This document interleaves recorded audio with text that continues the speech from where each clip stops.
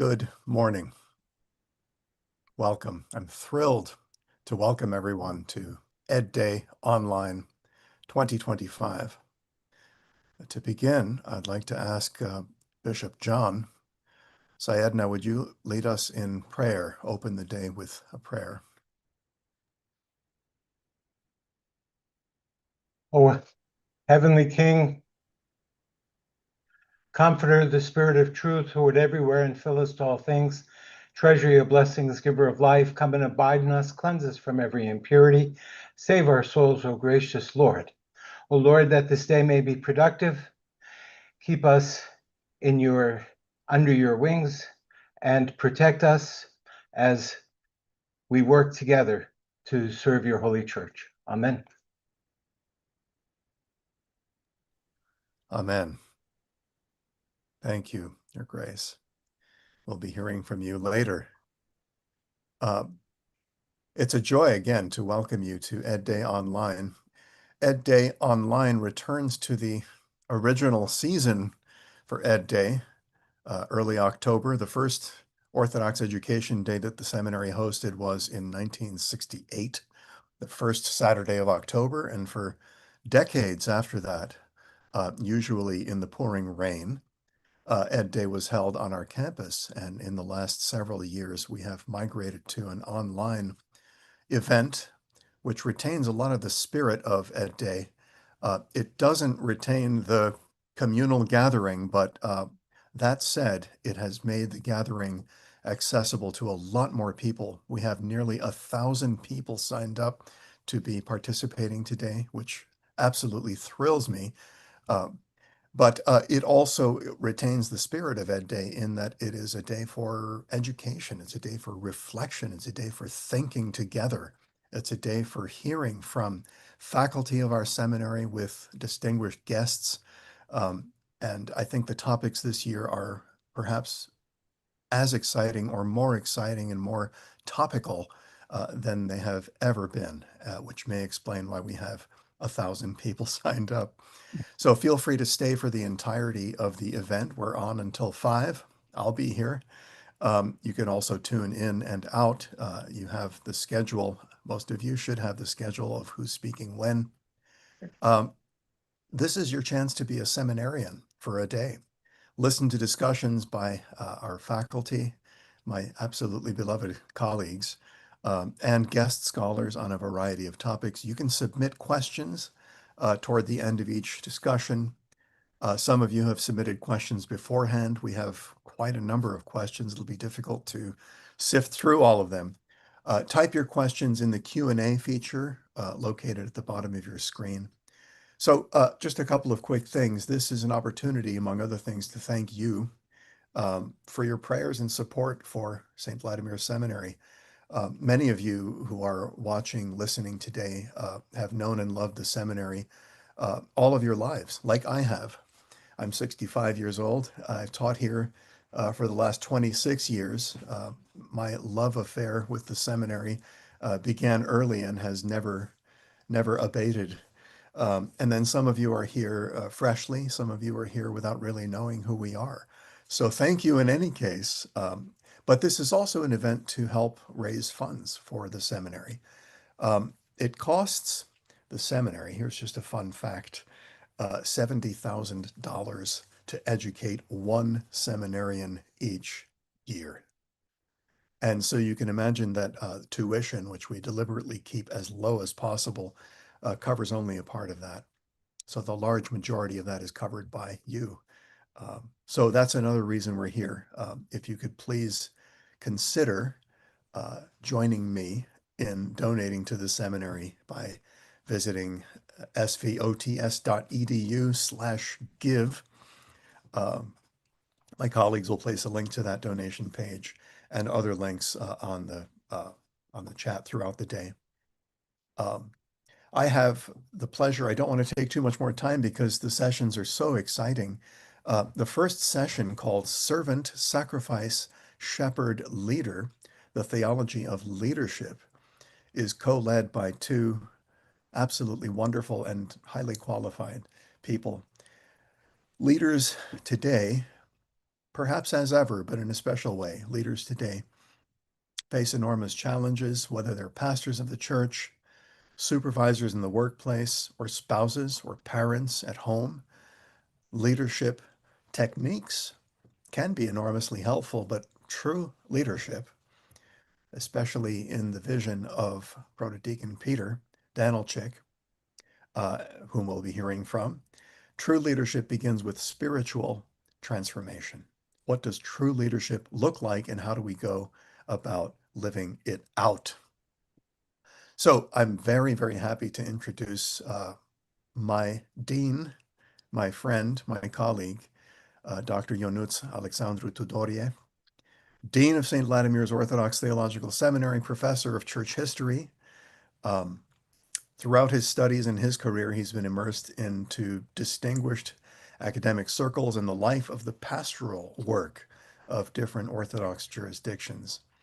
It's a classic blend of the scholar and the church person who loves both and sees the fulfillment of each in the other, scholarship and love for the church. His specialization in theology and history has given him a unique insight into the study of the relationship between Byzantine spiritual and political powers, church and state. He's chief editor of our St. Vladimir Seminary Quarterly and of the volume The Time Has Come, Debates over the OCA's Autocephaly Reflected in St. Vladimir's Quarterly. Can't wait to hear from you, Alex. And our special guest is the Reverend Protodeacon Dr. Peter Danilchick, who has been an ordained deacon in the Orthodox Church for 50 years and is an emeritus trustee of our seminary.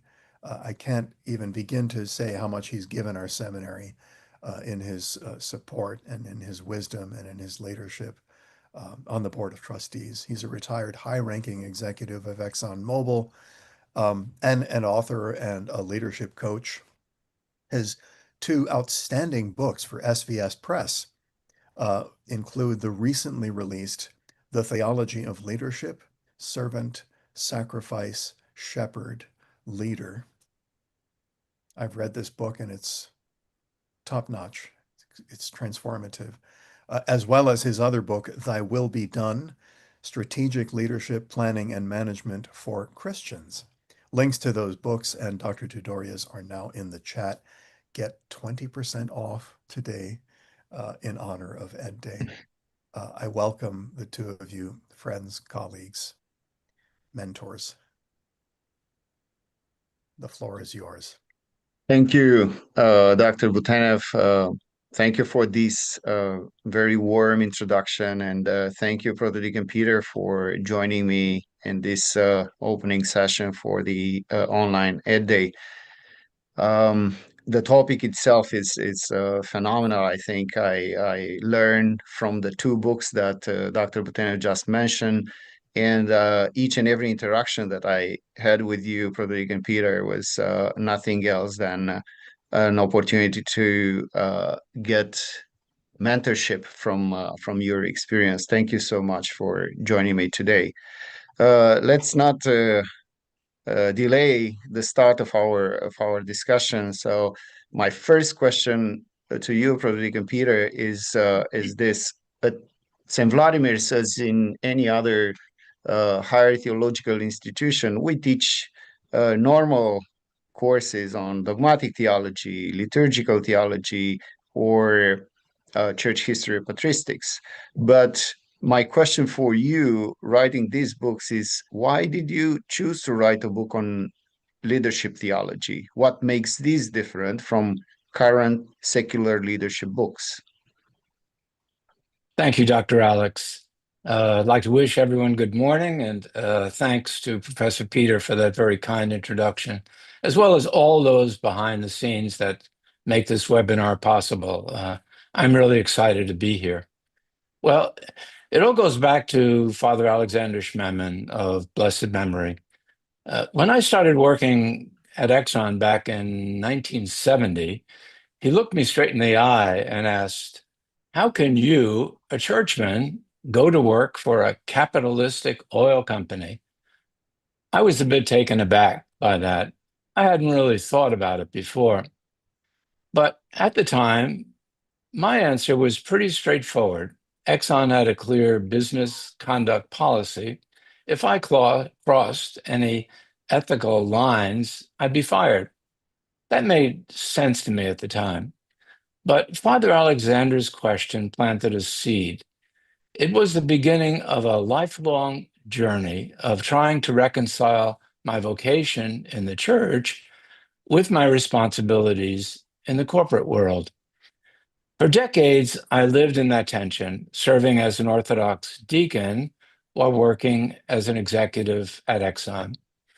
And after I retired, I went into nonprofit work, church, the OCA, the parish, education, Assembly of Bishops, serving on St. Vladimir's Seminary Board for many years, social outreach, focused North America.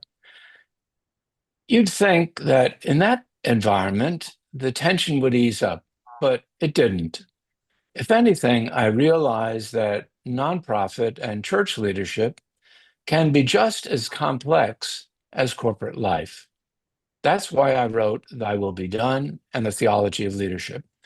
I wanted to explore how believers, myself included, can lead faithfully wherever we're called. In a way, those books are my response to Father Alexander's challenge. They're my attempt to answer the deeper questions he raised. Now, as for what makes this book different from the usual leadership fare, a lot of secular models focus on things like vision, change management, and empathy. That's all good stuff. But here's the rub. What happens when your empathy is met with criticism or even backbiting? Most leaders, in that case, revert to old habits. They become the same old person they always were. Empathy vanishes, relationships suffer. But what if your leadership didn't rely on personality alone? What if it were rooted in spiritual depth? That's the heart of my book, The Theology of Leadership. It's not just a new vocabulary, it's a new way of seeing leadership. It draws from the Orthodox tradition, scripture, the lives of the saints. It treats leadership as a spiritual vocation, a ministry, and that changes everything. Thank you, Brother Deacon Peter. Beautiful answer. But I'm curious, how did you develop this theology of leadership? What's its purpose and where does it come from? Yes, I'd say it started with a simple line from the Lord's Prayer, Thy will be done. I remember Father Tom Hopko of blessed memory exhorting us to pray 7 times a day, and especially that prayer. And for me, that phrase, Thy will be done, became a kind of compass directing my life. But how do we actually live that out? Not just in church, but in the workplace, in our communities, in leadership. That's what led me to write my first book, Thy Will Be Done, Strategic Leadership, Planning and Management for Christians. The heart of that book is simple. Christian leadership isn't about influence or power. Let's get that out of our mind. It's about seeking and doing the will of God, personally and in community. And that also means being practical. We need to learn and apply Christian principles of planning and management in our daily leadership responsibilities. But where do those principles come from? Some people are surprised that the tools are right in front of us: Scripture, Holy Tradition, the Fathers. After that book came out almost 10 years ago, I spent a number of years presenting to dozens of clergy and laity groups. And through those conversations, I realized something. We need a new language, a theological language, a way to talk to the world about leadership that's rooted in the Orthodox tradition, not just borrowed from secular models. That's when the idea of a theology of leadership really took shape. I started with 3 great church teachers, St. Gregory the Theologian, St. John Chrysostom, and St. Gregory the Great. Their writings on leadership are full of passion, dependence on God, and a deep sense of responsibility, so deep they speak of fear and trembling. That's not pious or poetic language, it's real and deep. From there, I look to the prophets, Moses, Jeremiah, and of course, to our Savior Jesus Christ himself. And then to the monastic elders, like St. Anthony the Great, Mark the Ascetic, Abba Dorotheus. And finally, to our modern saints, such as St. Dimitri Klepinan, Mother Maria of Paris and Ravensbrück, two martyrs who lived and died with integrity and love under unimaginable pressure. These voices, ancient and modern, speak to the heart. And that's what I hope my book does. It's not about leadership techniques. It's about returning to the basis of our faith, not just in the mind, but in the heart. It seeks to help us immerse ourselves, to bathe ourselves in these God-given experiences so we can lead with faith, with love, and with a heart aligned to his will. Brother Peter, what do you think then to people who would say that theology and leadership should be kept separate, like church and state? Do you agree with such a statement? No, Dr. Alex, I surely don't. There are no off-limit signs, no exclusion zones, no yellow tape when it comes to God. Is there anywhere we can go where he isn't present? We pray to the Holy Spirit and say, he's the giver of life who fills all things. So how could we possibly say that leadership or any part of life is outside his reach or his wisdom? But I get it. As Christians, we sometimes feel pressure to keep our faith quiet, especially in professional settings. We might not be able to speak openly about our beliefs, but that doesn't mean we stop living them. If we do, we risk splitting ourselves in two, one part saying, "Thy will be done," and the other acting out of fear, compromise, or even values that run counter to our faith.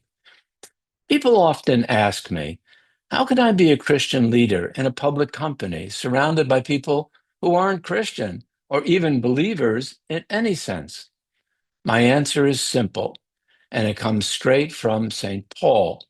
Become all things to all people, that by all means I might save some. You don't have to wear your faith on your sleeve to live it. You don't need to quote Jesus to serve someone with compassion. You don't need to cite the Ninth Amendment commandment to tell the truth, even when it's unwelcome. You just need to live it consistently and with love. And yes, that can be hard. But the Orthodox tradition gives us everything we need: the liturgy, the saints, the feasts and fasts, the community, the wisdom of the fathers. We're steeped in it. We're filled with the Holy Spirit. Christ isn't just our Savior. He's our teacher, our friend, our example. He's our leader so that we can, in turn, lead. And when we lead from that place, when our leadership flows from that deep well, it becomes strong. It becomes natural. It becomes inspired, even when we live in hostile or indifferent environments. So, Dr. Alex, no church and state separation here. Now, Dr. Alex, let me turn to a question for you. You've done extensive research on Byzantine church and state relationships. Have you identified any leadership learnings, either positive or negative, from the relationships between emperors and patriarchs? Thank you. Thank you for the question, for the computer. allows me to dive a little bit into my scholarship. I spent a good portion of my time dedicated to studying a 13th century emperor patriarch relationship, especially Michael VIII Paleologus. But if I am to reflect on a particular, let's say, model, obviously my mind would go straight to the text that Justinian I, the emperor of Byzantium in the 6th century, included in one of his novellae. It's in Novella Sixth. And just yesterday, preparing for my church history class with my students here at St. Vladimir's, I read once again a good portion, a very famous portion from Novella Sixth, which describes very clearly the relationship as a model between the church and the state. And let me just read this for our audience. Justinian said that there are two great gifts which God, in his love for man, has granted from on high, the priesthood and the imperial dignity. The first serves divine things, while the latter directs and administers human affairs. Both, however, proceed from the same origin and adorn the life of mankind.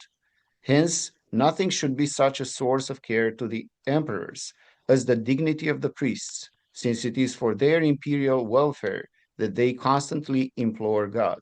For if the priesthood is in every way free from blame and possesses access to God, and if the emperors administer equitably and judiciously the state entrusted to their care, general harmony, symphoniatis agathe, will result, and whatever is beneficial will be bestowed upon the human race. Of course, thinking about the relationship between Justinian I and the church, it is a discrepancy between what we heard here in this text and what was the reality. And it is striking to realize that someone who put on paper such a beautiful vision for the relationship between church and state was a little bit pressing for certain results, certain outcomes within the church. And again, talking about scholarship, I cannot remember a beautiful article by Dino Giannakopoulos, published back in 1965 on the church-state relationship in the Byzantine Empire. And he offered exactly this example of discrepancy between Novella Sixth and how actually Justinian I acted. And he explained exactly that there is a portion of the church-state relationship, he called it an esoteric portion, where the emperors, with all of their power, they cannot touch. That inner portion of the church, it pertains to dogmas, obviously. And unfortunately, Justinian I thought of himself being such a good theologian that he can solve a major problem in the church, the Christological debates in the 6th century. So if I am to apply that to a leadership model, I think we all, based on that episode, we should understand that overstepping boundaries of our leadership is something that we should be mindful. We should pay attention to all of these details and not to put at risk the independence of the other institution, in this case, the church. I think everything should be dominated by mutual respect, if I can say that, and not showing the domination and not showing the power that sometimes we feel that the emperors in the Byzantine context proved to show in different situations. So that would be my my lesson from the Byzantine history and the scholarship that I done.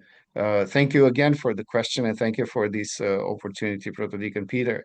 But now let's move on with our exploration of your theology of leadership. And I have another question for you that goes in a different direction. So you have posited 5 pillars of Christian leadership. These 5 pillars are very intuitive in a way: obedience, integrity, service, sacrifice, and shepherding. How did you come up with these 5 pillars? I'm curious to hear more from you. Thank you, Dr. Alex. It really goes back to the wisdom of the apostolic and the early church fathers and the structure they gave us: deacons, priests, and bishops. Each role reflects a core aspect of leadership. Deacons embody service, priests live out sacrifice, bishops model shepherding. And these aren't just clergy functions, they're examples for all of us. Lay people learn from them how to serve, how to sacrifice, how to care for others. But those 3 pillars don't stand alone. Over all of them is obedience to God.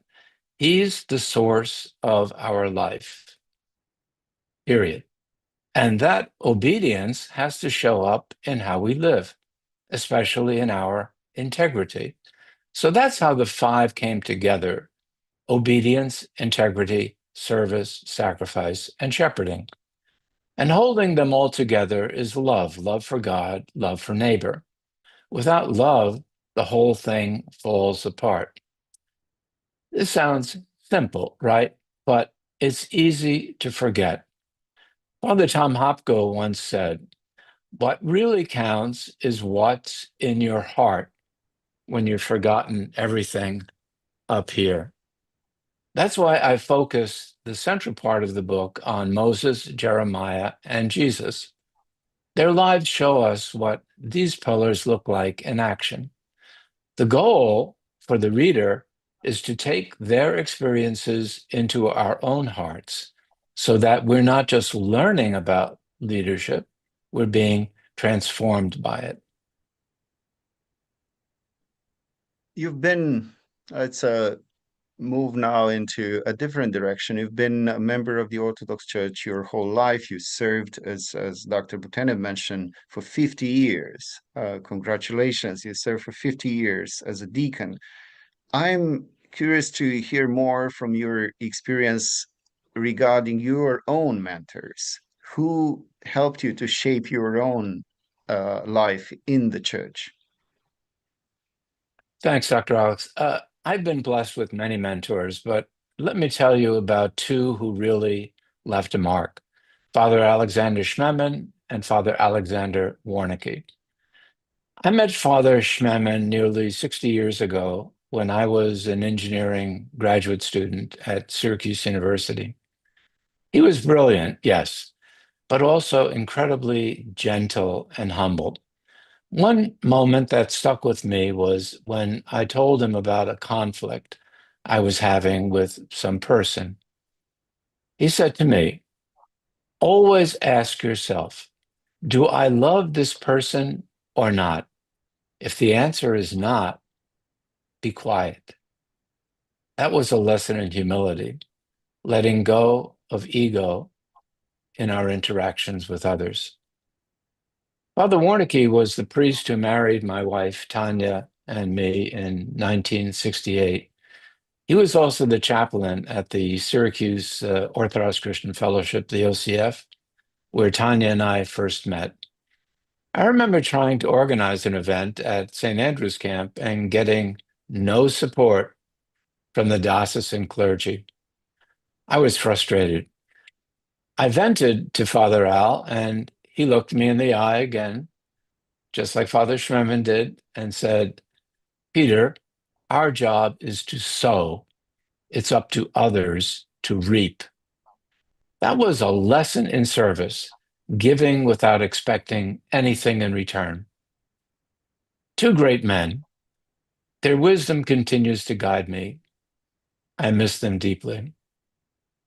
Now, Dr. Alex, a question for you. You were educated at a tumultuous time in Romania between Ceausescu's dictatorship and the democratic regime. How did you handle that, especially as a theologian? Thank you for the question. It's a very interesting question. So we earlier question was going into the direction of my scholarship now is my own education. Reflecting on that, I would say that first of all, primary school and middle school, I was under the communist regime, and then when I started actually my theological education, it was already under the democratic regime in Romania. It is. I'm not going to defend, God forbid, the communism, but there are degrees when we think about how communism impacted our lives and our education.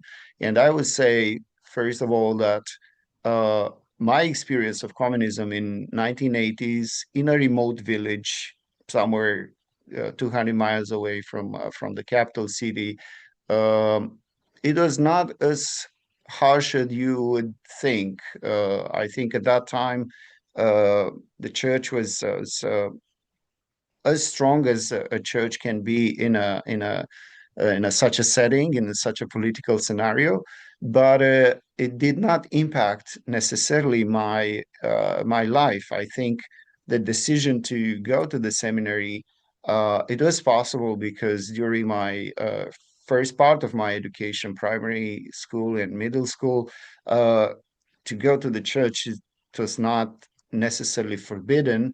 Of course, it was not also supported by the political situation, but in a remote village, as I mentioned earlier, I think that was absolutely a normal gesture on every Sunday morning.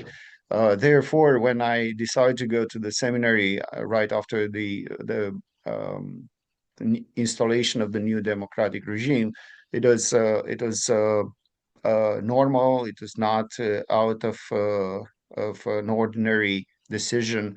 Then everything, that transition from a pure communist regime to understanding what democracy is, it was witnessed from my perspective under a cocoon, because I was in the seminary, theological seminary, the high school in Romania, and then I moved to Bucharest to study Orthodox theology at the university, and then continue my studies in the same city, and so on. But overall, what I would say is that it was everything. It was possible because of a kind of an interesting laxity of the communist regime outside of the large urban settings. Outside of those settings, I would say, especially if you would live in a larger household with grandparents and so on, that normally would be retired and would go to the church preparing for the end of their lives. That was a normal life. To go as a young uh, uh, primary as a young kid in a primary school, to go to the church, that was not impossible even during the communist regime.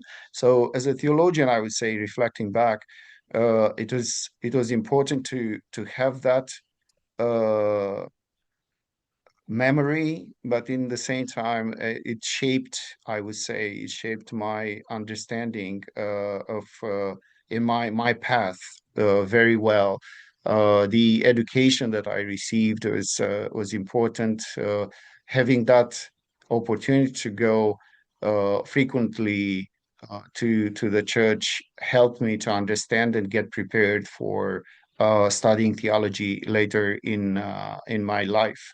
So I don't have such a negative perception because of my own experience. Of course, I'm quite sure that this question being raised to someone who experienced communism exactly the same period of time, but in a different setting, in Bucharest, for example, or in a larger urban area, that particular person would not agree with me completely because because the differences in scenarios, the pressure coming from the Communist Party in the 1980s in cities, it was much greater compared to villages. Thank you for the question. It really helped me to go back a little bit to 40 years ago, and when I was preparing, and you know, as a young as a kid, I was preparing for the church with my grandparents, and you know, all those memories from my childhood. Thank you for that question. Now, continuing our discussion about the theology of leadership, you wrote your first book that you published with St. Vladimir's Seminary Press almost 10 years ago on strategic leadership, planning and management for Christians. Has your thinking changed during this decade? Thank you, Dr. Alex. No, not at all. The core idea remains the same. And I think it's really fundamental. Everything we do, whether in the church or out in the world, should be done to fulfill the will of God. I think that's a pretty radical statement, particularly in the world, maybe not in our church, but when we try to bridge church and the world, I think it's pretty fundamental. My first book laid out the basics of Christian leadership, but it also was practical. It asked, how do we actually seek and do God's will in our communities, whether that's a parish, a nonprofit, or any group that's trying to move in the same direction? How do we plan together to manage well, to bear fruit, just as Christ calls us to in John 15:16? You have not chosen me, but I have chosen you, and I've ordained you that you go and bear fruit, and that your fruit shall abide. The faith that we have must be translated into action to bear that fruit that's going to live. And then, however, there's the everyday stuff that sometimes gets us into trouble. How do we live out God's will in the nitty-gritty of parish council meetings, financial decisions, ethical dilemmas, or difficult relationships? Jesus said that we're sent as sheep among wolves. So how do we navigate that while still loving others as he loved us? The second book, The Theology of Leadership, goes deeper. It explores the roots of those leadership principles, as we mentioned: obedience, integrity, service, sacrifice, and shepherding. It invites leaders to be transformed by them. And it's not just about what we do, but who we are becoming. And it draws from Scripture, the Orthodox tradition, the fathers and the saints, to help us lead not just effectively, but faithfully. Thanks for the question. In both of these two books, you start with the idea that leadership begins with a personal encounter with God. How does that actually work? Well, let's take a look at a few leaders from Scripture who had that kind of encounter.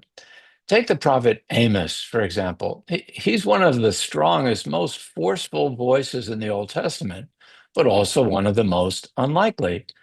Amos was a shepherd. He used to prick the fruit of sycamore fig trees to hasten the ripening. That's it. No formal training, no public platform, just a man working the land. And yet, God chose him to speak to Israel with boldness and clarity. Then there's Jeremiah. When God called him to preach, Jeremiah pushed back. He said, I'm too young. I don't speak well. No eloquence, no credentials. But God didn't ask for a resume. He gave Jeremiah the words, and that encounter transformed him into a powerful leader. Same with Moses. After meeting God on Mount Sinai, Moses didn't just come down with commandments, he came down with conviction. He told the people, you are chosen, holy, and loved by God.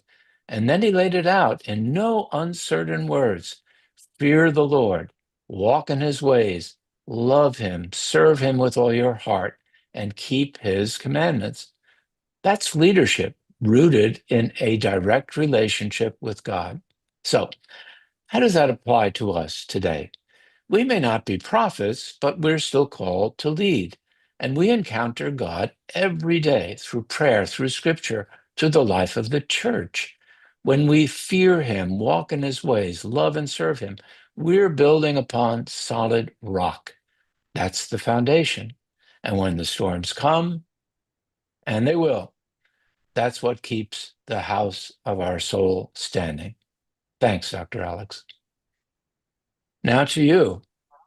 You've posited a new leadership model at St. Vladimir's Seminary for teaching in service to the church.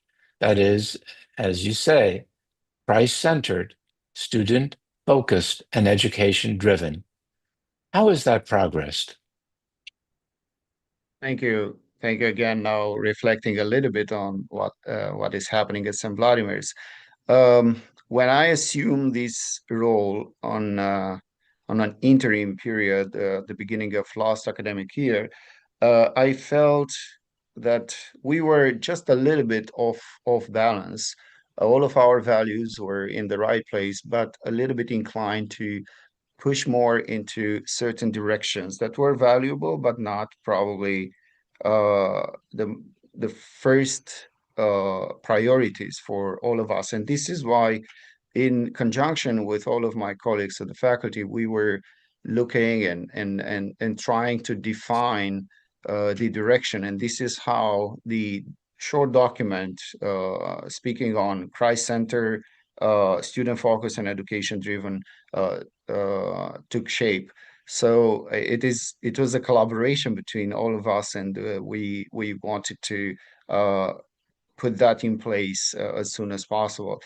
How are we doing right now? I think obviously we are trying to maintain our rigorous prayer life and our liturgical services in the chapel. I have two important collaborators in executing the Christ Center, having Christ in the middle of our lives, faculty, staff, students, all the other members of this community.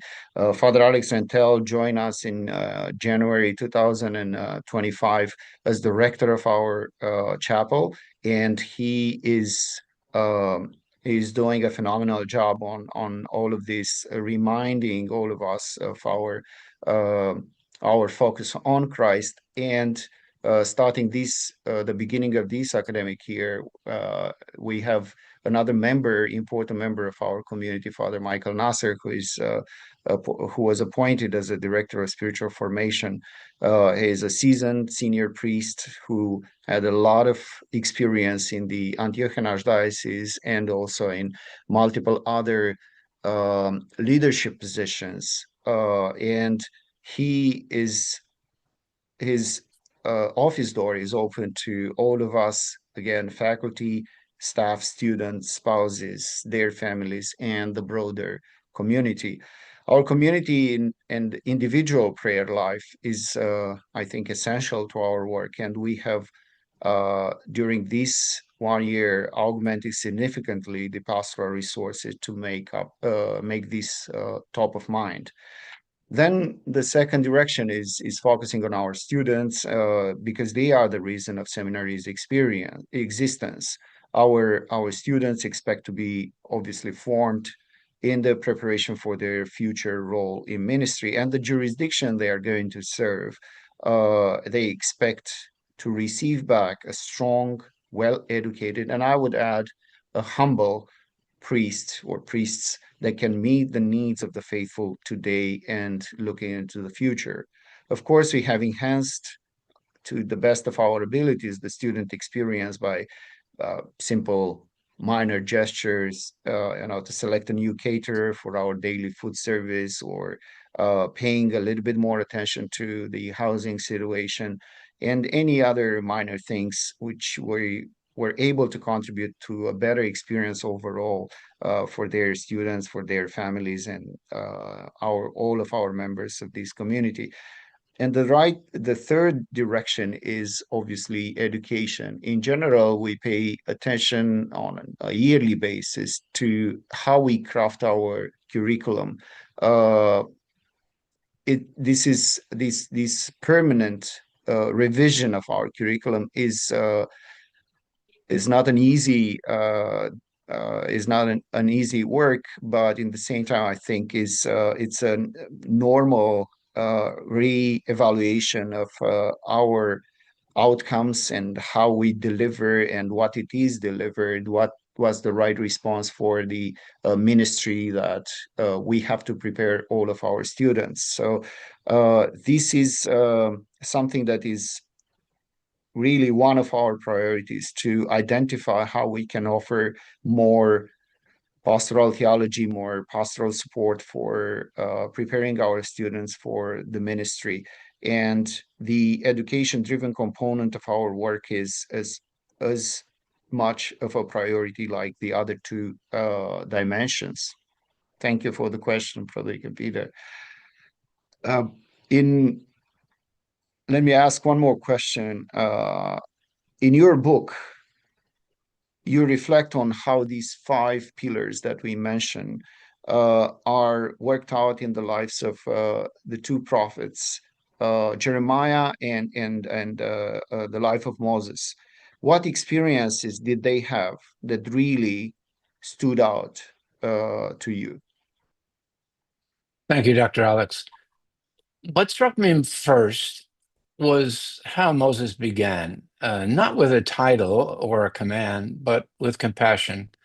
In Exodus, it says, he went out to his people and looked on their burdens. This is really important. That's leadership rooted in love, not just duty. He accepted God's call because he cared deeply for his people. But it wasn't easy, and it isn't easy for any leader. Moses was challenged constantly, rejected, threatened, even by the very people he led out of slavery. They had complained sarcastically, "Is it because there are no graves in Egypt that you brought us here to die?" And at one point, Moses cried out to God, "They're almost ready to stone me." Now, maybe some of us, leaders, have felt that sting when those we serve turn against us. Yet, we need to still react with the forbearance of Moses. He stayed the course. He served, he sacrificed, and he remained faithful. Now, to see others as my people is a gift. To suffer for them, that's grace from God. And to stay steady when they reject you, that's real leadership. Jeremiah's story is even more intense. He suffered deeply. He was beaten by a priest. He was thrown into stocks. He was cast into a cistern to die. And still he kept preaching God's word. But what's most powerful is what he carried inside, the sorrow of God himself for his people. Jeremiah wept, lamented, and still obeyed. His obedience wasn't robotic. It was evidence of a relationship. He loved the master, and the master loved him. That love gave him courage. He knew he was known by God. "You, O Lord, know me," he said. "You see me and test my heart towards you." And that's worth more than anything the world can offer. You also focus on 2 moments in Christ's life, the 3 temptations in the desert and the Beatitudes in the Sermon of the Mount. Why those, and what did you take away? Temptations are part of leadership. There's no way around it. And they're not just personal struggles, they're spiritual tests. Professor Veselin Kesich of St. Vlad's, blessed memory, once wrote, "Christ is not only a pattern, but also a power which enables us to overcome temptation." That's a promise to hold on to.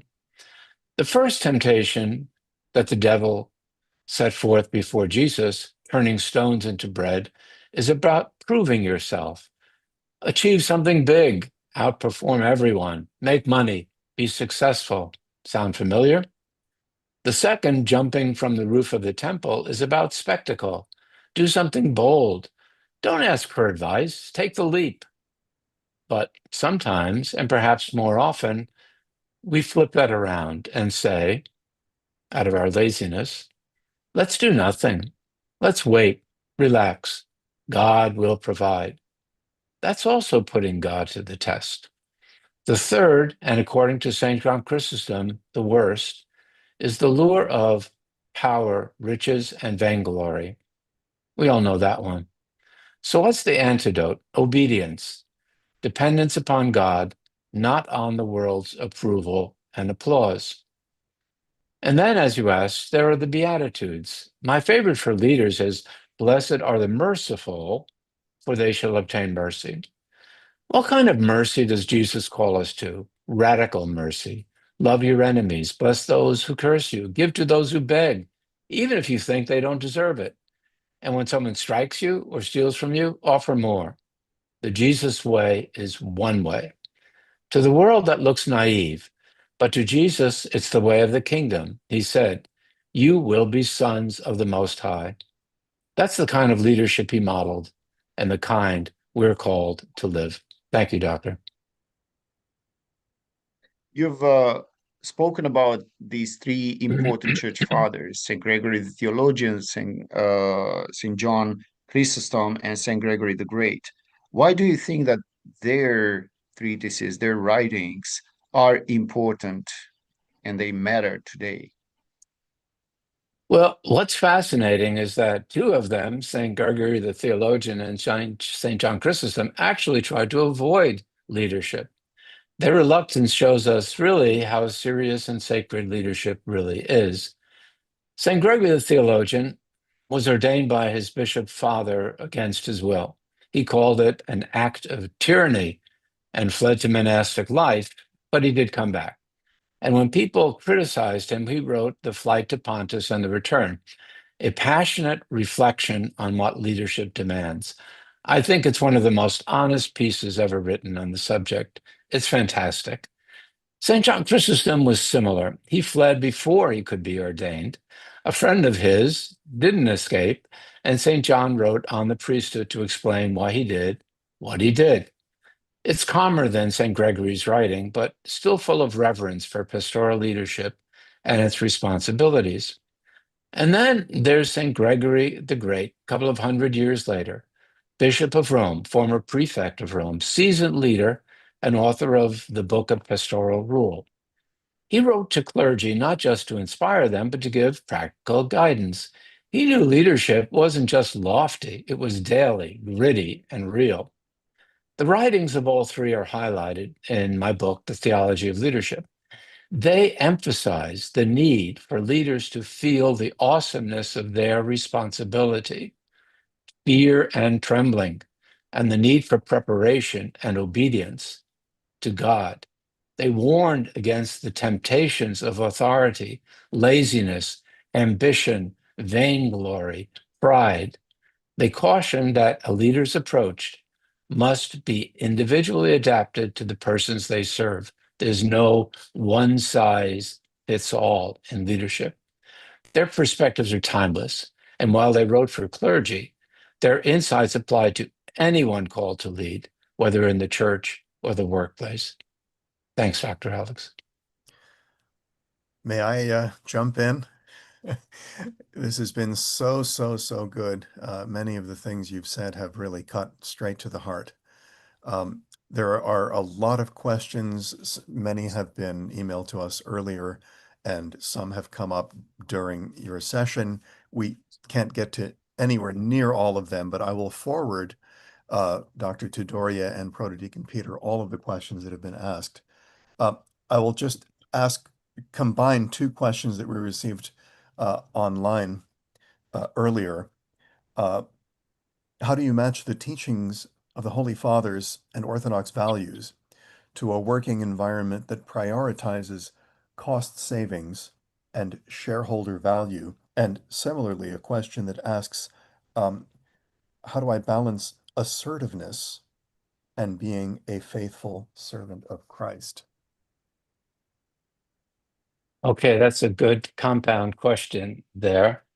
Cost savings and shareholder value. Of course, I've been involved in that for many, many years with Exxon, and I think that shareholder value means that there's someone who's investing in what you do. They have an investment in you.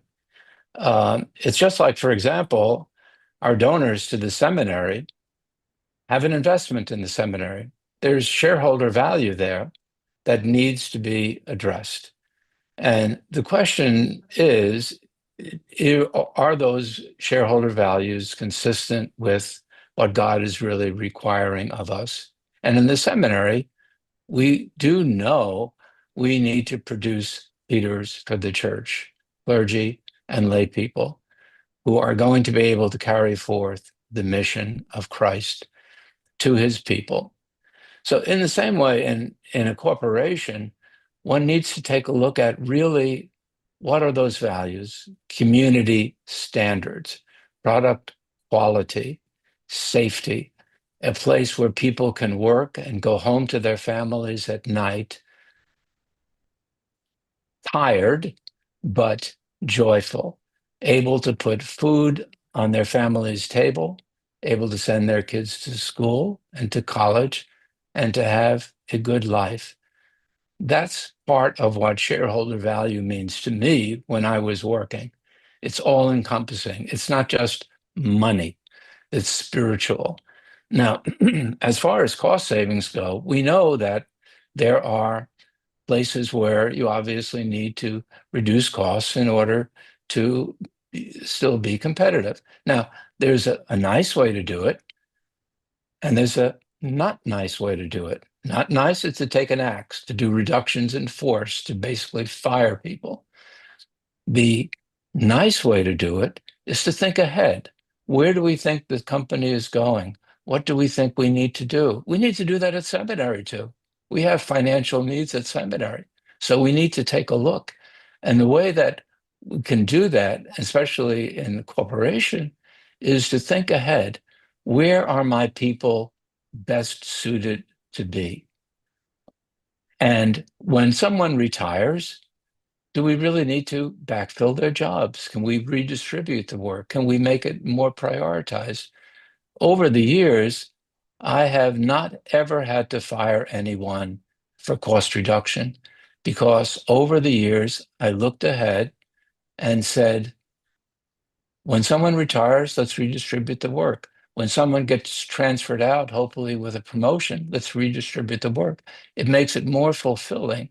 But you know what it requires? It requires somebody who cares, somebody who serves their employees, someone who sacrifices for them by thinking about them and to shepherd them, to care for them. So I don't really see, cost savings and shareholders' value. This is something that can easily be accomplished while satisfying the will of God. Now, the second one is about assertiveness.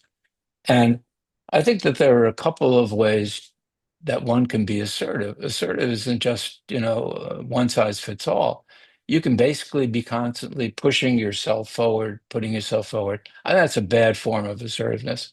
What is the good form of assertiveness is to put others, your team, the values that you have within yourself and hopefully within your own organization forward, to speak up when you need to speak up, to be quiet when you need to be quiet.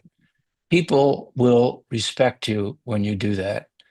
And I was told many, many years ago, when I tended to be very quiet in Exxon, that I had a duty to basically put myself forward, to be assertive in a way that basically just told the truth, told the story the way that I thought it should be told, and just to be honest, but not looking for pride, not looking for vainglory, not looking for any kind of puffing yourself up. Because when you do that, you lose. At the end of the day, you absolutely lose. It's difficult to add anything, and our time is up, I think. But I can say, Brother Peter, that since I raised the first question asking you about the theology of leadership, I can say now after 1 hour that I'm ready to go to the in front of the faculty council and to advocate for a new course titled Theology of Leadership or Leadership Theology. So thank you so much for being with us this morning. It was a pleasure to have you, a pleasure to learn from you. Thank you again. Thank you, Dr. Alex. Thank you very much. And thank you to everyone who is associated with this webinar. It's a blessing. On behalf of everyone who is listening, and there's just about 300 people online right now, I thank you both tremendously. You bring so much to this conversation, and there's obviously so much more. There are between 20 and 30 questions online that are still unanswered. As I mentioned, we'll be conveying these to you, and perhaps you can answer some of them online yourselves. I'm going to, it's going to be hard to say goodbye to each session because it's just so good, but there's another wonderful session to come. By way of transition, I'll just point out that the seminary is in the business, obviously, of teaching leadership, of inculcating leadership, of forming our students in leadership. A course, as our dean just advocated for, would certainly be a wonderful step forward. But everything we do, whether we are teaching scripture, liturgy, patristics, church history, pastoral theology, how to swing a censer, homiletics, very much, are courses that involve pastoral leadership in all of these different dimensions we've been talking about. Quick word about the seminary. This fall, we welcomed 27 new seminarians, men and women, single, married, beginning their first year of studies in their respective degree programs. It's always so incredibly moving for me to stand in front of these people who have left houses, homes, jobs sometimes, putting themselves out there financially and in their life situations. And they've come and they've submitted themselves to God, and we are their stewards at the seminary. It's just awe-inspiring. Our seminarians are Eastern and Oriental Orthodox. 15 are from the Orthodox Church in America, 6 are from the Antiochian Archdiocese. There are numerous other jurisdictions represented. Our total student body is just around 90, and that's the figure that it's been around for a number of years now. We've welcomed several new faculty and staff, including His Grace Bishop John Abdallah, who we'll be hearing from 2 hours from now. Father Dr. Mark Rusine, Father Kirill Sokolov, a dear friend and former student, Father Michael Nasser, as our dean just mentioned. I mean, it's just a joy. Our community of faculty and staff just, it couldn't be better at the moment, and I say this sincerely. So we invite you today to join this mission of training current and future leaders of the church. So I'm asking you to please consider making a donation today. svats.edu/give. My colleague, the absolutely fabulous Deacon Alexander Hatcher, is putting that into the chat window. Any amount helps. I don't want to detract further from our next speakers. In future sessions, I'll be able to tell you just some of the amounts of money that do specific things at the seminary. So if you're able to make a donation, we're incredibly grateful. But let us continue this feast of spiritual food and also academic nourishment. I think that's definitely a theme for us at St. Vladimir's, how the pastoral and the spiritual meet the academic. It's so easy to kind of caricaturize either side of that divide, as if something is merely academic versus something that is lofty and spiritual. The church fathers, who were deeply trained academics, they were trained in history, in rhetoric, and in the life of the church. They were students, they were teachers, and they were our fathers in the faith.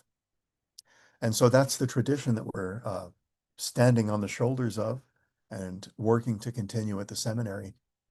Our theme for this coming session, I am so excited to announce, is the reception of converts into the Orthodox Church. This is one of 2 sessions that is dealing with this happily extremely topical issue.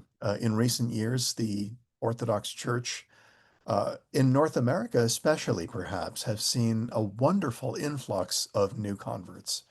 And the pastoral dimensions of that situation will be the subject of another session 2 hours from now at the hands of Bishop John Abdullah and his son, Deacon Gregory Abdullah.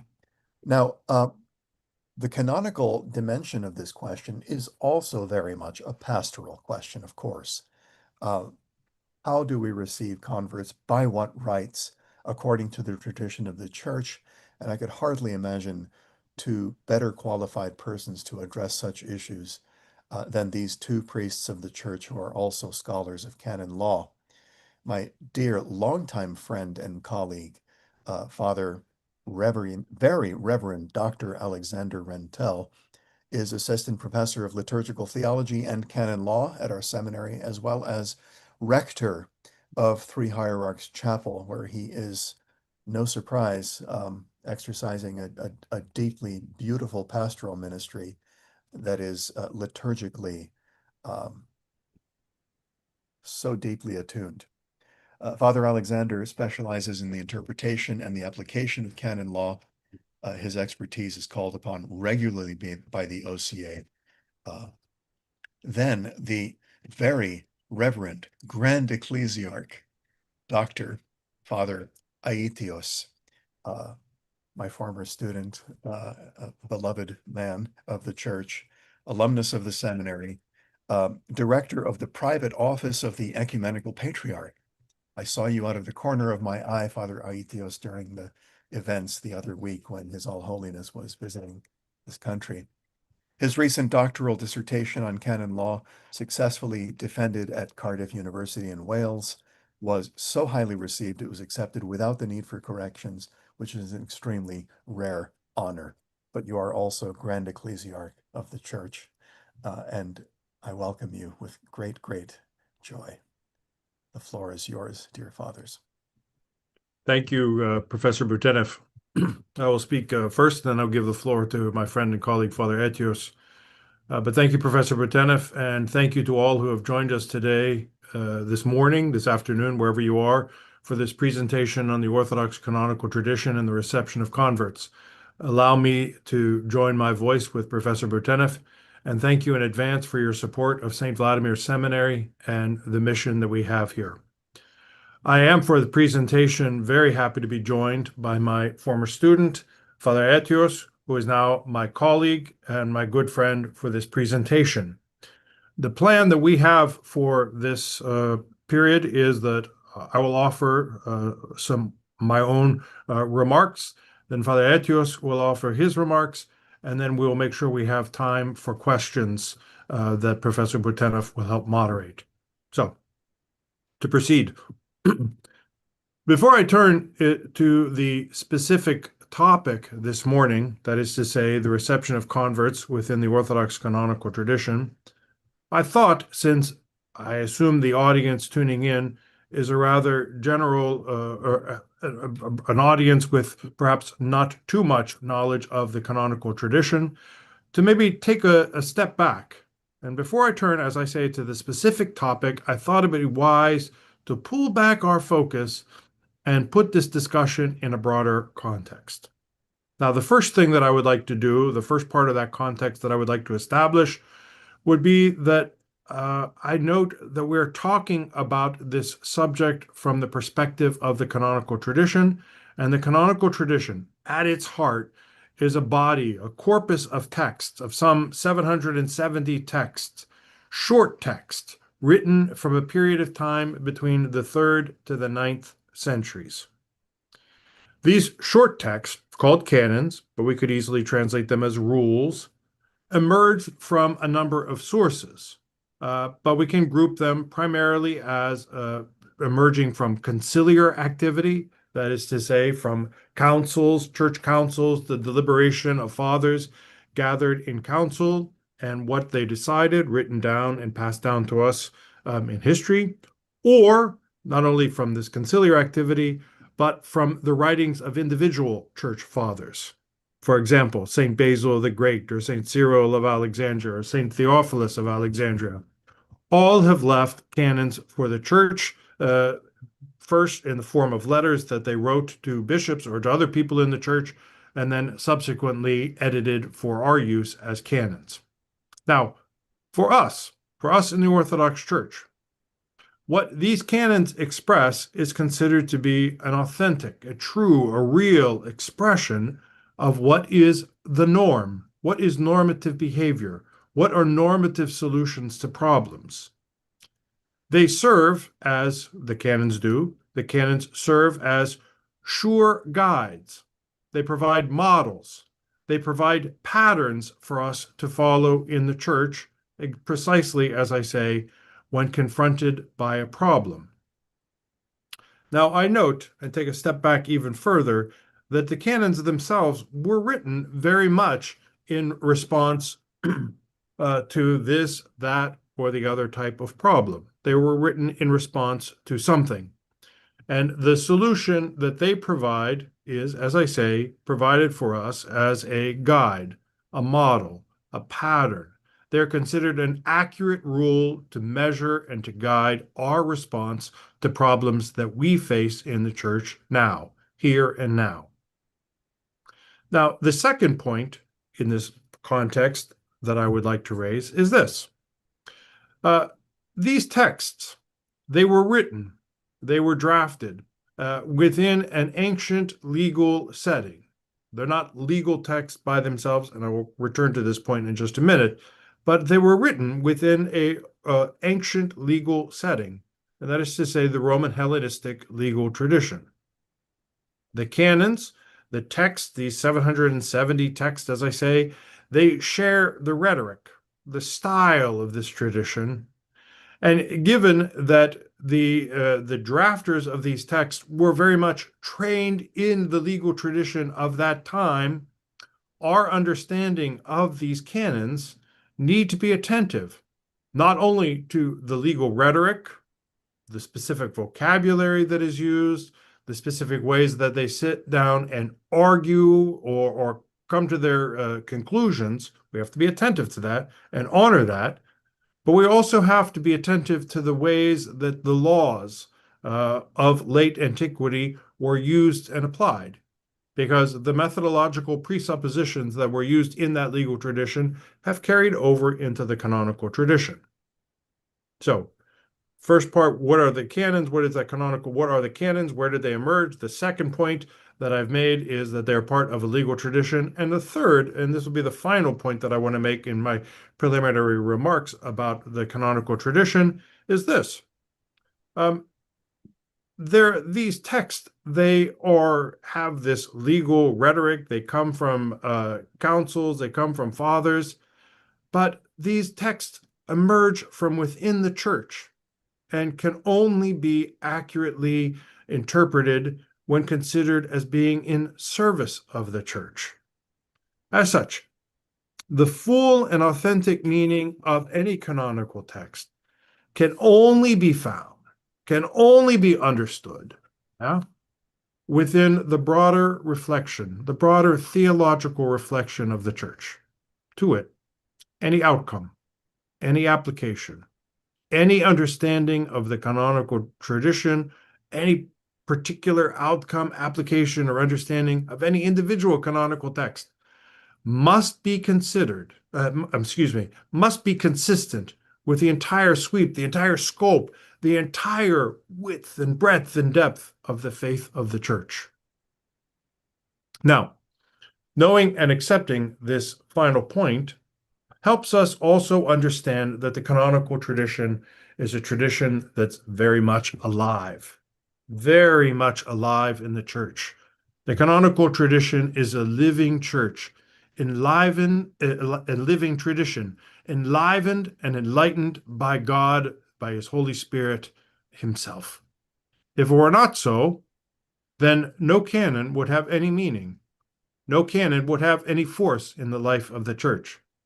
But only by the grace of the God, through the work of his Holy Spirit, can these canons have any effect in our life. I say this because, as I've indicated, the canons themselves, what stands at the heart of our tradition, these texts were written between the 3rd and the 9th century. But this does by no means indicate that the canonical tradition has ended.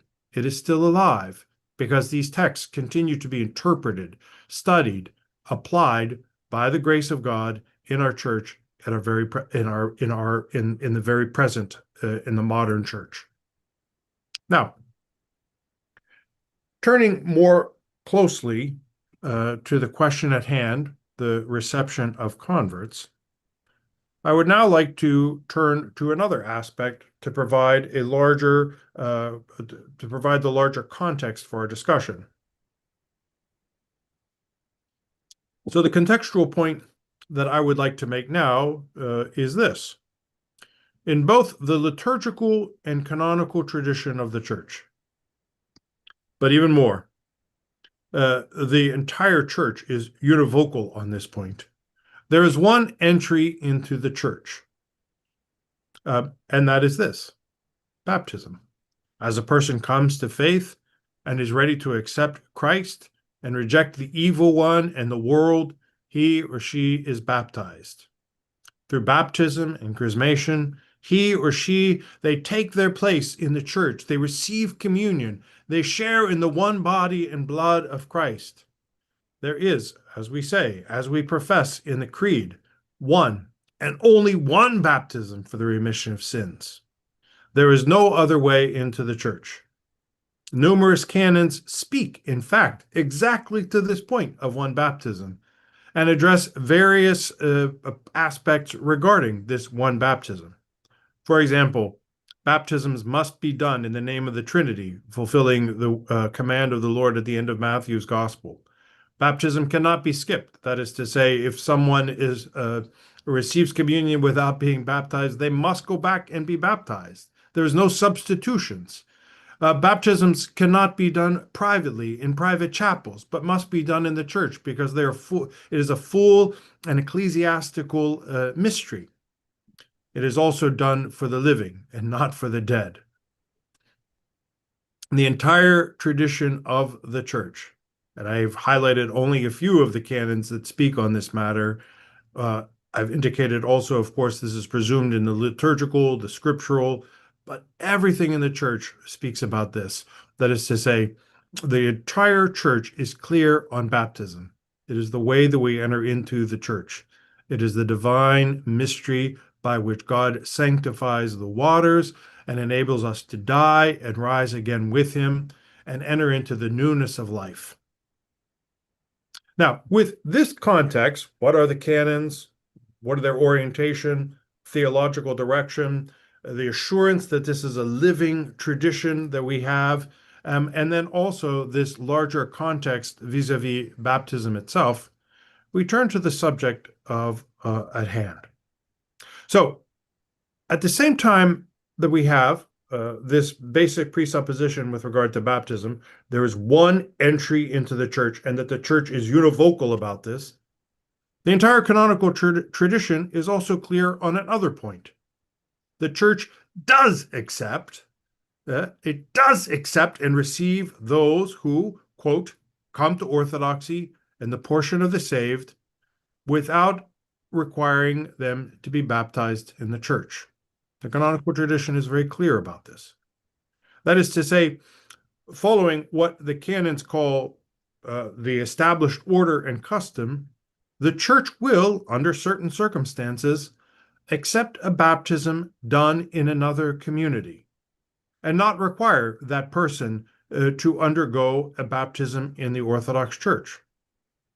Now, to be clear, and I can't emphasize this enough, the Church has spoken on this point, the reception of converts, in the canons that date from near the beginning of the formation of the corpus, First Nicaea and the Council of Laodicea, which put us in the first half of the 4th century, until nearly its end, the Council in Trello at the end of the 7th century, have spoken exactly on this point of how to receive converts, and the witness is consistent.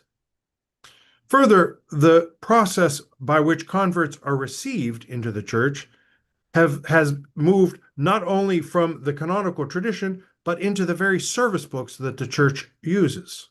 So the process of receiving converts described in the canons at a certain point were included in the liturgical books. Liturgical books that would then be used liturgically to receive converts into the Church. As such, it is well worth noting that the reception of converts without requiring baptism in the Orthodox Church is canonical. It is following canonical strictness. And in fact, deviating from this practice is deviating from the canonical tradition. Now, what then do the canons say about the reception of converts? As I say, there are a number of canons that speak about the reception of converts, but I'm going to look at just one particular canon during this period. And that is a canon that comes to us from the end of the 7th century, from a council that was held in 691, 692, called the Council in Trello. Trello means dome, and it was a council that was held in the domed hall of the imperial palace. This canon, and I'm referring to Trello 95, or Quinisex 95, or Penthecti 95, these are the different names that the council in Trello is known by. Trello 95 discusses a 3-part system for the reception of converts, of people, threefold system for receiving people coming to the Church. In the first place, it simply acknowledges that some people, their reception into the Church, no matter what the group that they come from, that group needs to be baptized. They need to be baptized and undergo the entire process from beginning to end of reception into the Church through catechesis, renunciation and acceptance of Christ, profession of faith, baptism, the rites of baptism, chrismation, and so on, and going to communion. But this canon goes on to describe 2 other processes by which a person is received into the Church, as I say, without undergoing a baptism in the Orthodox Church. The first of these 2 categories would be a person who comes from some groups where they were baptized, and it simply calls on the Church to receive them through the anointing with Holy Chrism, after they make a renunciation of what they formerly believed in and a confession of faith of what they now believe in. They are anointed with chrism and they receive Holy Communion. This canon goes on to establish another category about how to receive in people to the Church, and that is a group that simply offers a confession, a renunciation of what they formerly believed in, presumably then a confession of faith of what they now believe in, and the reception of communion. So, all told, in this canon, as I say, there's a 3-part system for receiving people into the Church. The full rite of the complex of services surrounding baptism, involving baptism, chrismation, but also previous renunciation of what they formerly believed in, acceptance of Christ, profession of faith, and even extended catechesis, and then, of course, reception of communion. Then you have the second one with the anointment of chrism that takes place after renunciation and acceptance of Christ. And then the third category, which simple renunciation of what they formerly believed in and now a confession of faith. The threefold system, a system emerges from this. And the people, the canonical tradition says that people are received in based on what or where they came from, that community from which they came.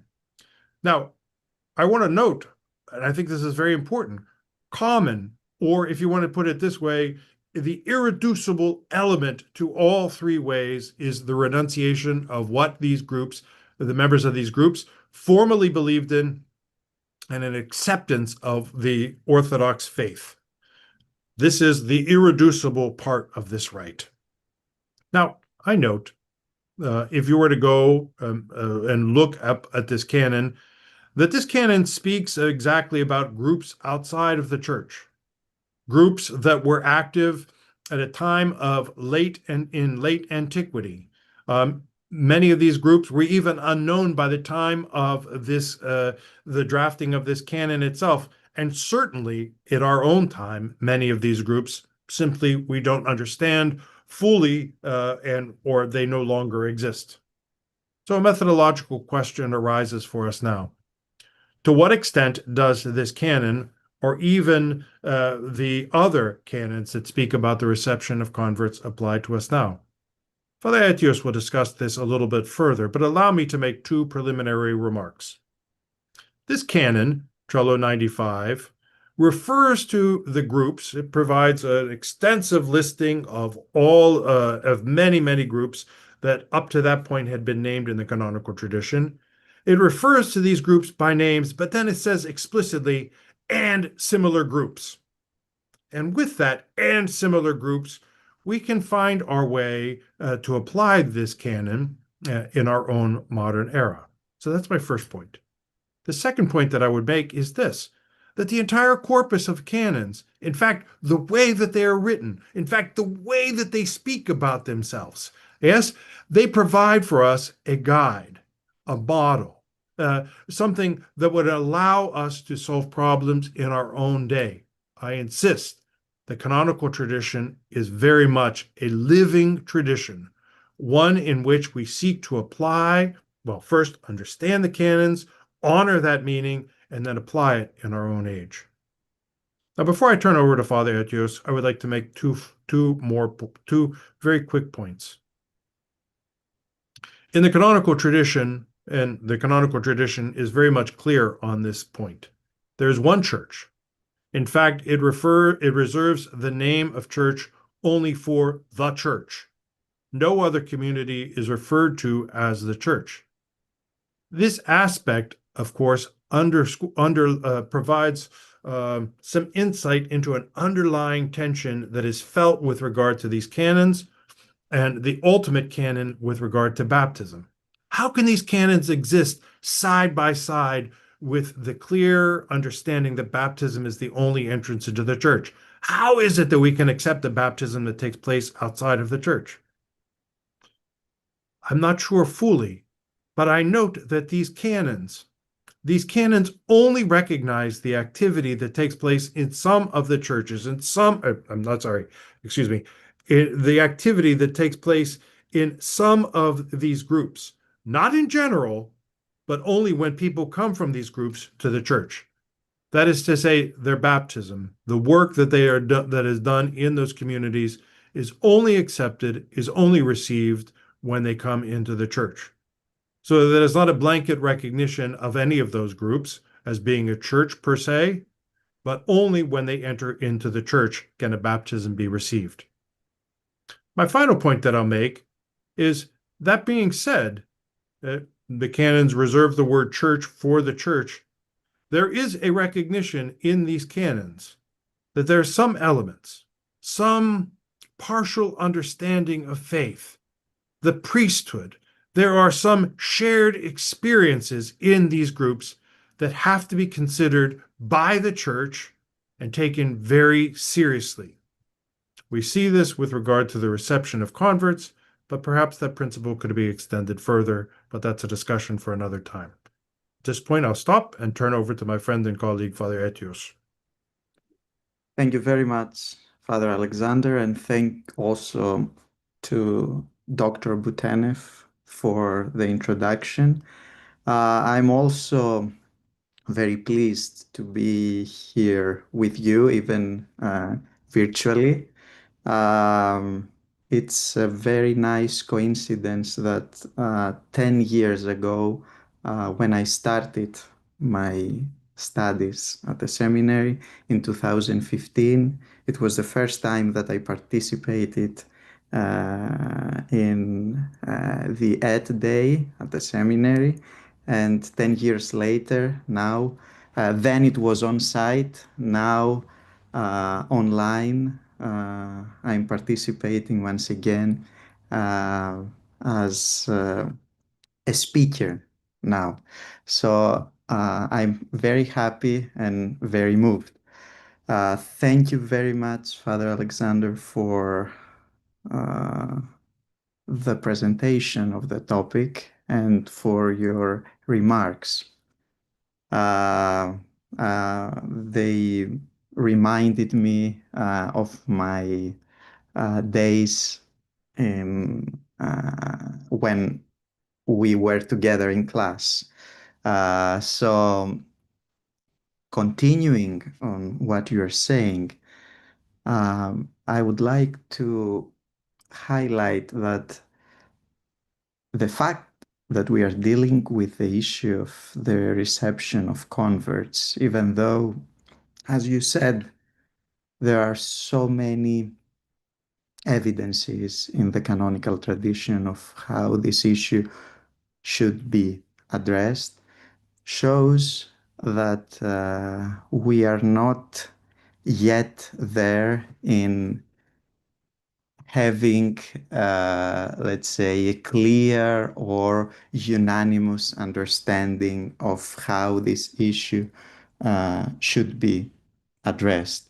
And I'm saying that not only because we are having this session today, but because we have evidences from within the life of the church that point to this reality.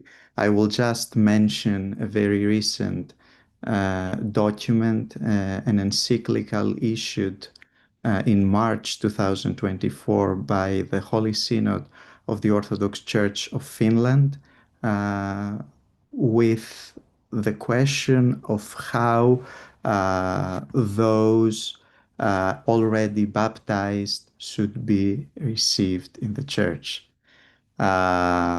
In this document, one of the main issues of concern raised for the fact that there is ambiguity in the way of reception of converts is the theory developed in the Pedalion, the Rudder in English, of Saint Nicodemus the Hagiorite, who developed, who dedicated a long footnote, probably the longest that we have within the Pedalion, on this precise question of the reception of converts. In this footnote, which is found in his analysis of Apostolic Canon 46, he provides a full exposition of all the available resources that we have from within the canonical tradition on this question, and he tries to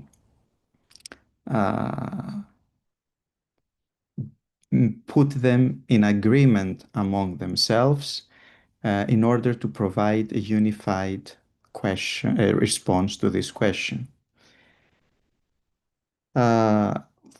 For our audience, I will just mention that the Pedalion is one of the existing canonical collections that are currently still in use in the Orthodox Church. It's an annotated collection, which means that not only the text of the canons from the corpus that you described is presented, but also their interpretation, along with many comments, footnote comments, and also the so-called concordances, areas in which Saint Nicodemus tries to bring into agreement canons that seem to be in conflict among themselves. One such area is the canons related to the reception of converts. Surprisingly enough, Saint Nicodemus did not choose a canon like Trullo 95, which you already analyzed, but Apostolic 46 in order to present his view on the subject. This canon does not refer to ways of reception of converts. It prescribes that the bishop or priest who accepts the baptism of a heretic as valid should be deposed. That's the content of this canon. So Saint Nicodemus takes from this canon the term baptism of heretics and dedicate to the analysis of this term a lengthy footnote, starting with the canon of Saint Cyprian of Carthage, actually the canon of the synod presided by Saint Cyprian of Carthage. This canon mentions that the way of receiving converts is baptism for all cases without exception. For Saint Nicodemus, this canon is an expression of the authentic canonical tradition as expressed in the apostolic canons. For the Pedalion, the most ancient canonical authority found in the Church is the group of canons known as the apostolic canons. Of course, today scholarship has shown that these canons are not written by the apostles themselves as Saint Nicodemus believed, but it's a much later compilation and of 4th century. However, for Saint Nicodemus, they are the most ancient authority, so he considers the canon of Saint Cyprian to be in conformity with the rule prescribed in the apostolic canons in favor of baptism. He also cites Saint Basil the Great, who in his first canon, a famous canon, he provides 3 groups of those who in one way or another have deviated from the Church. The first group is the group of the heretics, and by this term, Saint Basil means those who are so much estranged from the faith that are completely cut off from the Church. The second group is a group of schismatics, and with this term he means those who on the pretext or on the occasion of an administrative reason, or let's say a liturgical ritual excuse, have also departed from the Church. And the third group is the group of the illegal congregations, parasynagogές in Greek, including those clergymen who have been punished by their bishops and have not obeyed to their commands, but decided, on the contrary, to form their own congregations. Saint Nicodemus focuses on the first two of the groups mentioned by Saint Basil, the heretics and the schismatics. And he says that for the heretics, the prescribed way is baptism. For the schismatics, there are some cases where St. Basil mentions that are received through baptism, and other cases where they are received through chrismation, as you mentioned in the example of Trullo 95.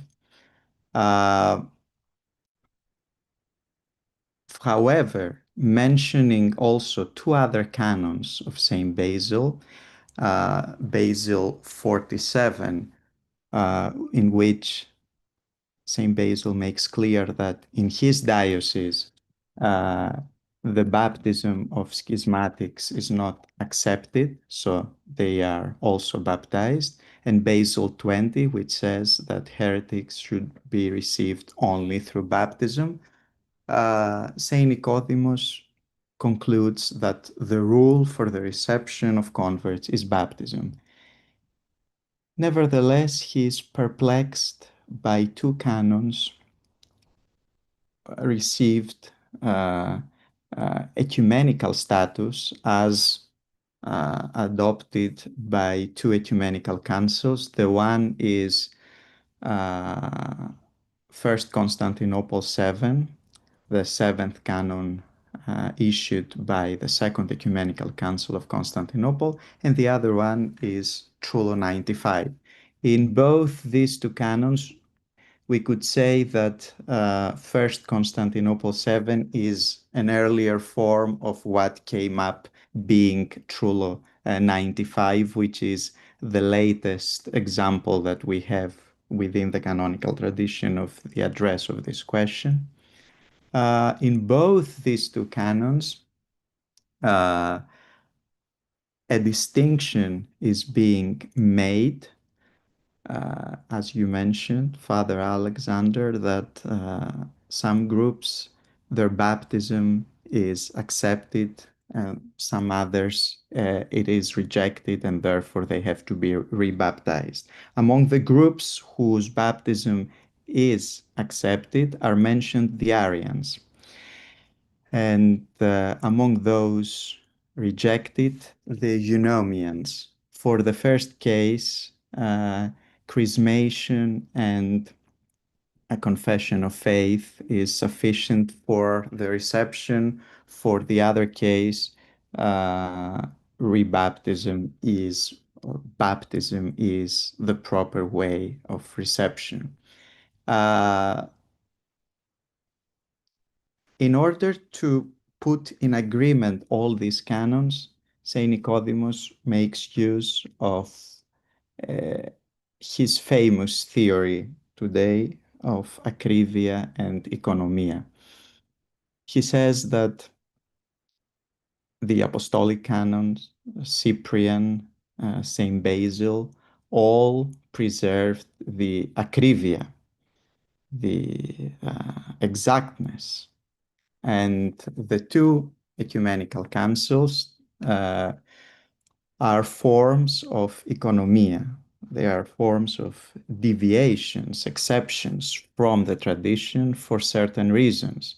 And he mentions as reasons for this exception the case that the Arians were in their prime, especially during the period of the Second Ecumenical Council, and they were very close to the imperial authorities. Therefore, an easier way for them to be received by the Church was through chrismation.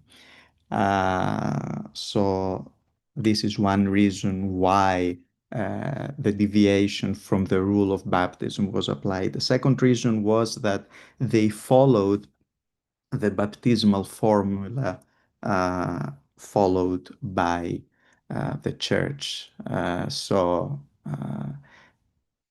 three submersions and immersions and the triple invocation of the Trinity. For these reasons, Saint Nicodemus accepts these two canons, First Constantinople 7 and Trullo 95, as exceptions to the rule.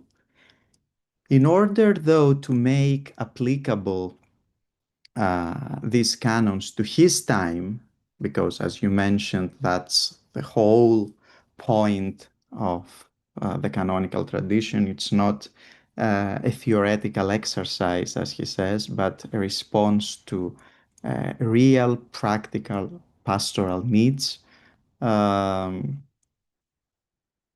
He mentions the case of the reception of Latins, which was the issue at his time, during his time.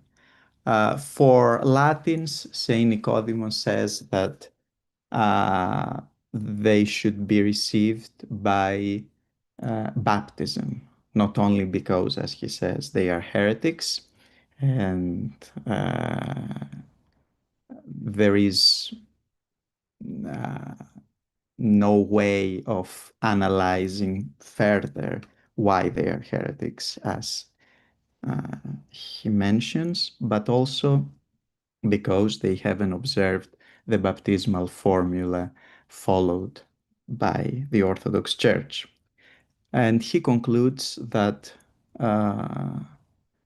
the time of economia is over, and now the period of acrivia, of rebaptism, is now in place. Of course, he has in mind the decision of the Synod of Constantinople of 1484, shortly after the fall of Constantinople, which ruled that the proper way of receiving those from the Latin Church should be chrismation and confession of faith.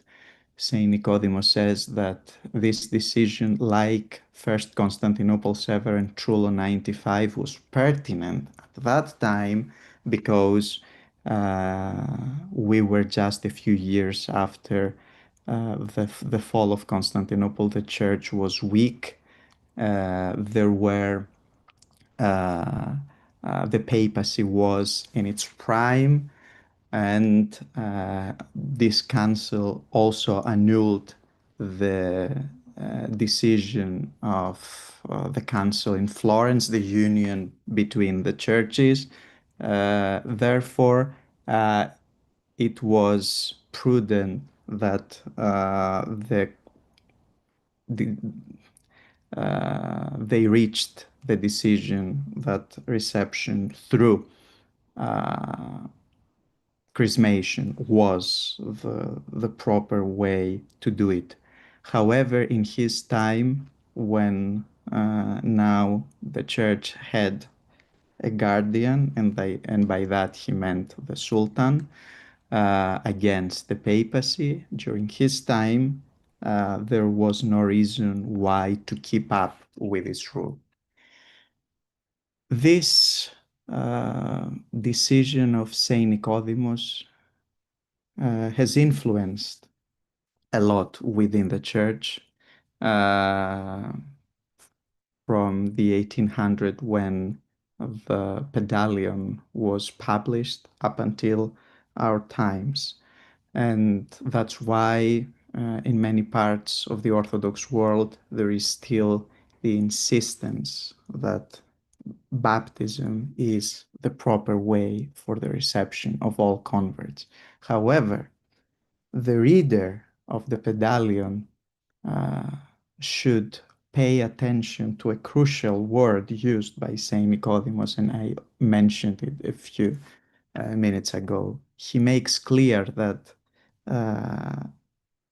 this proposal that Saint Nicodemus made was for his time, not for our time. So he wanted to make the canons applicable for his era.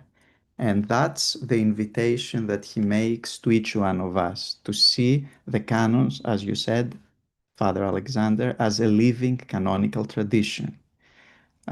Therefore, it's our challenge to do the same task, see how to make them applicable for our time, not using presuppositions that are not applicable anymore, but looking which are the pastoral needs of the church today, the 21st century. Thank you.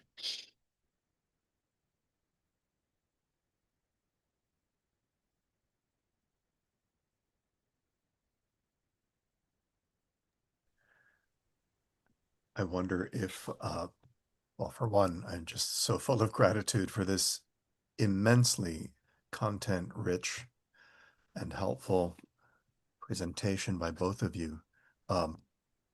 As you can imagine, there are a great number of questions, and even after the session, each of you can feel free to look on the online Q&A and answer any of them that you feel moved to answer. I'm going to kind of combine several of the questions we've been receiving online ahead of time, and they have to do with the perception that there are diverse sets of canons and rules, and it's not always easy to decide which is the canon and rule that should guide this very delicate decision. I'll just answer, I'll ask a couple of questions together, all right? Another is what to do when you can't determine what the formula was by which someone was baptized. Father Aetios mentioned baptism in the name of the Father, Son, and Holy Spirit. What about other formulas? And if you don't even know which formula was being used for your baptism. And then someone asks, just point blank, not receiving all converts by baptism leads to a lot of confusion about the boundaries of the church. Why not just baptize everyone as the patriarchs taught in 1756? So that's just a kind of a constellation of questions around similar questions of how to discern these matters properly. Father Etios, if you want to answer them or take a stab at them, there are many questions there. Sure, I'll start, and of course you can fill in. I'll start with the last question about the decree of the patriarchs of 1755-56. It was a joint decision by three patriarchs of the East on the question, again, of the reception, mainly of the Latins and the Armenians. And the answer that was given was that the proper way is, as the question rightly posed, baptism for all. In order to deal with this decision, we have to make clear the historical context within it was taken. It was a time of a brutal effort by the Roman Catholic Church and their missionaries to convert to Roman Catholicism Orthodox populations, primarily in Asia Minor, but also in Constantinople. families were divided, and there was even a civil unrest in Constantinople. This division was also felt within the synod, where ecumenical patriarch Cyril V found a strong opposition from the hierarchs, the majority of the hierarchs of the Patriarchal Synod, who voted in favor of reception through chrismation in accordance with the decision of the Council of 1484, which I mentioned earlier. Patriarch Cyril V, in an attempt to also stabilize his personal position within the synod, together with the patriarchs of Alexandria and Jerusalem, came up to this decision. Again, as I mentioned, we have to see everything in accordance with the particularities of each era. That decision was addressing challenges of that time. Since then, the Church has moved, and the practice of the ecumenical patriarchate today is for at least for the Roman Catholics and the Armenians, reception through chrismation and confession of faith in accordance with the earlier decision of 1484. So we could say that this decision is really inapplicable today. The question of the baptismal formula. Every case, when we are talking about reception of converts, every case presents its own challenges. That's why there are no, let's say, blank, carte blanche rules, but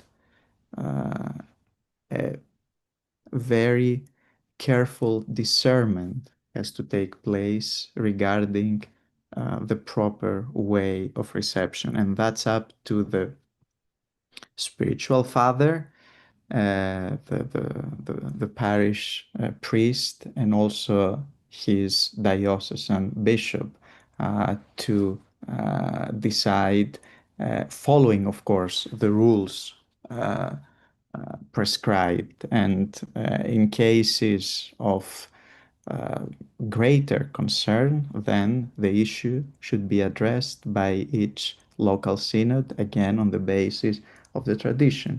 There are examples that I know of from the recent practice of the ecumenical patriarchate that were addressed by a special commission that we have, or also by the Holy and Sacred Synod.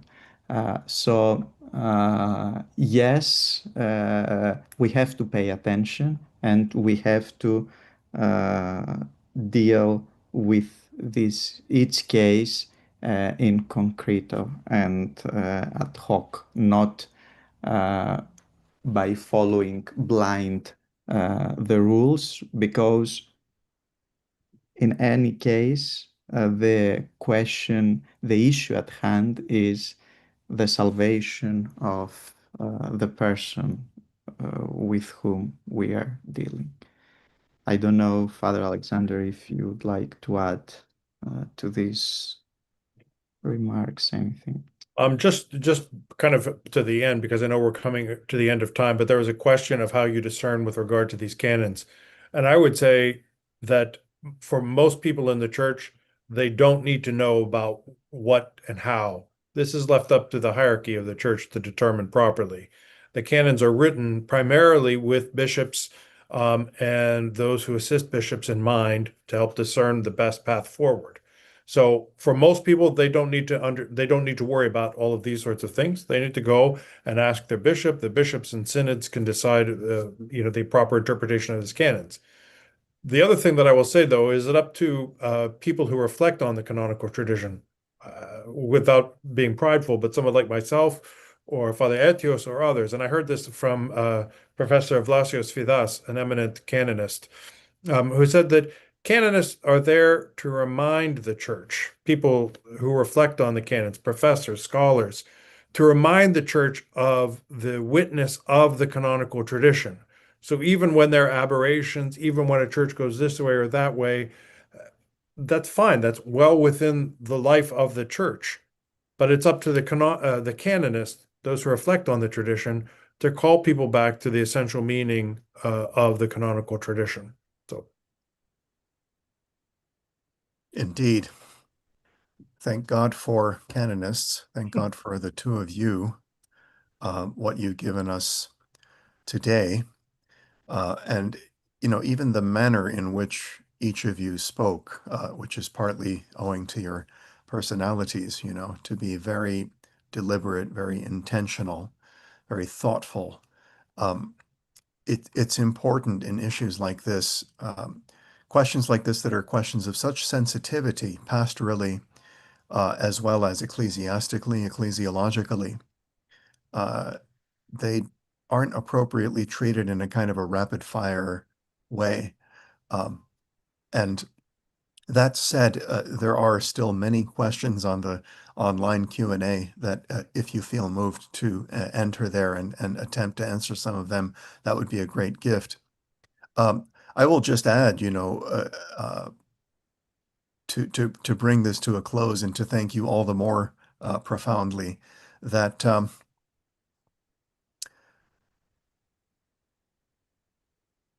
this comes up again and again. Our parishes are reporting record numbers of seekers and catechumens, and there's such a need for not only the sort of the rarefied level of canonists that you are, but generally speaking, there are needs for more qualified teachers. Father Aetios just mentioned how these decisions are taken. Obviously, the role of the bishop is primary, but in discussion, in conversation with clergy and with other leaders. And what we need and what the seminary is trying to help provide in the church is qualified teachers. The internet can be a source and is a source for many on questions of what the Orthodox faith is and even what the Orthodox canons are. But there is some wheat and a lot of chaff on the internet. There's definitely wheat there. There's definitely great information and spiritual nourishment, but there's also so many private opinions and so much more heat than light. And the importance is to be able to discern the wheat from the chaff. And I think that's where one of the main solutions to this is seminary education. At least that's what we can do to contribute to this situation. I should point out here, St. Vladimir Seminary Online School of Theology is a relatively new still resource that is extremely valuable. We are offering currently a catechist certification program. How relevant this is for the issues we're talking about today. The link to that program is now in the chat, thanks to Deacon Alexander. Generally speaking, our online School of Theology, as I said, it's an invaluable, relatively new endeavor of our seminary. The course that is about to be launched is called Peacemaking in Troubled Times, and that is being taught by my friend and colleague, very Reverend Dr. Sergius Halverson, assistant professor of homiletics and rhetoric at the seminary. So to assist in that program, to assist in all of our programs, we're asking for your help today. Another link on your chat is www.svots.edu/give. If I may be allowed just another minute before giving way to my next wonderful colleagues. You know, we have ways of recognizing your gifts. We have the tote bags, we have mugs, we have what people expect from these things. But rather than say, you know, you donate this and you get a mug, let me just tell you, if you donate $100, you're basically covering liturgical supplies such as a prayer book, cassock maintenance, materials for practical training in the divine services. $250 covers a week's worth of meals for a seminarian living on campus. $500 covers a semester of books, or perhaps a notebook computer, giving seminarians access to the theological resources they need for their coursework. $1,000 covers a seminarian's relocation expenses. Think of where they're moving from to get here. $1,250 covers 1 month's rent for a seminarian family. $1,875 covers a full 3-credit course, helping them move one step closer to serving the church. A gift of $2,250 funds a matching grant that covers all of the above.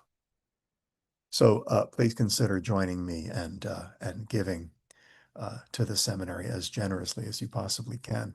And this day isn't merely a fundraiser, but it is also a fundraiser. But my goodness, what content we're offering by the grace of God and by the generosity of my colleagues and our guests who are devoting their time to us today. The next session is entitled beautifully, Orthodox Doctrine and Spirituality, Thinking with the Fathers.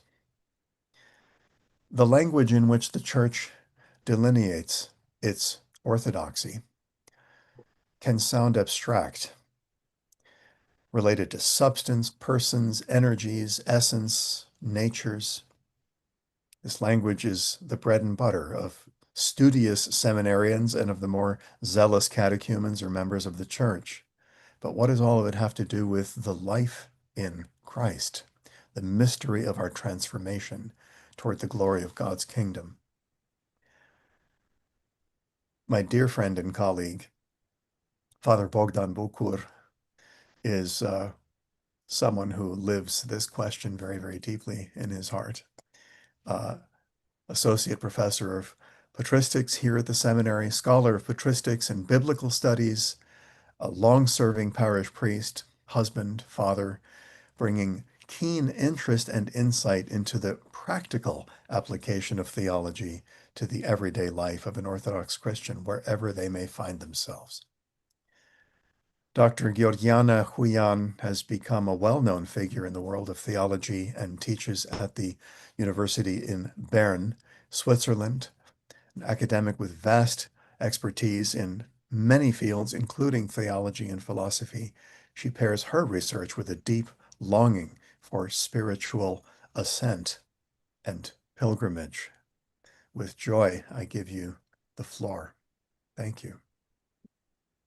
Thank you very much. And it is a joy to participate in this Ed Date of 2025.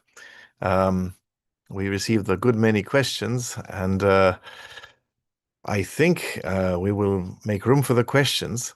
But I would like to introduce our guest today. I'm very honored to be joined by Dr. Georgiana Huyan, who is a full professor at the University of Bern, but teaches also at the St. Sergius Institute of Orthodox Theology in Paris, an institution from which our own St. Vladimir's derives, and somebody who has impressive qualifications in classics, in philosophy, in systematic theology, in patristics. I would like to invite you, Dr. Huyan, to introduce yourself, in fact, the work you do, but especially how you came to do the work you do. I know you're Romanian by birth, but that you teach mostly in Western Europe, that you write a lot, mostly in German and French. And it is a joy and, as I said, an honor to have you participate in our Ed Day. Welcome, and the floor is yours. Thank you very much, Father Bogdan. Thank you for the invitation. The honor is mine. Yes, I think one word mentioned by Dr. Butanev was very important for me. This idea of longing. I think this is let's say this stays beyond or behind the way that I've taken, and I think the way is open, and it will always be open. I started with, existential questions that led me to study philosophy in Bucharest. And I went further on with them, and I studied also theology and classical languages because I think I wanted to have also the instruments to study more in philosophy and in theology. So I thought, yes, knowing Greek and Latin would be a very important instrument. And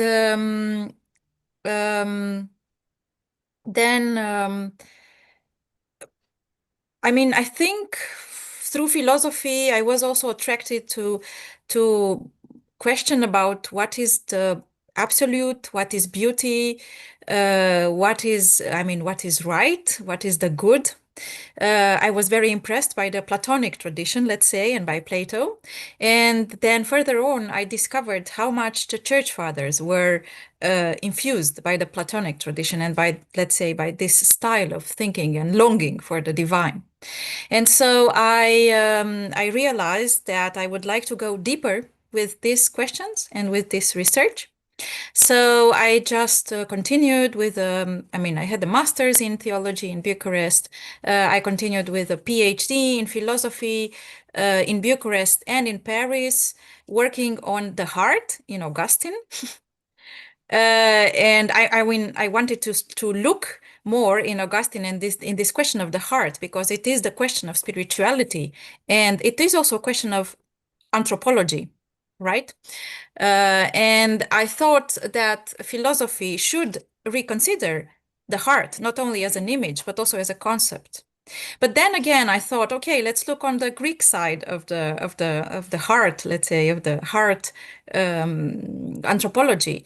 And so I made a PhD in theology, in Orthodox theology, in Saint-Serge Institute in Paris on the heart and the mind, cardia and nous, in Diadochos of Photiki, who is also a very influential writer for the Philocalic tradition, for a whole tradition of spirituality.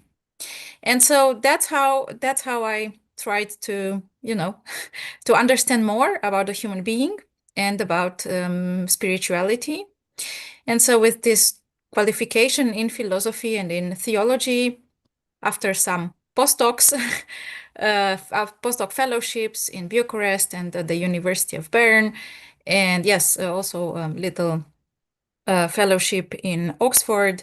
I was appointed as a professor for systematic theology and ecumenical theology in Bern at the Institute of Old Catholic Theology. Because the Old Catholics had a very long tradition of dialogue with the Orthodox, and so in this environment, I was welcomed, and I'm teaching there systematic questions of systematic theology of doctrine and dogmatics, but also with an eye on, let's say, the different accents that different denominations or different traditions put on, let's say, on the doctrine of Trinity or on anthropology or on Christology. So that's one side of my activity today, and the other side, as you mentioned, is a collaboration with the Saint-Serge Institute in Paris, where I teach ascetical theology. it's a little bit, let's say, surprising for our today's world to speak of asceticism. But I think, although I think there is a certain revival of interest for mysticism, asceticism, well, it's you don't know how to take it. So I think there is still a lot of work to be done to show how important is asceticism and how much this is connected to, let's say, a mystical view on theology today. So that's mistaken, you're also translating all of this very rarefied theological atmosphere into the practical work of catechesis and parishes, right? That's true. That's another level, let's say. But no, I think it's the same. We are trying to, to speak about God to different people and to different people longing for God in different ways. And children are, so I'm doing catechesis also with the children in the parish, in the Romanian Orthodox parish in Bern, in Switzerland. So yeah, that makes me remain connected.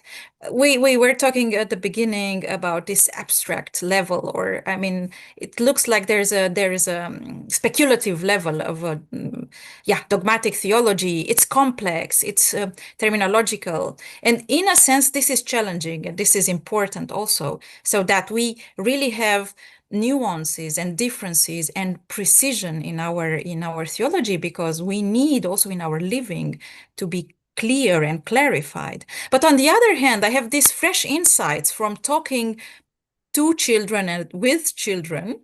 And I think this is wonderful. And in the last time, I must say, I have been also attracted and more interested by child theology. So how do children think of theology? Can we integrate children in our theologies? To interrupt you and to do this concretely, because we have I don't know 10, 12 questions. Okay. Everything we had thought of doing, we will toss to the side, and we will take the questions. But since you said what you just said, let's begin with a very difficult question that has to do with St. Gregory Palamas's distinction between essence and energy. Somebody wants us to talk a lot about this. We won't be able to talk a lot, but I'm curious, how would you explain essence, energy, Gregory Palamas, to people in a parish in a way that does not dumb down the theology that St. Gregory presents us with, but also in a way that makes sense of such complicated terms for which you don't have the time to make an exposition of. In a parish, say it's the Sunday of St. Gregory Palamas, and we want to understand what he's talking about, why he's important. Some of us are children, some of us are grown-ups, but we're all trying to learn. And of course, then you go the next day to your teaching posts, and you speak about the same to more advanced ones. Can you boil it down for us in 5 minutes? Well, this is not an easy exercise. I think with the children, I would start from the experience, and also maybe from the iconography, and we can start from the icon of transfiguration of the Lord, and see that in the Orthodox icon of the transfiguration we have I mean, the light is there is a mandorla of light around Christ. I mean, an oval form. I don't know what a mandorla is. There is an oval form that is around Christ, a form of light. He is there totally transformed in light, more more brilliant than everything we can conceive. So this light has something that cannot be actually expressed in words, but there is an experience of this light. And we see the experience, and I would explain to the children that we see this experience in how the apostles, the 3 apostles, react. They cannot actually look at this light. They are very moved by what happens there, but actually they can have the experience that this is the glory of the Lord, but they don't know what to say and how to react. It's actually behind or beyond human comprehension. So I would say that this light that is extraordinarily present there, and that it's not there only for the apostles back then, but it's also as a historical moment in the life of Christ. It's also possible to experience it by all the believers with deep faith. And one who experienced that is, for example, Saint Seraphim of Sarov. This light that we also see in other icons. We see in many icons this light around the saints' heads. So this light is actually the energy of God that is there, and not only to be experienced by the transfiguration of Christ, but to transmit holiness from God also to the human beings. So it is something that can be participated in. It is something that can be experienced. But in the icon, in the very middle of the light, there is darkness. Actually, around Christ, when we see the icon, in the very middle, the circles that are near to Christ are dark. So that means there is something that we cannot touch, we cannot comprehend, we cannot understand about God. And this makes us think of what can we not understand about God. And that is, according to St. Gregory Palamas, the essence of God. We cannot know God in his essence. This is incomprehensible. And so that's why we have this meeting with darkness, let's say this encounter with darkness in the icon, very near to Christ. But we can participate, we can taste, we can rejoice in this light. Of course, this is maybe too much for us. This was too much also for the apostles. It needs an experience. It's in many cases just a moment, and then the light retires. But this experience is the experience of an energy that is the gift of God and in which human being can participate. So I think I would start from the icon. And by the way, on the same way, we can start also with our students or with general publics, because I think also have the students ask further. Yeah. I'm quoting from the question here. They also want to know about the influence of this essence energy schema on modern Orthodox theology. Yeah, that's a very important question. Actually, I think we are living, and the heritage of St. Gregory Palamas is very important in Orthodox theology. That this is really this has remained as a seal that is really transmitted on from the 14th century and from the Hesychast controversy up to now. And I think a lot of theologians, modern Orthodox theologians, are influenced by this distinction and work with it. But they don't work with it only, let's say, on an abstract level, but also on a spiritual level.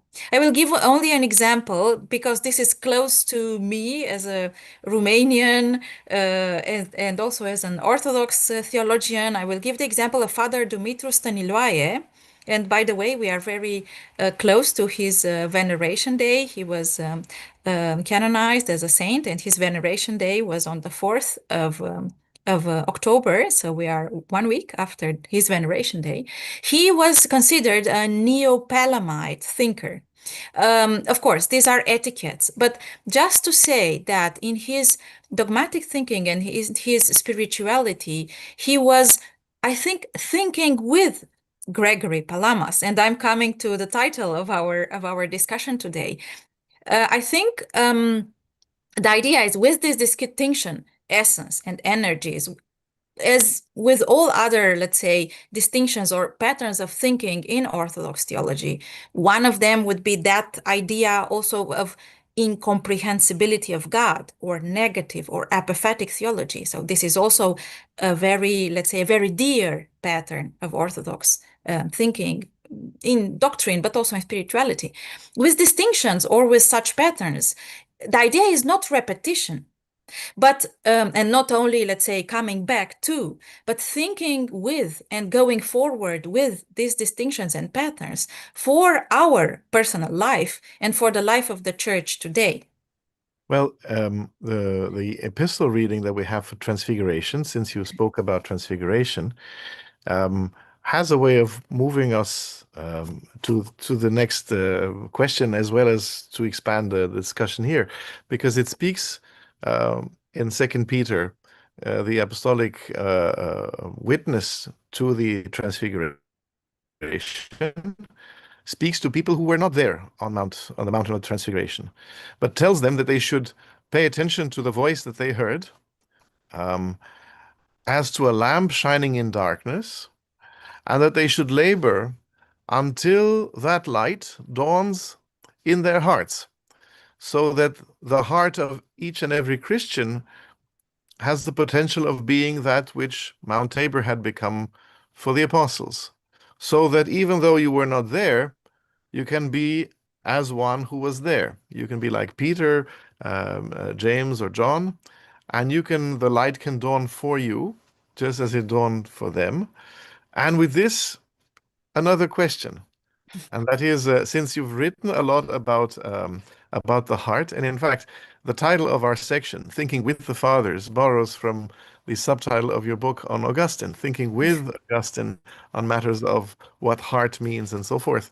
So one of our in the audience asks very concretely, what should we do with Saint Silouan the Athonite's famous words that he received from Christ? Keep your mind in hell and do not despair. What does that mean, and what does that have to do with waiting until the light dawns in the dark recesses of the heart? Yes, this is a very difficult question, how to interpret this. And of course, I think this is also a question for the question. This is also a saying for our times: keep your mind in hell and do not despair. And we see there are two dimensions of that. Keep your mind in hell is to try to be well, maybe this is this idea of asceticism, of seeing actually who you are and trying not to imagine more than you are. And it's a way of humility, actually. But not only a humility, just to say to the others, but the humility that comes actually from your own struggles with your own weaknesses. And this is a hard lesson, I would say. This is a lifelong learning, not only a lesson. Because we feel, and I think if we look in our hearts, and I think that's the message of many fathers, from Macarius, who wrote the famous homilies, spiritual homilies, to Diadochus of Photiki, Augustine. So I would say all traditions, it doesn't matter the language in which they wrote, put this emphasis on the heart. So if we look on our heart, we will see there, let's say, a ground or an arena of combat. And there are evil suggestions, there are tendencies that are not so good. And so this is what teaches us to keep our mind in hell. That means to see where we are, and that at any moment you can fall. And I think that's the idea of the whole spiritual tradition. We have these beautiful representations of the ladder of paradise. I'm coming back to iconography. Ladder of Paradise, this is a famous book, a famous spiritual writing by Saint John of the Ladder, or Saint John Climacus. And we see on the representation, on the iconographic representation, that there are people trying to get higher and higher to ascend on this ladder, but there is also always the possibility to fall. And of course, if they look on Christ, who waits for them up there, they can let's say they can continue on their way. But if they look back or down or so, they can fall. So that's also a very interesting message, to keep do not despair. Whatever, let's say, the storm of the passions, however difficult the storm of the passions in your own heart is, or the difficulties in your life are, do not despair. You will experience difficulties. The combat with the passions is very difficult, and that's what all the spiritual fathers underline. But do not despair. Christ is there helping you on your way. And this is I think the beauty and the gift of grace. And that's why also I was working very much on Diadochos of Photiki, who was explaining very beautifully this way of grace. And there are moments where the grace retires. Also Saint Siluan the Atonite had the experience of grace, saw Christ face to face. What greater gift can be than that? But then had many, many years fights, struggles, because he could not concentrate, he could not pray, and he didn't even know what God waits from him or expects from him in these struggles. And it was very, very difficult for him until he had this revelation. If you are proud, you cannot reach further in your prayer. You cannot reach to an experience of God. So do not be proud. Keep your mind in hell. See where you are, and that wherever you are, well, nothing is guaranteed, but also keep on with the faith and the trust that Christ is helping you in your ascent, in your path upwards. What of the passion of anger? Wow. Today we're so very focused on sexual matters, but the listeners, we used to say back in the day, our listeners are smarter than your listeners. But our listeners definitely very smart. One of them asked specifically about combating anger. If you found anything in the literature that you have worked with that would be of concrete help to us struggling as we are with anger, we have only to think about social media and the spirit of anger that pervades so many of our interactions, or to speak about or to think about the political sphere in which we are immersed. As citizens, we are called to be active participants in the life of the city, but it seems that we have forgotten how to do it without anger. And sometimes, to be very concrete, anger leads, as scripture tells us, to murder. This is not something that we haven't seen. We have seen it quite recently here in the United States, but elsewhere as well. So anything from Diadochos or from Augustine or from the church tradition that might be of help to normal people in this day and age? I think the question of anger is very important.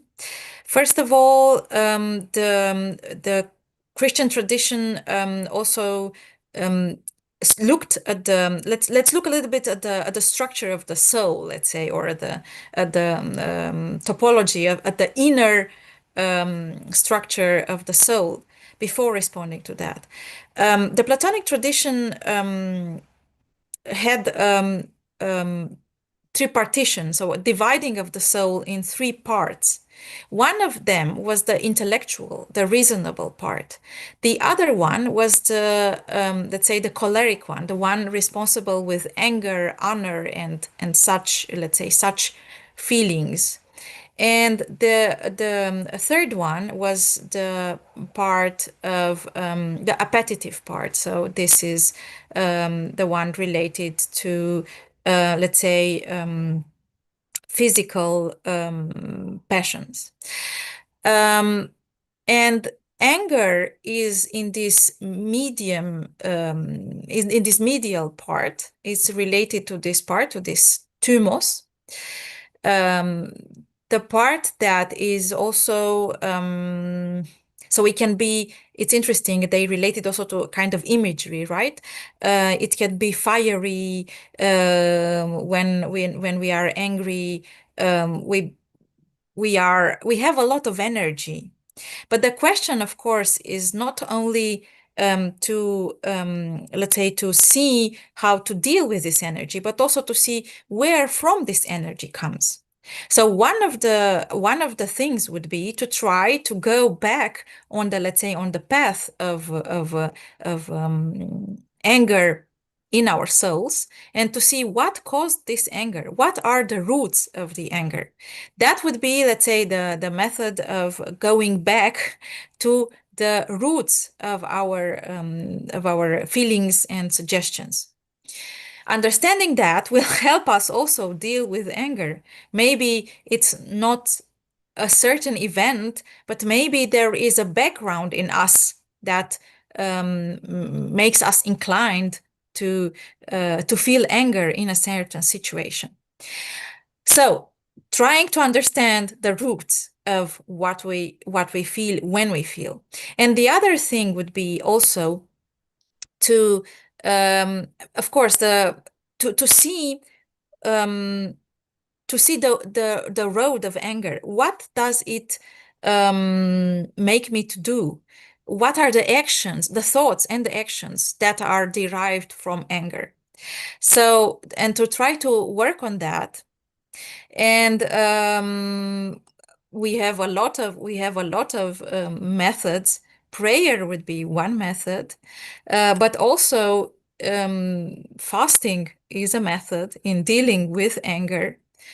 And also seeing our own mistakes is a way of dealing with anger, because sometimes we are angry with the others, and let's say we are in our anger, we blame all the time the others. We are putting the blame on the others. But I think one resource is maybe the prayer that we have in the Great Lent, where we pray not to see the mistakes of the others, but to see the mistakes in ourselves.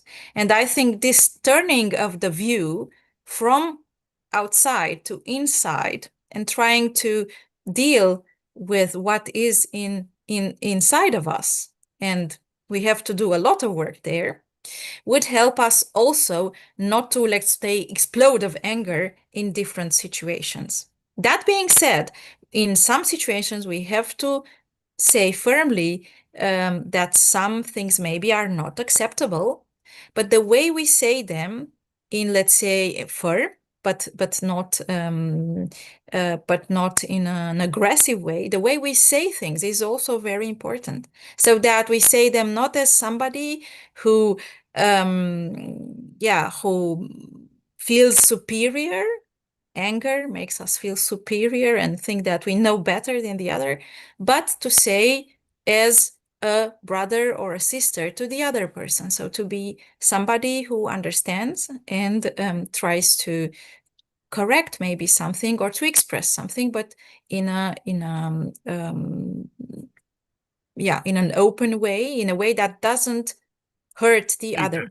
Wait a second. We have completely forgotten one thing that is very important among the Orthodox: participation in liturgy, in the services, doing the services. Our seminarians put them together, and we love this kind of stuff. But I have to ask, what does everything you've said so far have to do with this other department? Liturgy and liturgical participation, liturgical celebration. Must we have liturgy in order to do well what we said we should do, namely ascend with some success the ladder of St. John, and vice versa? must we have attentiveness to the heart and preoccupation with what moves inside, and as you've explained, in order to rejoice in the celebration of the liturgy? Or should we choose, perhaps, I'm more of the ascetic type, I'm more of the liturgical type? How do we think? I think this is a question that has come to us about the proprium of Orthodox spirituality. Yeah, I think the Orthodox spirituality is very linked to the liturgical, to liturgy, liturgical living, participating in the liturgy, participating in the sacraments. This is sometimes we see spirituality as an individual way. But actually, it's not like this, because if we think only of the tradition of spiritual fatherhood or motherhood, there is nobody who, let's say, ascends the ladder by themselves. We are always in a community that is, and we also are dependent on or interdependent in this community, and we ascend together. So it's a, I'm coming back to one of the metaphors that was used at the beginning. It's a common pilgrimage that we do in our spiritual path, right? It's not only one traveler ascending on the ladder of paradise or towards paradise. It's many travelers on many levels, and sometimes it's interesting, and the tradition shows that it's not a question of who's before and who's behind and so on. That sometimes the disciple can offer a lesson to the spiritual father and to the elder, let's say. So sometimes it's the other way around. If we are open, we can learn from everybody. So that's for the, let's say, for the aspect of community. But this aspect of community is not only, let's say, yeah, we are together searching for God only on the human level. God has searched for our presence before we have even started to search him. And I think this is an interesting lesson. That's something told also by Augustine. We also see with the experience of grace in Diadochus, there is at the beginning an abundance of grace, but then grace retreats a little bit so that it leaves us, let's say, space to search more and more for God. And in this space where we search more and more for God, and also in the manifestation of grace, we cannot stay outside the liturgical life. So I think all the participation in the Holy Liturgy, and we know there is a lot of emphasis in the Orthodox theology and also in the modern Orthodox theology on community, on koinonia, and the fact that this community is founded on the Eucharist, on participating in the precious blood and body of Christ. And I think this is also a very important emphasis. And by the way, I think thinking of also of probably the ecumenical mission, we could say, of the Orthodox theology today, these 2 points, spirituality, with all this emphasis on the heart, also on the struggle, on the inner combat, but also on the experience of grace. And on the other hand, the liturgical dimension, this centricity of Eucharist, this centricity of the experience of Christ. These two aspects are actually very important and have influenced also the ecumenical discussions. And I think this is really a contribution of Orthodox theology today for us, but also for all traditions. I can't resist asking you, as one who has thought with Augustine and written about him, together with one of our listeners, I can't resist asking you, I'm quoting here, in what specific ways the filioque affects our ideas of the Trinity? Does it matter or does it not matter? Everything you've spoken of is very concrete. Basically, go to church and pray in your cell, on your own. Struggle as best you can, but practice communion in church and after liturgy too with your brothers and sisters. Yes, so who cares about the filioque? Aside from the specialists and the theology nerds, and assorted weird people who think these are important things. Why should I care? Why should anyone care about the theology of the Holy Trinity and how that relates or doesn't relate to our lives, and specifically this vexing formulation of the Roman Catholic theology on the Holy Spirit proceeding from the Father as well as from the Son, this filioque business. Yeah, so this would need a session in itself, but this is You a have very about 5 interesting minutes. this is a very interesting question. And it's something that I also discuss with my students, by the way, because I'm trying also to discuss Trinitarian theology from different perspectives. Yes, why does it matter? Of course, we are there on a level with the, let's say, the procession of the Holy Spirit from the Father. We are there on a level of relationships inside the Holy Trinity that we can say, well, we don't experience directly, right? This is the Trinity in itself. The relationships between the Father, the Son, and the Holy Spirit, this extraordinary intimacy, we could say, but who are we to discuss about that and to try to, let's say, enter into this unknown or into this mystery of the Trinity. On the other hand, I think the beauty of that is that the Holy Trinity is for us a model of communion. I'm coming back to the idea of communion and our search, our longing for communion. The human being is made for communion and for relations and searches for love. And so, and by the way, that, I mean, brings to my mind, just to mention her, an important saint of the 20th century, Mother Maria Skoptsova, with a very interesting, let's say, spiritual path, but also with a very interesting biography. And she's speaking of the mysticism of human communion. And so human communion is very important. But where is our model for human communion?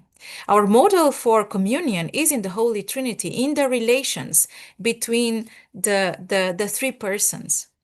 And in order for these relations to be of, let's say, of perfect equality, the Orthodox theology says we cannot have two causes for the Holy Spirit. It cannot be that the Holy Spirit comes from the Father and from the Son. The Holy Spirit proceeds only from the Father, and the Father is the only principle, arche, the only source of divinity. And so in order to have a model of love that is balanced, says the Orthodox theology, a model of infinite love, a model of absolute transparency in the Holy Trinity, the Orthodox theology does not accept the fact that the Holy Spirit proceeds inside the Trinity from two persons. Another story is, let's say, the story of the economy of God, the story of how God is for us and has worked in the world.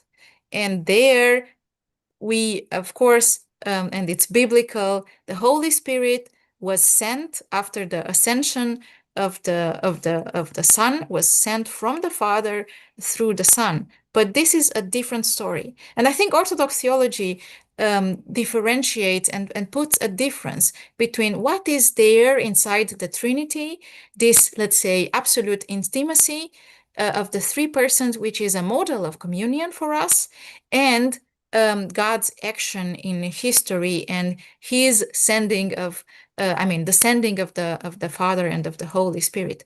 So in a sense, to keep this model of beautiful transparency of all the persons of the Trinity for each other, to not to disbalance this model of infinite love and of transparency between the three persons. The Orthodox theology does not accept the filioque. But So I would argue with the theology of love and the dynamics of love inside the Holy Trinity. there are some tensions that that your answer opens us up for discussing, which are also part of our questions. Two or three of the questions note, are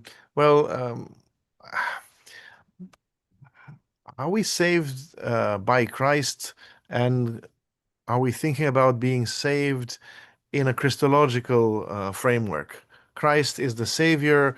The saving has to do with discipleship to Christ. But on the other hand, we say that it has something to do with the life of the Trinity, or us tasting or partaking somehow of the life of the Trinity. Do we have to choose between a Christological framework for thinking salvation and a Trinitarian way? Another tension, earlier you spoke about the divine energies. Yes, everything you mentioned is so. But then there are also voices like that of the late Metropolitan John Zizoulas, who would say there is this abuse of discourse on divine energies that risks depersonalizing our relationship with God. We have relationship with human beings, and we learn from those relationships that it's a person-to-person relationship that characterizes us. So the relationship with God must also be personal. What's this thing with energy? And energy, whether we like it or not, in today's parlance, does communicate something impersonal, sort of, mojo, sort of, energy, whatnot, but not something that would convey a personal presence. So do we choose between a theology of divine energies and a theology of the face-to-face in our dealings with God? And finally, also one of your specialities, the theological anthropology, one of the questions speaks about how should we think about the human being as a reflection of the Trinity, or as a reflection of Christ? Are we Christomorphic, or are we Trinitarian? And if both, then how? How do we do with these three tensions that I've outlined? I hope I haven't lost anyone here. These are all, as I said, are very, very intelligent contributors. The questions come, I don't know who poses them. Maybe seminarians, maybe hierarchs, maybe, I hope, very educated people among our parishioners. Yeah, thank you very much for passing on these fascinating questions. First of all, I would say we don't need to solve all the tensions. Orthodox theology is and theology in itself is a theology of tensions. Look at the expressions of the councils. The definition, the Christological definition from Chalcedon, and other formulations in the councils. We don't need to solve all those tensions. We don't have to choose between two options in some moments. It can be the one and the other, but of course from different perspectives or in a certain framework. I'm saying that because I have learned also from an interesting Romanian theologian, Andres Crima, who was also a spiritual father for a community in Lebanon. Well, I have learned that antinomies can learn us a lot, and that theology goes sometimes forward by working with antinomies and not trying to solve them, not trying to let's say to calm them down, right? Good. So right now, to choose between Christology and Trinitarian theology, this is very difficult. I think Orthodox theology and the fathers work with both Christology and Trinitarian theology. You cannot understand actually Christology, Christ, if you are not coming back to understand the Holy Trinity, and the other way around. If we think of, let's say, of the Jesus prayer, Lord Jesus Christ, Son of God, have mercy on me, a sinner. This is, we can say, this is a relationship to Christ, and this is a personal relationship, and that maybe is a suggestion to let's say a practical suggestion to respond to the other tension, energies, and personal relationship. So we can practice this prayer, and we mention Christ there, but he is named the Son, so we have the Father. The presence of the Father is always there when we say this prayer, and we cannot say we cannot invoke Christ or the Son of the Father if not in the Holy Spirit. So the whole Trinity is working there and is present there as we pray with the Jesus prayer. So it looks at the let's say at the first glance, it looks something that relates us to Christ, and salvation is through Christ. But actually, there is a complex Trinitarian theology that can be derived and let's say, is hidden in the prayer. That being said, the prayer links us with Christ through his name. And there is an interesting theology of the name of Christ there.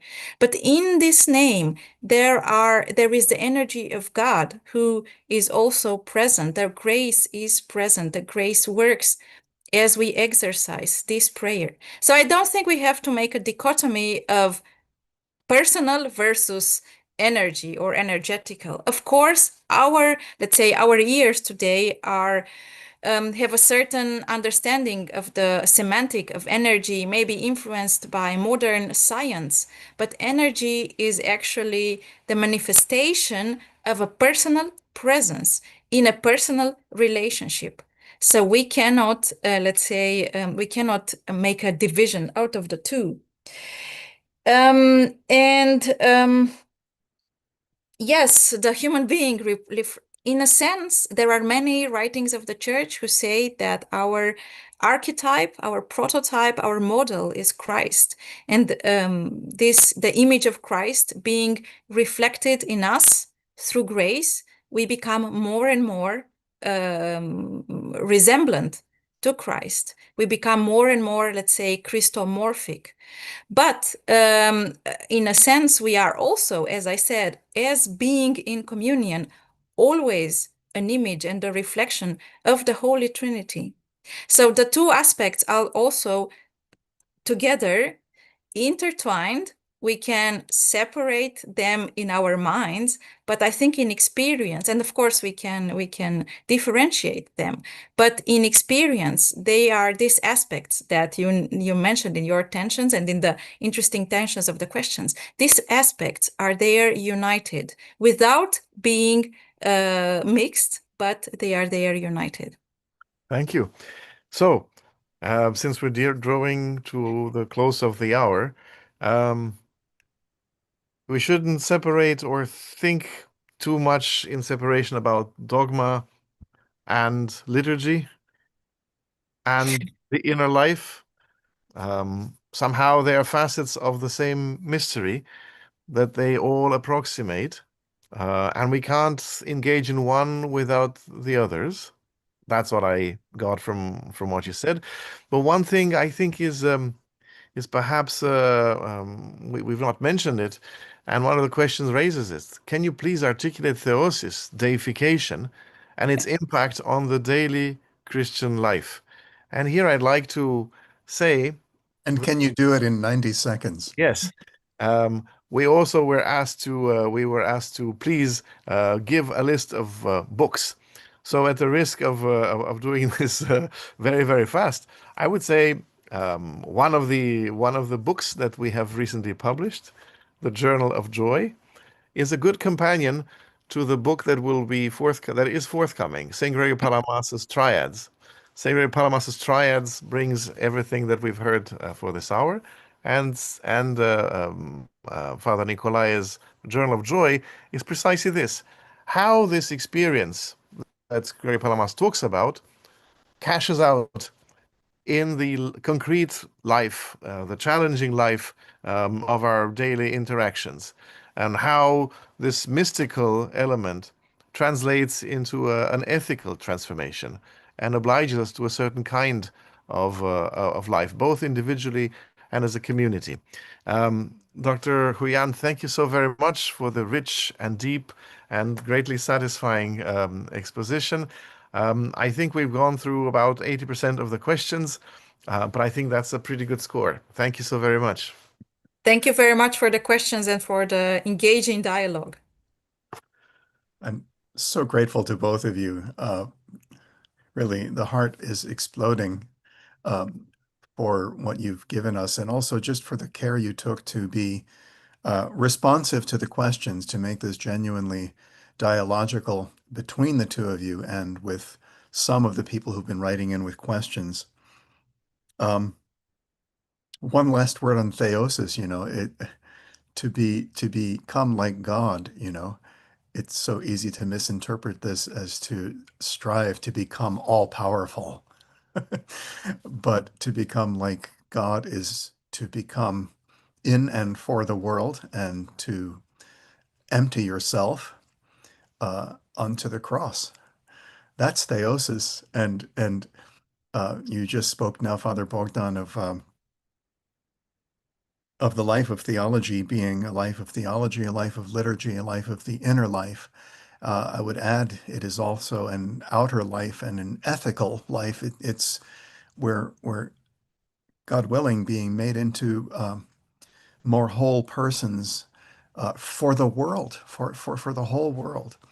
So all of these questions, it's easy for us academics to get lost in our books. If I took off my virtual background, you'd see another wall of books, but I can say with some confidence, especially after listening to the two of you, but everyone who teaches and works here is a person who is certainly devoted to the book, but also very much devoted to the liturgy, devoted to living this all in a holistic way, body, mind, soul, for us and for the world. Thank you both again. My goodness, Dr. Huyan, we got to get you here.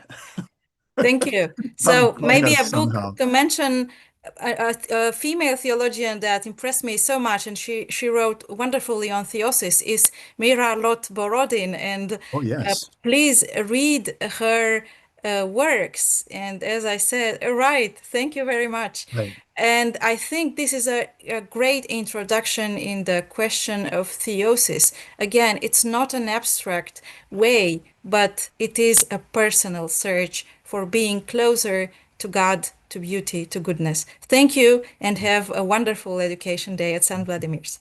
Thank you so much. We have so much more even to come. On the one hand, I love talking with you all about the seminary, and even I love asking you for support because it's just so genuine. It doesn't feel forced in any way for me. But since Father Bogdan, especially since he mentioned recent and forthcoming works from SVS Press, I'd like to just say a little bit more about our press. It's the largest English language Orthodox press in the world. It's another example of something that the seminary does that is of very deep substance and impact in the world. He mentioned recent publications, this massive and limitlessly inspiring book, The Journal of Joy. We have also two very recent publications to draw your attention to.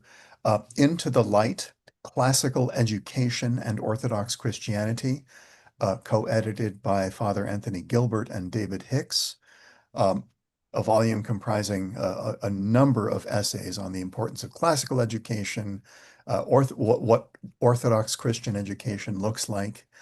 Very, very thoughtful collection.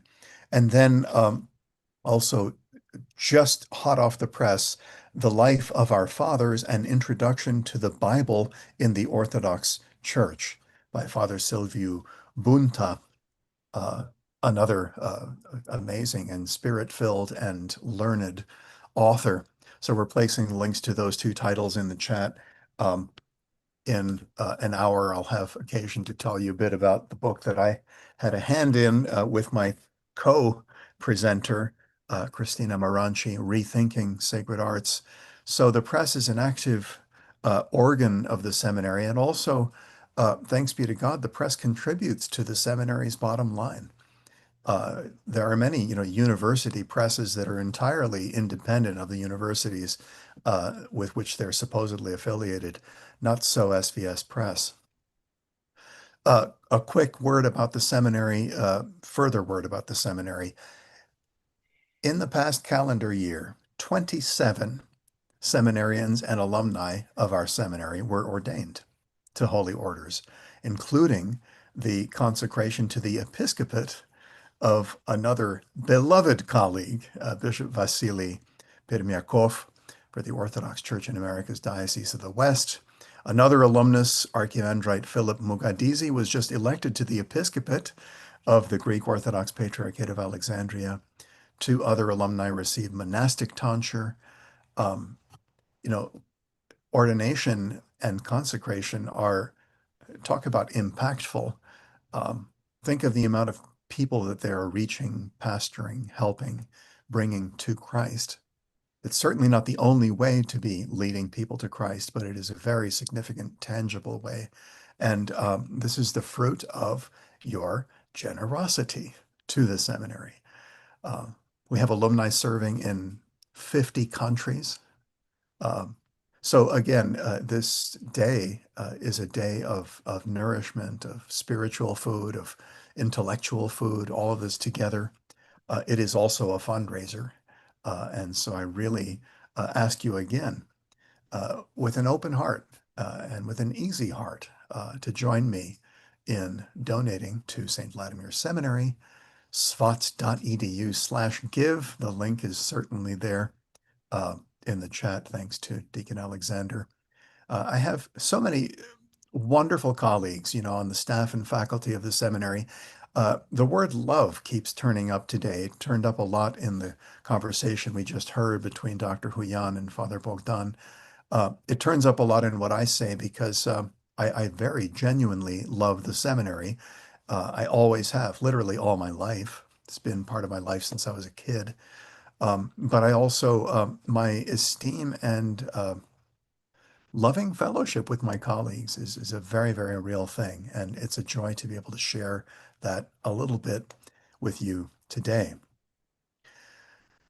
Now, talk about an impactful and important, interesting session. I have the great, great joy of introducing two very great and impactful persons to talk upon an important topic. So the topic title is Welcoming Catechumens. Where do we go from here?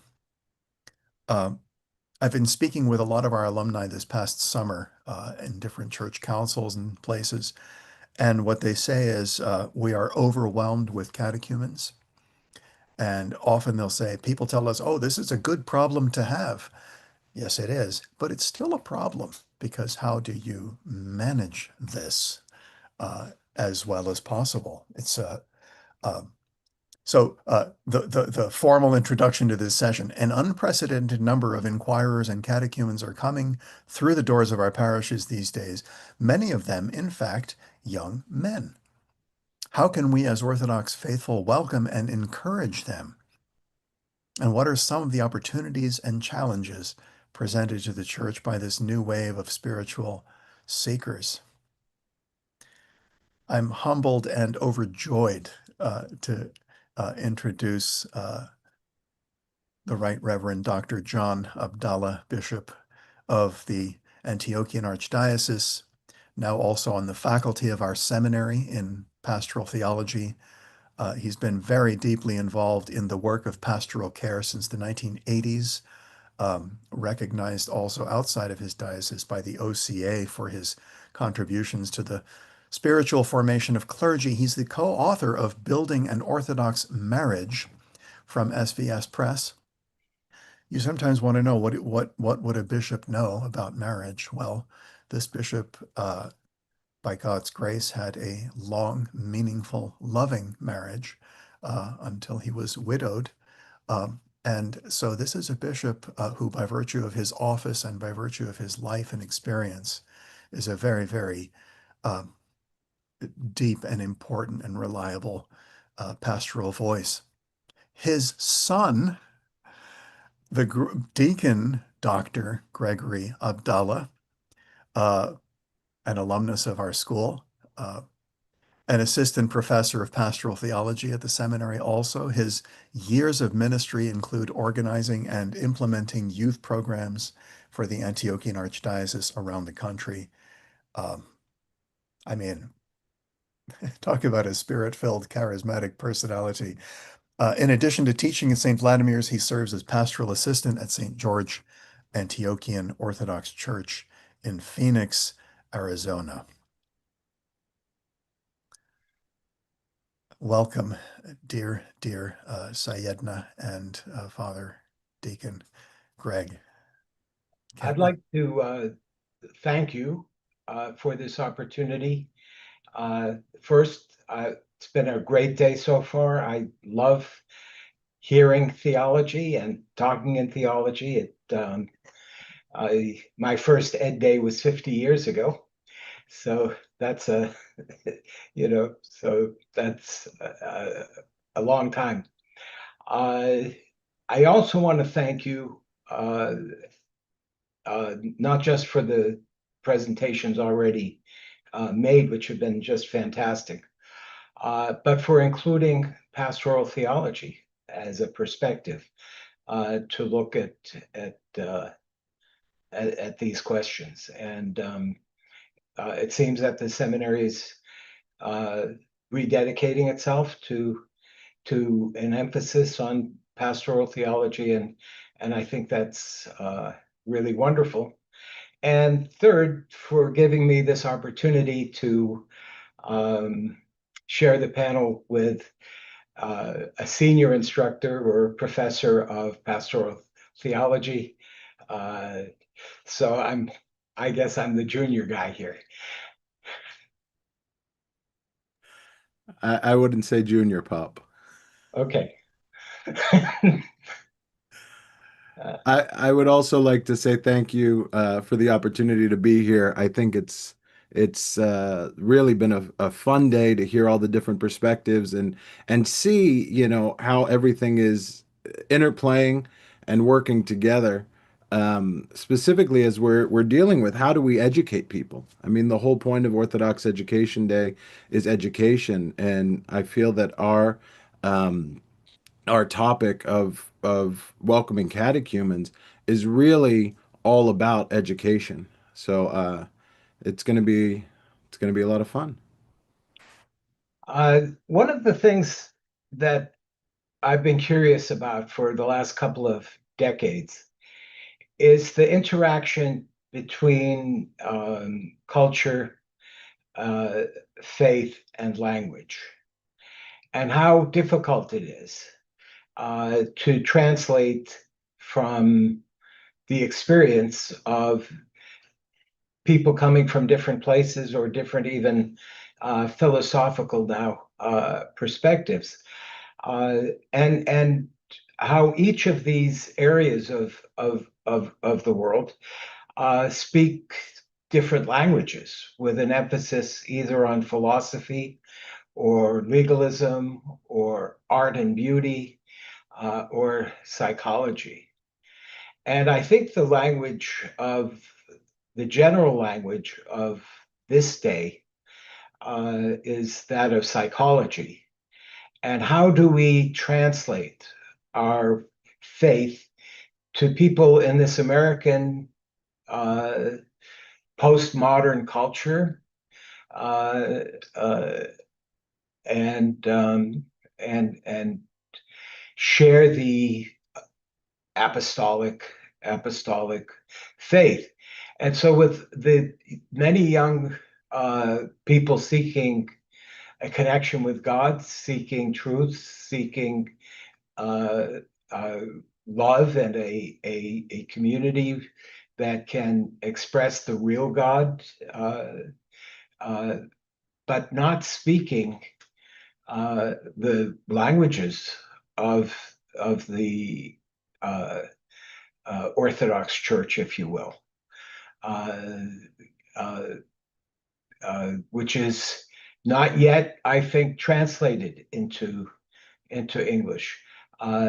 We Orthodox are challenged and have an opportunity to re-examine everything, particularly what does it really mean to be Orthodox? Yeah, I think that's absolutely awesome. It's always the goal of the Orthodox Church. I remember taking a class on missiology, and our professor talked a lot about the goal of the Orthodox Church is to enculturate itself. And when Orthodox mission happens, there needs to be an enculturation. The biggest question I think that we need to deal with in modern day America is what is our culture? And how does that interplay as an American culture, if you will, with all of the historical cultures from the churches or from the countries where the churches are coming from? So we have this connection to an old world. We're here in a new world. And how do we play that out, especially in a place that doesn't really seem to have a culture outside of kind of as you said, postmodern, post-Christian, governmentally, politically focused world. And, you know, liturgically, we hear very clearly that we need to leave some of that behind. You know, in the cherubic hymn, it says very bluntly, "Let us lay aside all earthly cares, so that we may receive the King of all." The prayer of the priest right before the great entrance, while the cherubic hymn is being read, says, "No one who is bound with the desires and the pleasures of the flesh." Saint Paul plays with this throughout the book of Romans, where he's talking about we have these two choices, these two paths, and he capstones it in Romans 12:2, where he says, "Do not be conformed to the world, but be transformed by the renewal of the mind." What our renewal as a church and what the church's culture will look like within this culture becomes difficult to figure out, and the waters get muddy really quick. Are we leaving other things behind? Are we leaving when we're welcoming catechumens?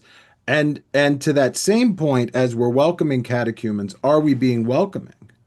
Are we actually open to having them come in, having them share what they want to share? One of the questions that we were sent ahead of time asks, how do the ethnic Eastern Orthodox churches pitch themselves to converts when they are so closely tied to ethnicity?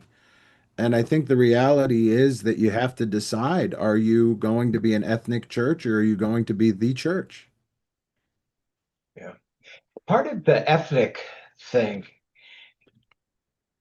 I think, comes from the Orthodox faith being transmitted by grandmothers and mothers to their infants and to their children.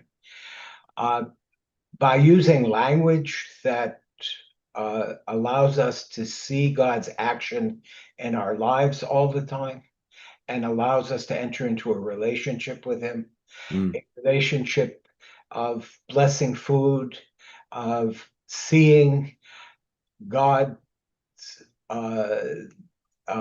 salvation history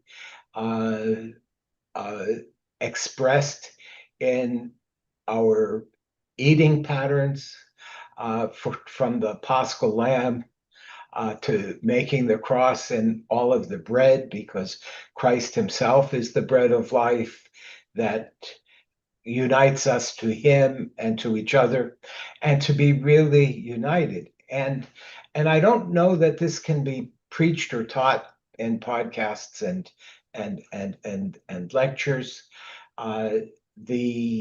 world that we're living in is so transactional and so individualistic that it's in the relationships, the one and one, or one and three or four people together, where we can get past this legalistic idea of rules and canons and with a God who needs to be appeased, or something that's coming from a legal way of thinking, or a philosophical, almost non-being being of God. I think that when we hear people's pain and suffer with them and show them that our God, who is not transactional, forgives, loves, cares, the liturgy certainly expresses this beauty and this balance, and helping people connect to the liturgy, which you've done really well in the last few decades. I think it's important. Well, I think you're hitting on it. It's experience. The church needs to be experienced. There's, what is a catechumen? I mean, there's people out there right now that are that are on the internet and claim to be catechumens that have never set foot in an Orthodox church. That's not the experience of the church. That's not experiencing the church. And, our society is incredibly transactional. Everything we look at is transactional, but the church, the reality of the liturgical life of the church is calling us to transformation, is calling us to repentance, is calling us to follow God's commandments, is calling us to live the life, and the liturgy itself models that for us so that we can go out and experience that life and live that life and do the business. T.S. Eliot does something really fun in his poem East Coker, which is part 2 of the 4 quartets. And he begins at the very beginning saying, "In my beginning is my end." In his beginning, in our setting on the path that is the Christian life, like, we have to end all of the other junk and start to experience a new reality. And then we need to recognize at the same time that that is an ongoing process. That's something that never ends. That's something that the liturgy is constantly bringing us and putting in the forefront of our vision, of our sight, of our seeing things. It gives us a new way to see the world. Father Alexander Schmemann says that the entrance into the throne of God in the liturgy is an entrance into a 4th dimension, which allows us to see the world as it really is, not the world as we think it is. And it gives us a way to shut out all of the other voices that are loudly telling us to do things and experience a life that is a life in Christ, as Paul says in Romans 6, so that we might walk in a newness of life, which then T.S. Eliot wraps up beautifully at the end of that same poem. And he says, "The end is my beginning." The process of the catechumenate, we think, is a fixed process, but it's something that actually is just the beginning of the new life in Christ that we have to maintain, that we have to walk. And that word walk that St. Paul uses in Greek peripateo, which is really an Old Testament verb that is talking about following God's commandments. We see it in Genesis. Enoch walked with God and was no more. Noah walked with God and was declared as righteous. This idea, this walking with God, means adhering to, following his commandments. And scripture is replete with the story of how we follow God's commandments and what we're called to do.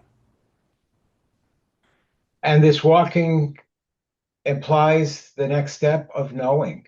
And knowing is a unity with Christ. So our beginning and our end is our participation in the life of Christ, but not from our perspective, but from our acceptance of God's action and God's perspective and God's movement.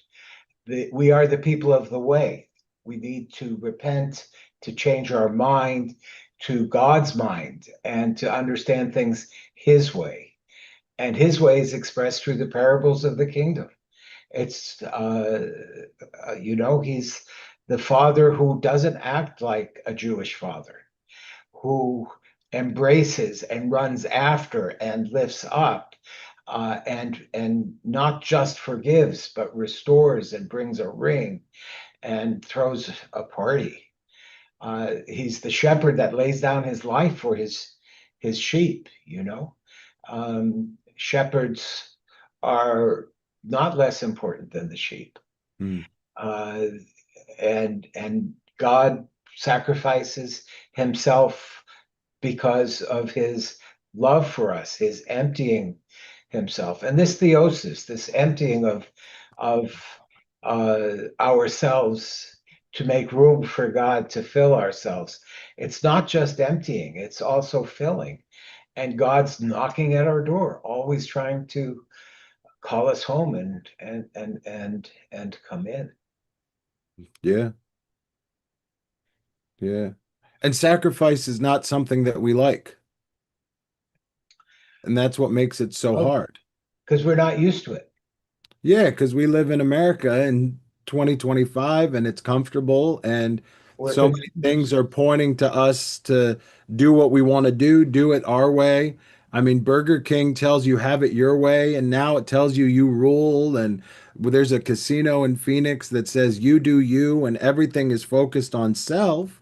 Even in modern psychology, so much is focused on the self and self-care and making sure that, we're doing what we need to do. And then the church comes in with this idea about sacrifice and self-offering and shows us the image of Christ crucified that we stare at liturgically. I mean, the cross is at the top of the royal doors in Orthodox iconographic and architectural understandings. The cross is our focal point. And it just, how do we play with that in the world that is telling us to be so self-focused? And then we have all of these people coming because they're starting to want to do something different. They feel that the self-focus is not working. And they're turning to podcasts that are all over the place, giving them what the church teaches, but is really just the perspective. They're coming for political reasons, I think, sometimes. And what do we do? How do we navigate that? How do you navigate that as a hierarch? I think that, throw that loaded question in there. Sure. I think that it's not about legal justification, but it's about becoming righteous. It's about sharing God's own life and his own way and his own being.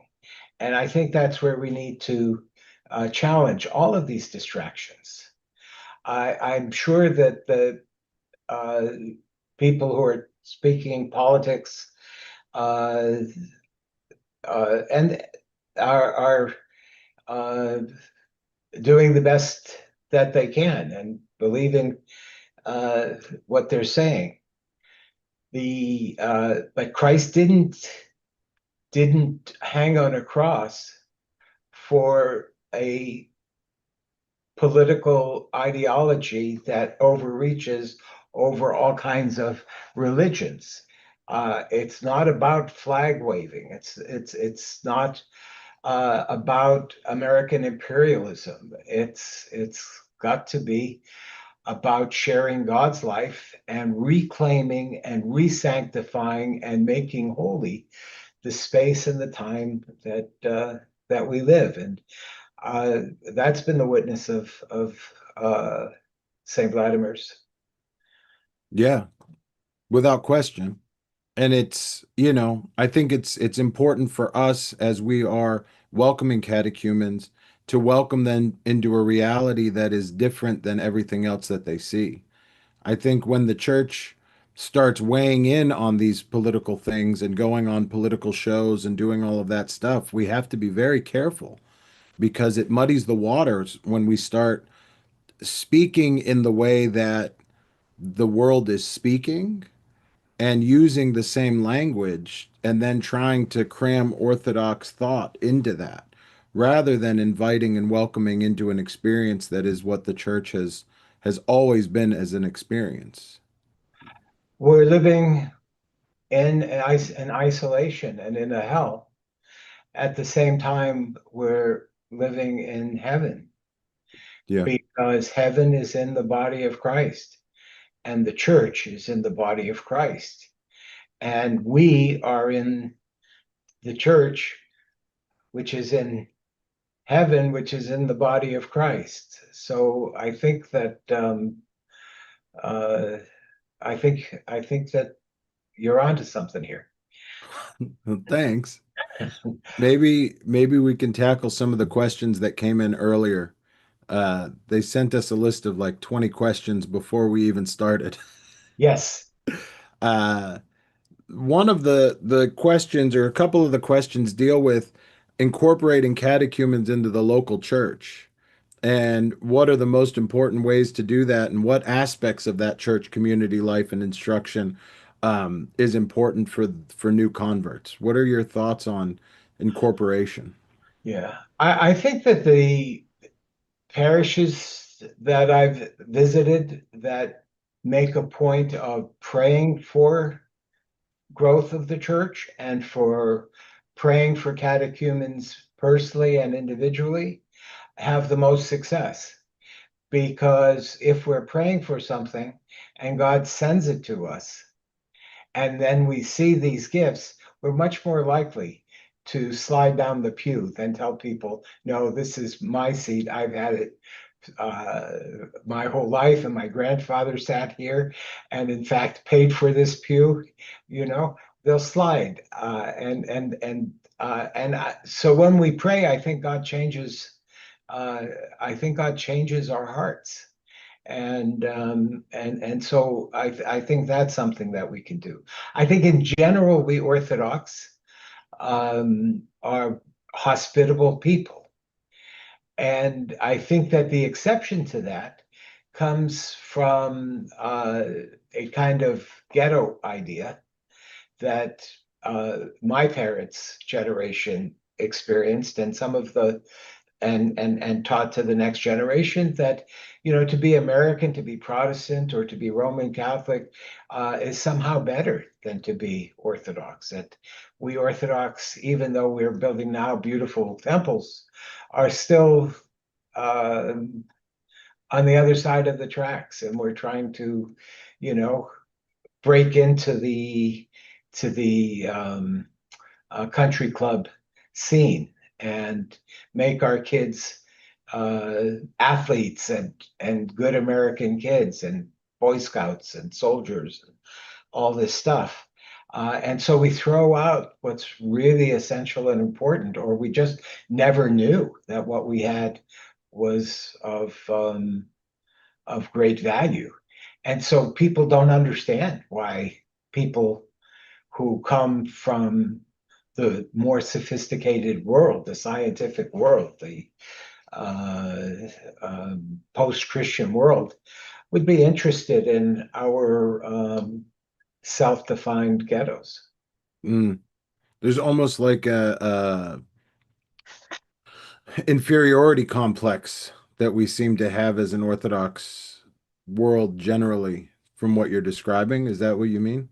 It is indeed. And I think it's fascinating too when we have all these people coming, and then we're faced with the reality of how we see ourselves, how we view ourselves, and what could we possibly offer. And then there's the other side where they see that inferiority complex often can be seen as apathy and trite and not really fully. So I think what you're describing becomes an opportunity for re-engagement across the board. It becomes an opportunity for everyone to have educational opportunities, so that our only classes are not Sunday school for the kids and uh, um, inquirers classes and catechism classes, but that we have Bible studies and things that are open to everyone in the parish, so that the entire parish is learning what it means to really have this faith. Yeah. Yeah. We grew up wanting to be polite Americans, and that means you don't say that something is right or wrong. And everybody's fully right, that pluralistic perspective. And we want to be part of the secular world. We want to be getting ahead as we discover and actualize the American dream. Mm. And unfortunately, that often is instead of being Christian. Yeah. And following Christ. Yeah. Which is something that needs to continually be taught and continually be experienced and continue. It's hard. Sure. I mean, we talk about it as though it's a dichotomy, just like everything else. And the reality is, at some point, we all have to be converts. We all have to accept that faith is our own. We all become righteous. Yeah. Yeah. We all have to walk with God. Because I'm almost completely computer illiterate and can't put up the questions and see you at the same time. How about if you take the next question? All right, I could take the next questions. What one of the questions that we got was, rather than first sharing polemical literature with mostly evangelical inquirers, what is there to share with people? And what another question similar, what considerations should the educators of a parish keep foremost? I think the reality is that we need to not assume knowledge. And as we're welcoming people, let's not give them polemical literature. Let's give them just the literature that is the church and invite them into an experience that is the church.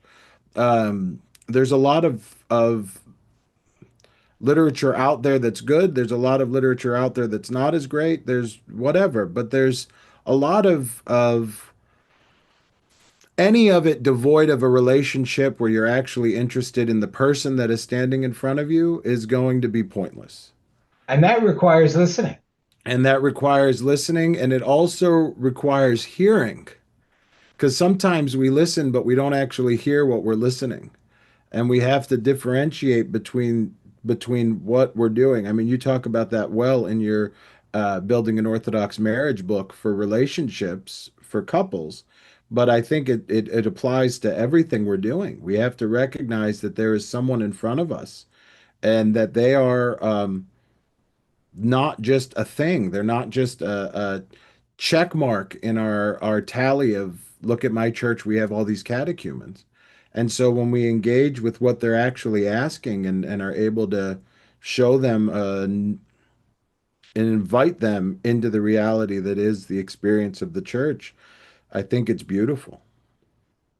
Yeah, come join the family that the Theotokos and the saints are members of, and be Yeah. with them now. Yeah. We use that language here all the time. We don't call it the church, we call it the parish family. And we're inviting and trying to incorporate everyone into the parish family because that's what we are. I mean, that's the reality of the true Orthodox experience of parish life is that of family life, you know? And that used to be the reality in America. I think about the town you live in Westboro. You've got Westboro Center, and you've got the church on Church Street, the school on School Street. You've got the common in the middle, and I mean, there was a nucleus that was the communal nucleus. And a lot of that was eventually lost by industrialization and people moving into different places. And then everyone wanted to get out of city life. They go back into suburbs, but suburbs are these planned communities that are not actually communities. You don't know your neighbors. You don't talk to each other. You don't, so that isolation that you mentioned earlier becomes the scenario that we're living in, and the church gives us a different reality that is communal, that is, Basil says after the epiclesis in the liturgy, as for us partakers of the one bread and of the one cup, unite us one to another. Like the reality of the church is a call to unity. And so we have to welcome everyone into this unity, into this thing. Into this family or into this body. And we need to make the body a reality. Yeah. where we recognize that we're interdependent for all of our salvations. Yeah. One of the questions in the chat says, I often hear anecdotal comments about the surge of inquirers and seekers. Can you offer definitive statistics that might affirm this rumor?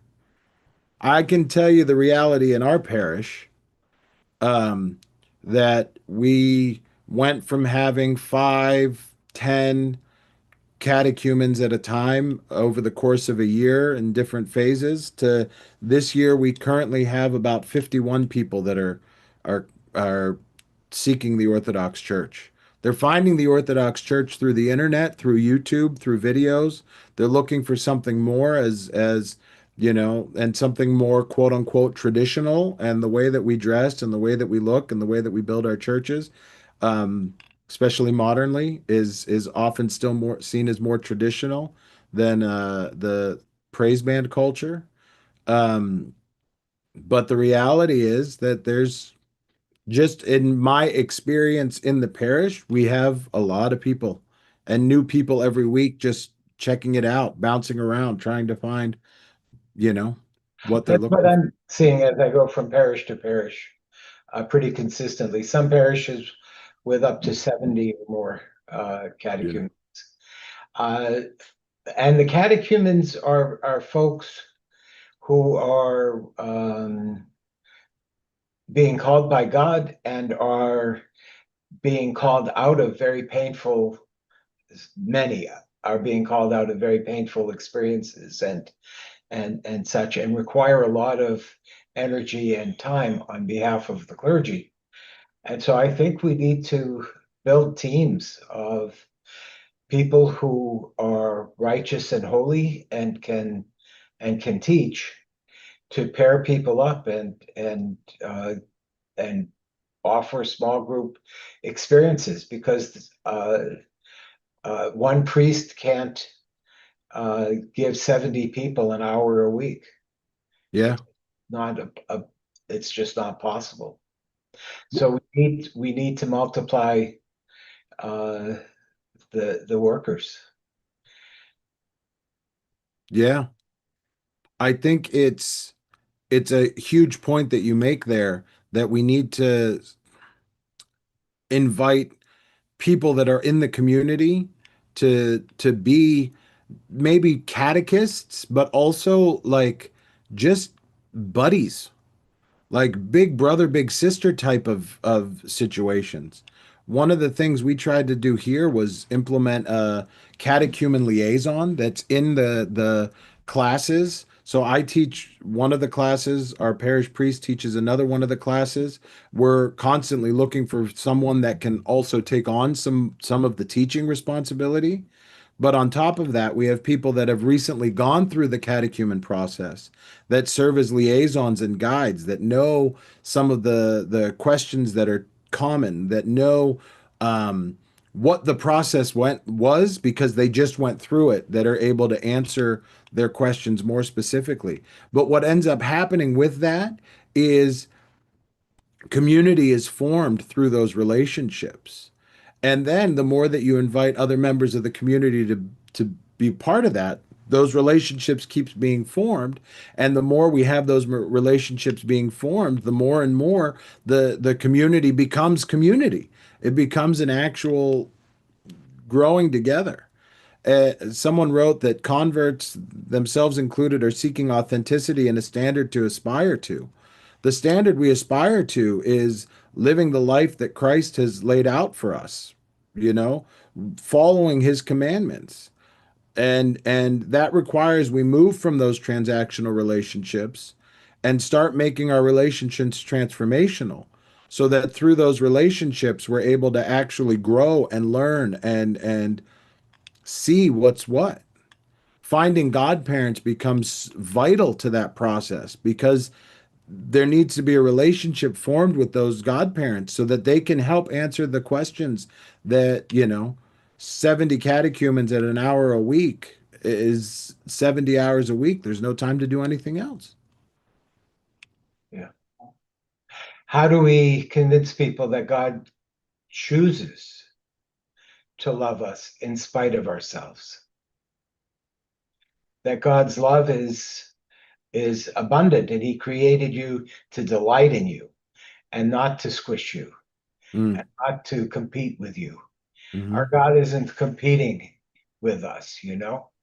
And that brings me back to this whole problem of language, because, for example, a word like mercy that we hear so much liturgically, in everyday modern English, it feels like, tastes like, smells like a greater power showing charity.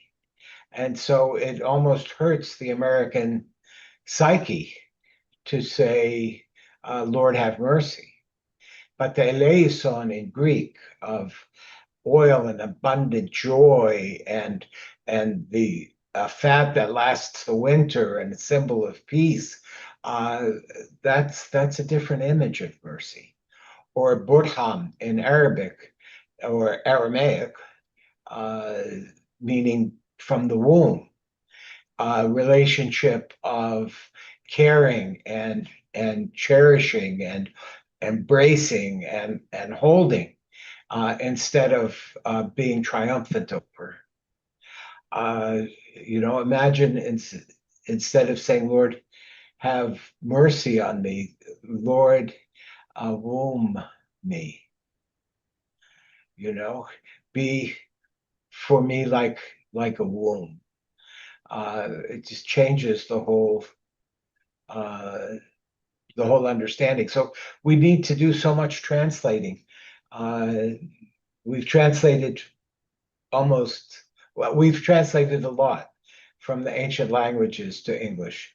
Now we need to translate the English into an Orthodox English that reflects what the grandmothers delivered from the apostles. And what translates into action. Because the grandmothers gave us what they gave us from the apostles by their actions as much as it was anything else. There's a lot of questions in the chat and that we were sent ahead of time about women and why are everyone coming? Why are so many people that are coming men? And what about the women and all of that? There was a really interesting study that was surprisingly shared on an old blog called The Art of Manliness that looked at, especially in the United States, the feminization of Christianity in the US. And it was all pretty fascinating to just see the way that they talked about it. You know, men would be working, and so women would be the ones who took the kids to church, and the mental state became that church became inherently a feminine idea. And now you see all these men coming back because they want faith and rah rah God and all of these things. What do you see as how do we bring everyone along? How do we bring entire families along? How do we, you know, because as you've said multiple times, it was the mothers and the grandmothers that transmitted the faith, right? I mean, I joked at one point that we went to church not because my dad was the priest, but because my mother took us. I mean, it was not entirely true, but it wasn't entirely inaccurate either. True. Sometimes she took you to church, but it was this idea like how do we put those two things together?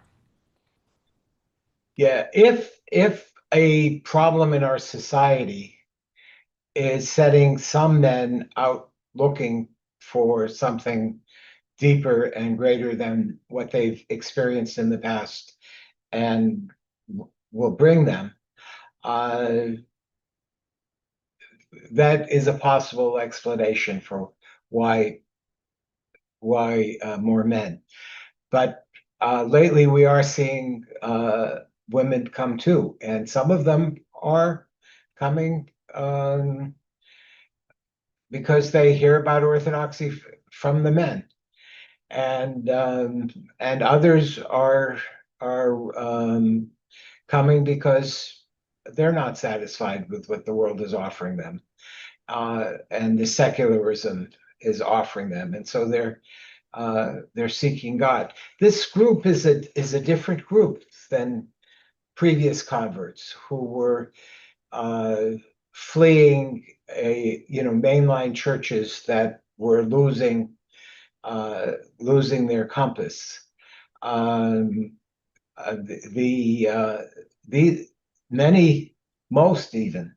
Most of the folks that I'm meeting in the parishes are coming from no church experience. And you're right, they don't know the Old Testament stories, they don't know the gospel stories, they don't know the parables. Some of them do know the modern debates, but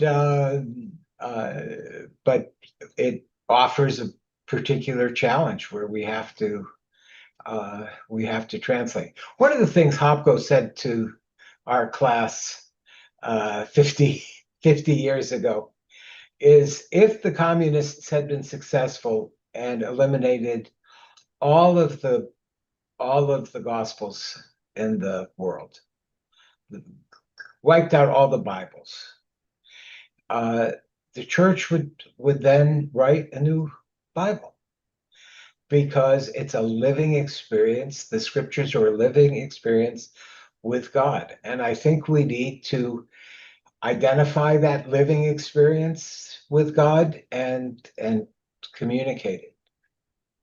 Yeah. So that people can enter into that same experience. And that means convincing people that God can forgive. Yeah. And chooses to. Yeah. And does. Yes. I think that you hit on something too. A lot of people that are coming, especially when they're families, that I've noticed are the husband gets an idea and the wife is not fully convinced. She sees it as some type of, what is this crazy idea that my husband came up with watching YouTube? And, they get there. We have to be willing to let the Holy Spirit do what the Holy Spirit does. And we have to be willing to let God do what God does. And God is the one who is able to convince people, but it's not that he's convincing them using rhetoric or debate or any of that. God is the one who is able to change hearts. And so we welcome them and offer them a different reality that is not transactional like everything else that they see in the world. And we invite them into a process of discipleship to come to learn and see and understand who God is. I mean, that's what the Great Commission is. That's really what we're called to do, make disciples. And the process of doing that is by baptizing, teaching them.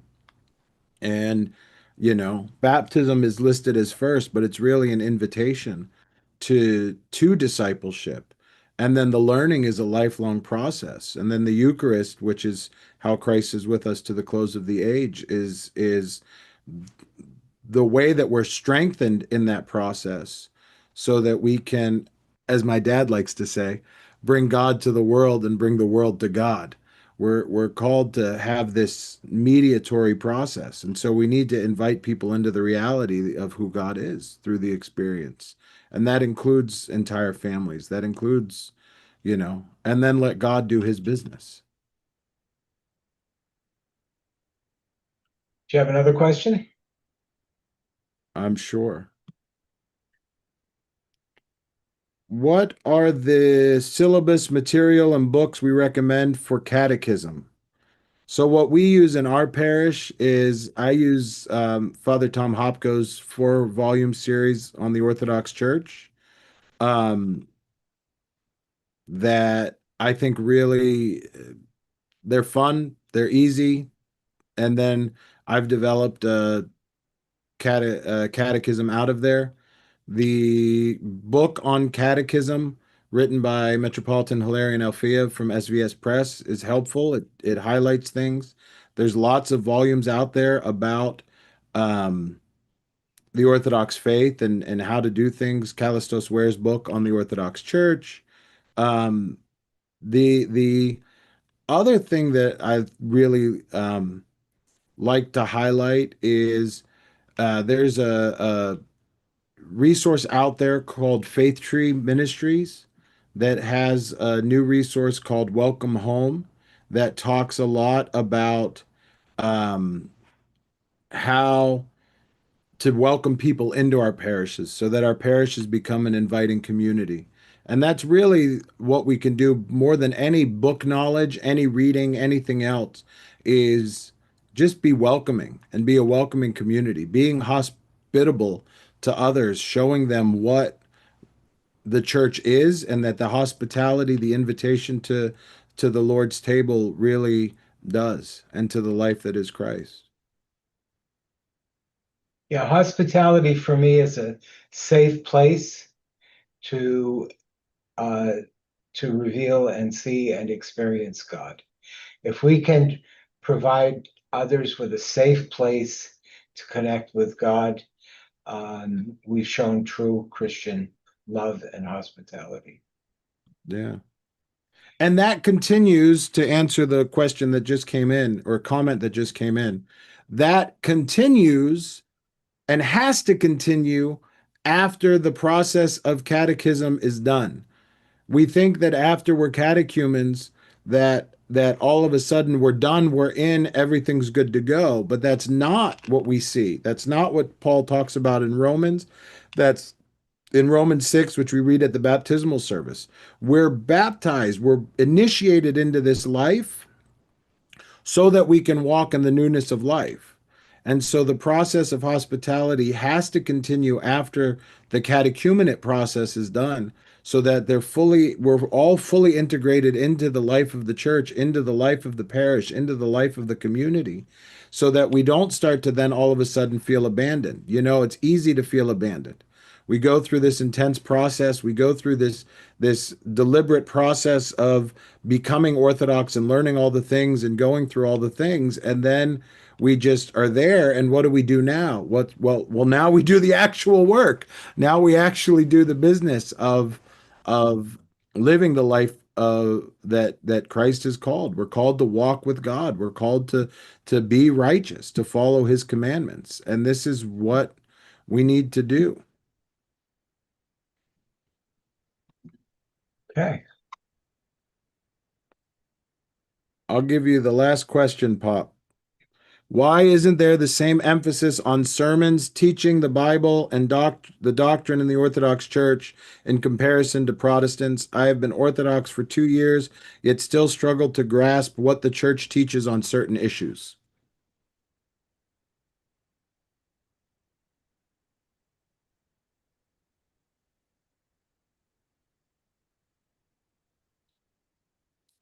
Go for it. You're a senior. I think the reality is that there's a beautiful quote by Metropolitan Callistos where that it is not the job of the Orthodox Church to give pat answers to difficult questions, but rather it is the job of the Church to invite Christians into a community, into a reality, into an experience of God. I'm paraphrasing. And the reality, the experience of God that we are invited into is not always going to give us these easy answers to hard questions. I also think that as a church, we often shy away from hard questions because they're difficult and we don't want to be trapped or feel trapped by certain answers. But the more that we actually engage in fruitful dialogue with people coming and asking questions, the better it will be for us as a church as a whole in actually welcoming people into community. Part of the hospitality is being willing to engage the person that is in front of us that is asking the hard question. It's not that we need to always be preaching those things in sermons, but we need to not shy away from them when they are brought to us and asked of us. Yeah, the pastoral perspective is bringing peace to the person, and rules make it more difficult to reveal Christ to each person so that each person gets what they need. The church is deliberate about what they speak dogmatically on, as my dogmatics professor, who is about to correct me as I quote him, uh, can attest. The church, that as a dogmatic statement, full stop, is the creed. That is the summa of what we believe.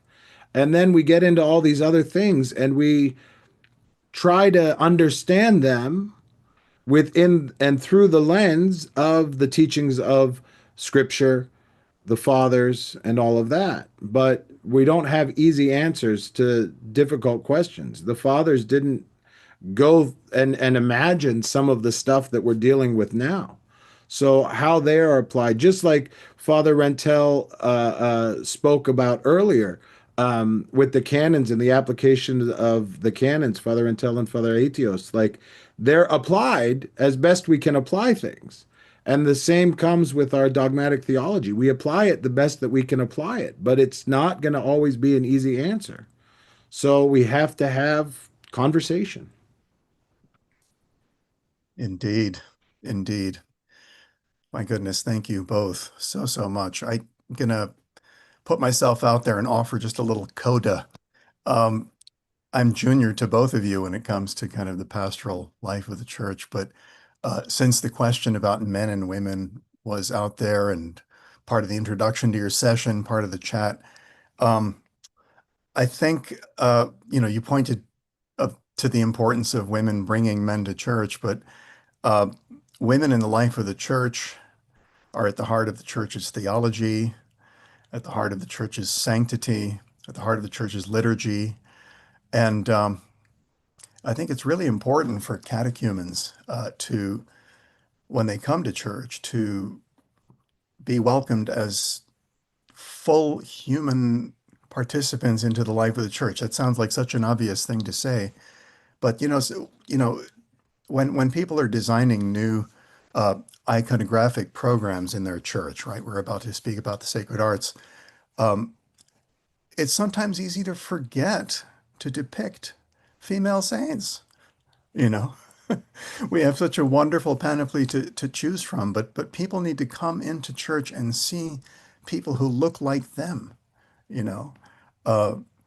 We forget to preach about not only the fathers of the church, but the mothers of the church, Macrina, for example, So it's important to just shine a spotlight. Sometimes it takes a level of intentionality to do that, take the extra step, because the men are always there. And, thank God they are. But if I can just make a little plug for an organization called Axia Women that my wife happens to be founding director of. That's all they do is just shine a light on what women are actually doing in the church. It's not an advocacy organization. It's not whatever. It's just like lifting up and celebrating what women are already doing in and for the life of the church and women's saints, prayers written by women, etc. So that's just my little coda. It doesn't take away from anything that you've offered us, but I think that we see the church as a feminine form, even that she's the bride of the bridegroom. Indeed.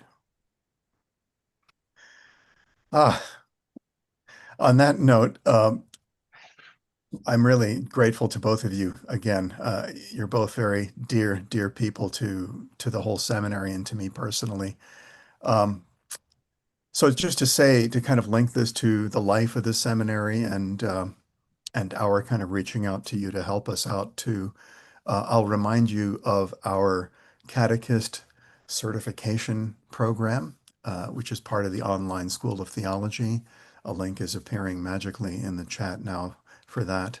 I'll remind you as well of the discount we're offering on all of our titles, including the book that Christina and I will be touting today, that we are co-editors of, a 20% discount on all of our titles. The code is appearing also in your chat. So your support, among other things, supports these online School of Theology programs. It supports our press very, very directly, which in turn supports the seminary. I will just add, the numbers I gave a couple hours ago seemed to be very effective for you all. Just like breaking it down in numbers. Okay, again, we could link this to tote bags and mugs, and you'll get your tote bags and mugs. But $100, what does that do? Helps pay for liturgical supplies. $250 covers a week's worth of meals for a seminarian. $500 covers the cost of books for a semester for one seminarian. A gift of $1,000 covers the cost of relocating a seminarian as they leave home and comfort behind to pursue God's calling. $1,250 covers 1 month's rent for a seminary family. $1,875 pays for a seminarian's full 3-credit course, and a gift of $2,250 funds a matching grant that covers all of that. And so if you're able to make a donation in any of those amounts, we're certainly sending you tote bags in abundance. No, but seriously, these are substantial gifts. They're often sacrificial gifts for you. But they're gifts towards something that's really, really important, and something that I personally stand behind 100%. Now, let's see. I'm going to change my background now because I'm actually one of the speakers. Watch this. Oh my, there I am, Institute of Sacred Arts.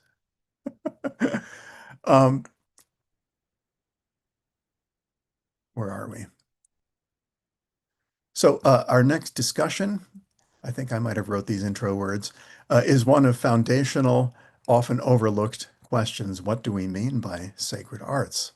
Are there boundaries that delineate sacred from secular arts? Can an object be inherently holy, or does sacredness lie in its use?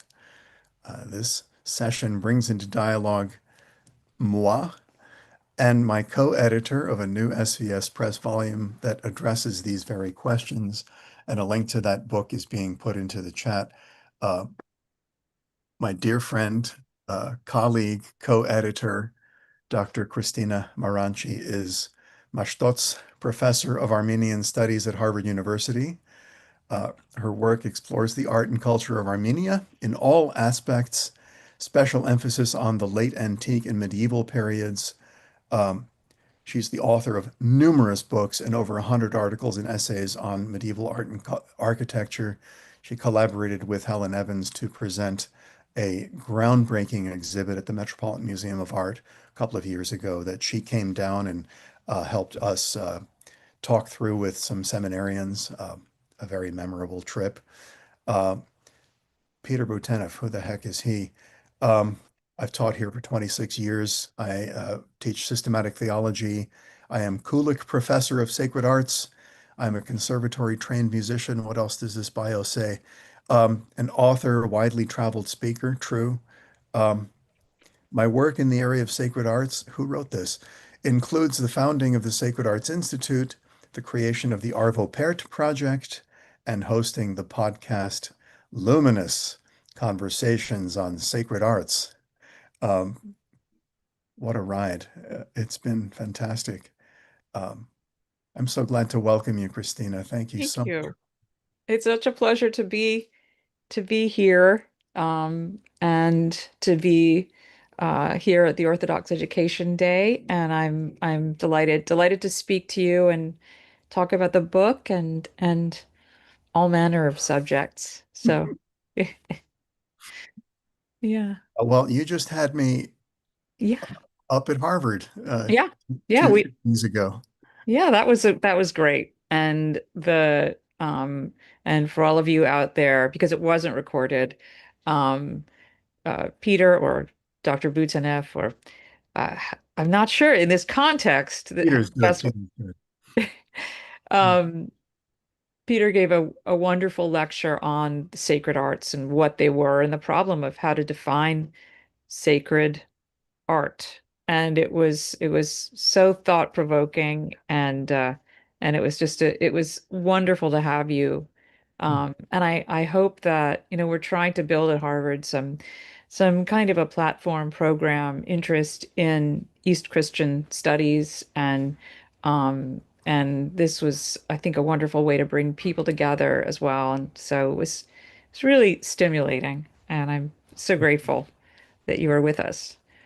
And it did dovetail so nicely with the book, so that was great too. Yeah, it was such a pleasure, and it's such an honor to be asked to lecture at Harvard University, and here you are teaching at Harvard University, and you're also chairing your department. Um, you are snowed under, and I'm all the more grateful that you took an hour from your weekend to Oh, be with us. But that lecture was an opportunity because this field of sacred arts is it's pioneer yeah, territory. It's anybody's yeah, territory to reflect upon. And so for me, it was an opportunity to take a few days and just think from scratch. yeah, I drew from a number of essays from our book, but it was, I hope that it was helpful to just kind of put it all as I did the other night yeah, in kind of more propositional ways, yeah, as many questions as were yeah. answered. I think that was great because, I think for particularly as we were, the previous panelists were talking about sort of how to initiate the uninitiated, how to be hospitable. I mean, art plays a crucial role in that way. And I think that, you know, making it a question, however one comes down on the subject of what is sacred in sacred art, is a wonderful way to bring people in because I think that, I think I mean, I can't speak for everyone, but I think most people are curious about it. And so I think that was wonderful to sort of present it as a question. And I think also, whenever anyone says this is sacred art and this isn't, those who are not used to the subject or maybe haven't thought about it a lot. I mean, I would if I were such a person, I would recoil a bit. Like, okay, well, thanks for letting me know. So I think that it was really important to do what you did. Hmm, Yeah, that's great. yeah, I like that you just highlighted the role of the arts in yeah, kind of welcoming people into the church. yeah, Um, yeah, yeah, that's kind of a theme of the whole day today is welcome yeah, inquirers, converts, and the arts, among other things, are teaching, preaching, you know. Um, yes. and- Exactly. I mean, of course, there's the famous Gregory the Great, line about that. And I think that, one can think about art in a very kind of, sort of straightforward way as telling stories, whether it's from the scripture or saints' lives, etc. But then there's something else that happens too for people who experience something. And I'm just thinking, Hagia Sophia, for example, before its conversion, obviously, or sacred chant or whatever it might be, but that can be a conduit unlike any other. And I think is really powerful, which means it's also has to be thought through. And I think that's where, our volume also was helpful to get so many different perspectives on right. the subject, you know. I love this. You've expressed it so beautifully, powerful, but also needs to be thought through. And we're actually just at the very beginning stages in our institute of a project called Beauty and Evangelism, spearheaded, kind of conceived by a friend who's also a trustee of our school. But um, and there too, we're kind of uh, struck by it's almost like concentric circles. Like so, there's like just the visceral power Yeah. of walking into a beautiful church and just being struck by beauty, you know. And then, further into the circle, well, but, what about this icon, Yeah. further in, like, what is it teaching, Yeah. and Right. further in, like, what was the history of it, so, Right. Right. that Exactly. sheer visceral power into, how did you Yeah. put it, explanation or, Yeah. yeah, And then ideally back out again to the visceral power. I mean, I'm right. all in favor of that, Oh, yeah. Um, yeah. Yeah, Mm. writing a book or explaining things, God forbid it erases the visceral power. It should enhance it. It Yeah. should kind of Yeah. Well, I loved what you said during the lecture about how, you were working on Arvo Pärt but there were those who just didn't want to hear about sort of the theological dimensions about that you had to sort of make a case for doing that work, which I thought was wonderful because it's as though there's this resistance to having that information as though it's going to spoil things. It's going to spoil that beauty as opposed to do something else to it. right. That's right. The book I did on Arvo Pärt was an exploration of like the connections between his music and the theology of his and our church, Yeah. And I was really, really careful. I was kind of, especially introducing the book, I was really like walking on eggshells, like not trying to rain on anybody's parade, Yeah. not trying to like Yeah. colonize their Right. love for this music and say, Yeah. oh, you have to believe in, the Yeah. Christ of one person, two natures, whatever. Right. Um, but there are also people who want, Yeah. that I think, yeah. granular, you know, Right. detail. Right. I think that's true, and it gets to sort of how you encounter that beauty and visceral power and what you expect of it and what its relation to you is. Mm, And yeah, yeah. indeed. Uh, mhm. So this book, right? Yeah, Oh I no, think it. down. Oh dear, what do we do about it? That okay. Yeah. It disappears in this like Oh thing. yeah. No, I want to see. There But we go. um, Yeah. but yeah, but look at these names. Wow. Well, I mean, we should talk about the sort of the coming into being, right, of this. Yeah, yeah. So it was these two beautiful little meetings we held. Like each of them were 16, 15 people, um, Yeah. artists, Yeah. scholars, literary people, theological people, Yeah. ologists. Um, And I know, was Helen Evans involved with the first one? Was she was there? Yeah, and I was sorry to have missed it, but I think I saw some of the interviews with her on the subject of yes, sacred art. yes. And Helen Evans um, and Mary Carruthers. oh, Yeah, wow. no, it was just amazing. And there were a few kind of people who came to both these sessions by design. We wanted some Yeah, continuity. yeah, Margot yeah. Fassler, Peter Jeffrey, the late and beloved Father Ivan Moody, Yes, late and yes, beloved Richard Schneider, yeah. to whom the That's whole volume is dedicated. Um, he. He in particular, I had known from before. I think he attended an Armenian conference, and I that was the first time I'd met him, and I he was just so kind and so curious, just such wide reading and knowledge. And um, what a sort of seeking mind. It was just such a pleasure to know him.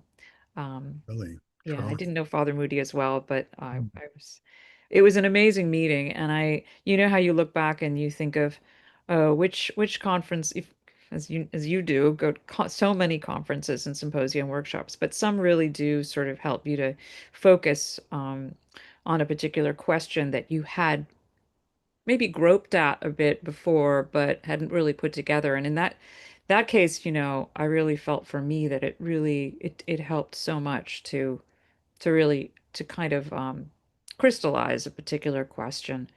Mm. So it was really wonderful, and what a cohort. Yeah.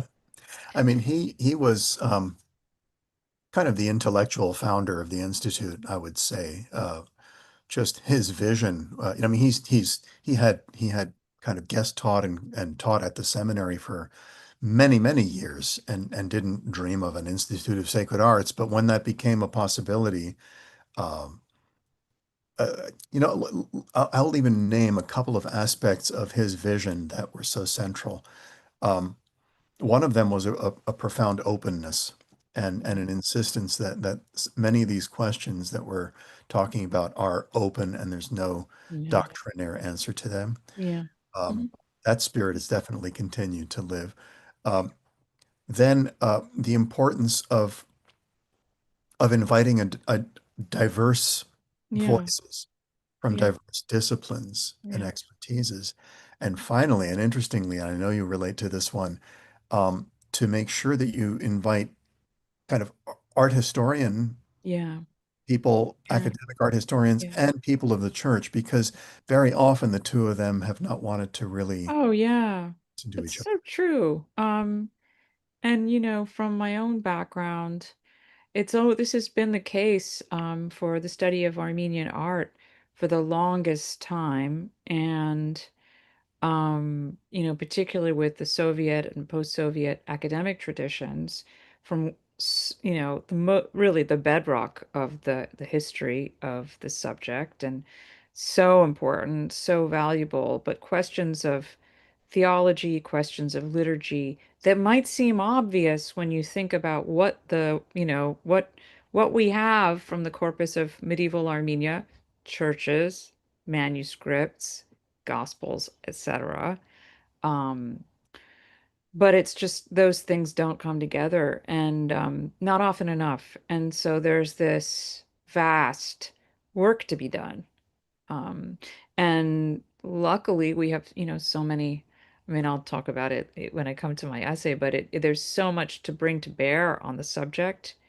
But it hasn't been part of the conversation. And it's also a disciplinary problem that's just grown out of two very different types of talking about um, sometimes the same things. But Yeah, yeah, right. I mean, it's partly the tendency that academics have to silo, within their disciplines, but also um, like you and I were saying earlier about Peart, it's like, art historians saying, hey, stay away from my field because you're yeah, just yeah, going to colonize it. You're just going to say yeah.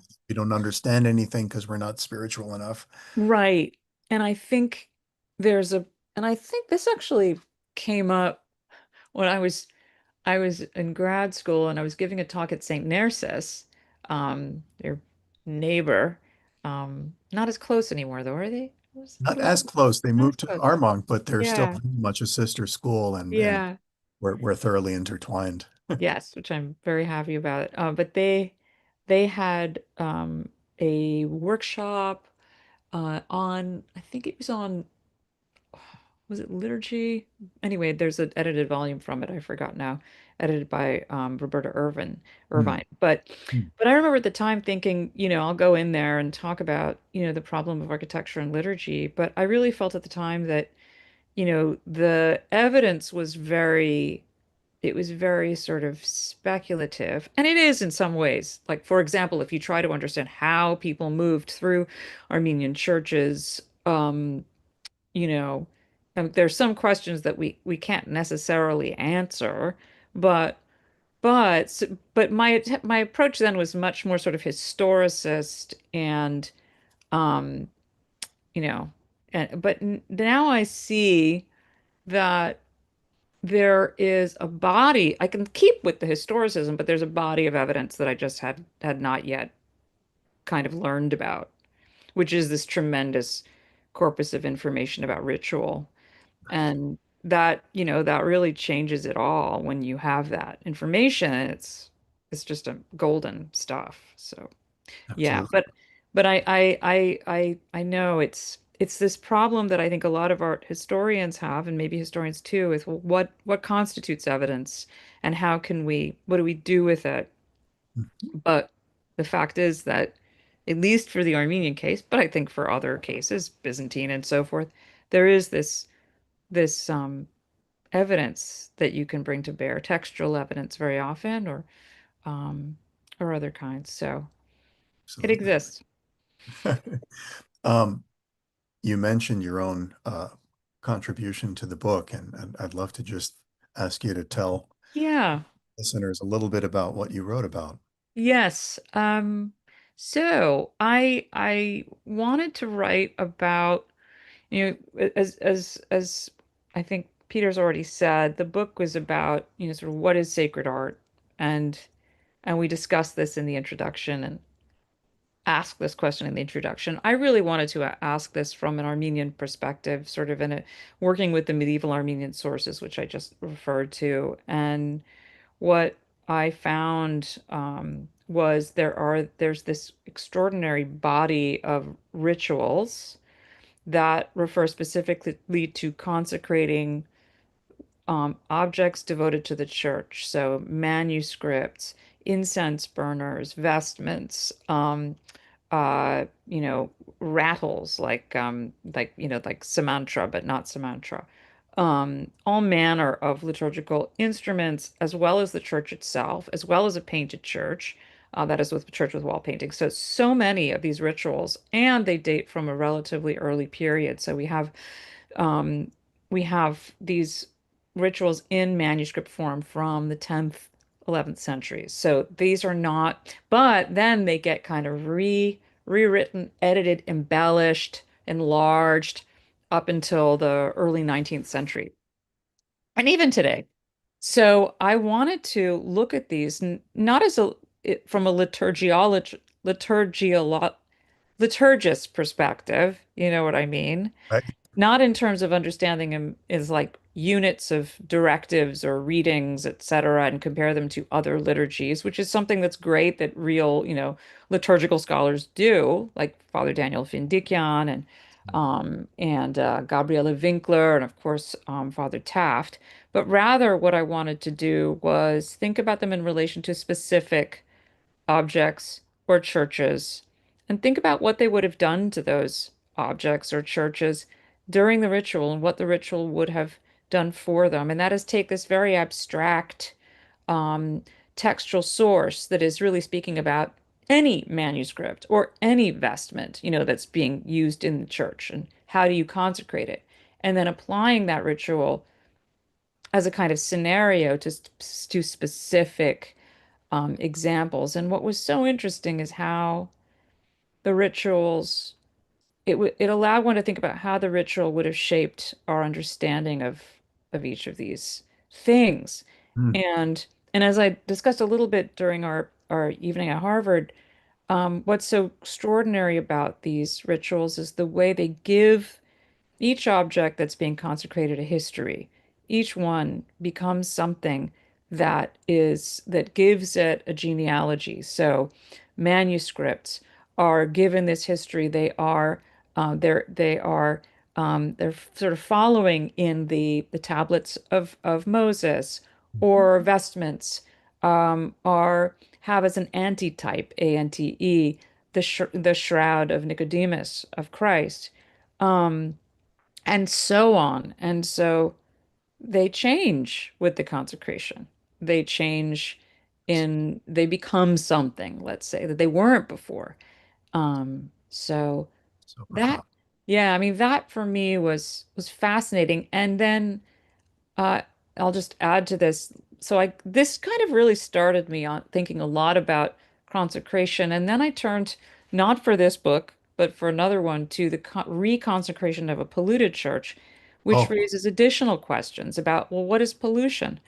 So if we have and we talked about this a bit during our evening. But what does it mean? What is pollution? What does it mean to pollute a church, and how does that happen? And there are various ways of thinking about it. And as you get into profane the a church. modern era, say that Yeah, again. to profane a Yeah, church. exactly. Yeah. Mm. So, and in the Armenian, it's purtzel, which literally means to make filthy. It's really about, like filth.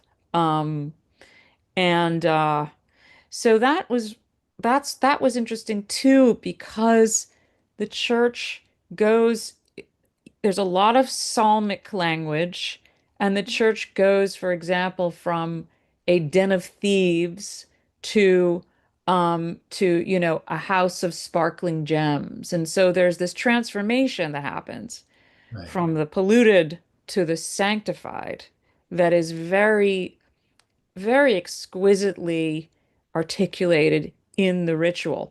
And even though it's not inscribed on the churches, it's not, you know, there, this is what would have impressed people at the time of the foundation or the consecration or the reconsecration, because this is what was being spoken to the church. So there's a lot that allows us to think about, you know, what is sacred, what is holy, what is pure, and what is the opposite. Right. Yeah. When you So, speak of rededication after it yeah. has been profaned, it calls to mind the early church controversies around whether to rebaptize the lapsed. Yeah. Same kind of Yeah. question, Yes. is baptism or is consecration a once and done thing? Yeah. And be Yeah. undone. I mean, surely there has to be some kind of re-entry, but is it kind of de Yeah. novo? Is it like, Right. does it, is the lapsing a reset, complete reset of Yeah. holiness? Yeah, that's fascinating. And another book might look at this sort of compare, contrast that with objects and think about, Mhm. you know, is the same kind of language used? And Sure. yeah, Because surely there has to be some way to mark the re-entry right, of a person into the church or of a church right, into its right. Yeah. sacred Yeah. And when nature. you think about, you know, churches, let's say 7th century Armenian church, all of them, going through the Islamic conquests, many of them ceased to be churches, or were, you know, deliberately attacked. Then you have a real need for a ritual that, Absolutely. and so you can see how it would have been developed, let's say in the 10th and 11th centuries, just at the time when we have this manuscript evidence for the Rituale Armenorum, which, by the way, for listeners, does exist free on the, I'm sure it's on the Internet Archive or Google Books because it's from like 1910, maybe. It was translated into English by Frederick Conybeare. Um, so it is available and it's a fun read. It's, you know, it's worth, and there are things like consecration of salt, all kinds of consecrations. So Fantastic. it's really interesting. I love the way you spoke about consecration in some of the rites as not only kind of giving a space or an object its worth or its vocation, but giving it its past, Yeah. setting Yeah. it in context, Yeah. celebrating what Yeah. led to Yeah. it. Yes. And 'Cause this all that seems stuff is concrete. It's in history. exactly. It's part of it has a genealogy, as you said. And even, I mean, the artist, it has this genealogy as well in these texts to Bezaliel, you know, and to, so that there's this scriptural antitype that's really kind of the through line of the many consecration rituals. And I think that's really important, this sense of tying this back to something, you know, that's original and sacred. Yeah.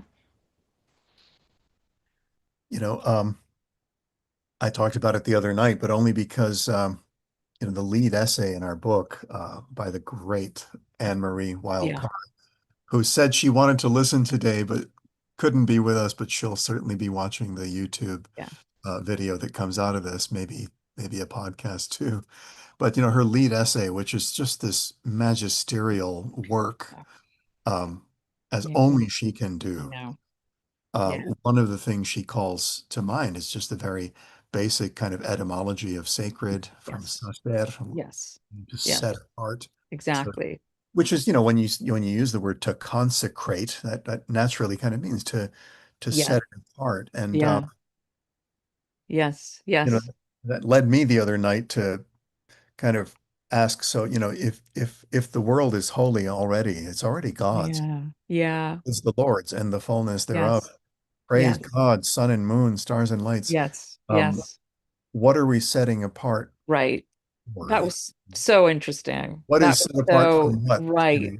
Yeah, and I think that gets to some really, for me, with a with my perspective and my sort of area, it gets to really interesting shades of meaning and within different linguistic horizons. And so, and also different histories of conversion even. So just to give you the, again, the Armenian, we have, one thing that I've thought about a lot is this incredible exteriority, I'll call it, of Armenian churches, where so much emphasis is put on exterior sculpture, inscriptions, in some cases porticos on the early churches, and paved platforms, and and or thinking about outdoor kochkars and or crossstones and steles, and this one gets the sense, at least in the Armenian context, of a real understanding of that idea of the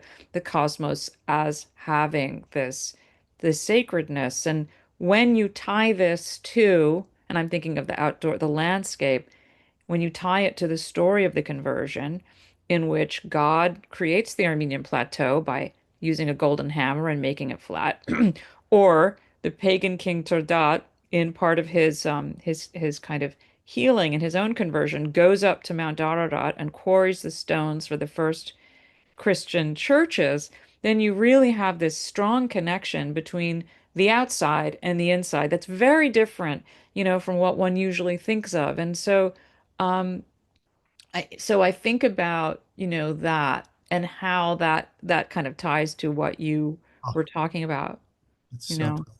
Yes. Um, Yeah. and although there certainly is a dividing line between sacred and profane, that you've already alluded to, Yeah. um, I don't think we would want to say, would we, that the only things that are truly God's and of God in the world are the things that we consecrate or we set Yeah. apart, you know? Yeah. Um, Yeah. Yeah. Yeah. I and don't yet know. it's Yeah. important for us Yeah. to consecrate so much, is Right. consecrate days and moments of Right. life, Yeah. works a Yeah. lot. I agree. And I think there's in the language of, the rituals, the Armenian rituals, just again to talk about that. But also in this reconsecration of a polluted church, you get a really strong Maccabean sense of like the importance of purity against what is impure. And Yes. that's something that I'm not, it's not my idea, it's Robert Thompson's idea. Uh-huh. But it really comes out in this ritual where the officiant is making this very clear and making a connection with the Maccabees. So even there you have this, Old Testament antitype for those, assembled. So, yeah, I agree with you. I mean, one wouldn't want to say that it's only the consecrated things that are holy. But I guess you could say that's a category that is already by virtue in an Armenian context, by virtue of of the ritual moment that it undergoes those Indeed. things. Right. Um, You're bringing up the Maccabean yeah, revolt, and you and other people today have mentioned communism, and so when we're talking about a violent, yeah, authoritarian, atheist regime, that is, or an anti-Christian regime that may be yeah, theist but a different yeah, faith, um, who is hell-bent, if I may say, on destroying and defacing and profaning Christian yeah, sites and Christian yes, objects, yeah, then there really is a kind of a black and white line um, yeah, where some kind of more radical understanding of purity and danger, yeah, in the words of the yeah, prophets, yeah, or kind of inside outside, holy unholy, is appropriate, and yeah, rather yeah, than say from our position of luxury and privilege, oh, exactly. holy, everything is fine. Uh, Yeah. no, it's not all fine. Yeah, no, I absolutely, that resonates with me working on Armenian churches in Turkey. And you know, I mean, you see this was, and reading the, you know, the historical texts, I mean, there is clearly deliberate, deliberate, not just with the period of Islamic control, but then of course post-genocidal erasure. So on both sides of, let's say, modernity, and you see this, and it's obviously very painful, and you can see why it led to the kind of why it encouraged the development of a body of rituals. Not to say that there weren't some before that, but it's just that they really seem to get codified in that period after the Abbasid period. So yeah. And you know how tragic it is that, you know, in our own day, Yeah. we witness desecrations, you know, Yeah.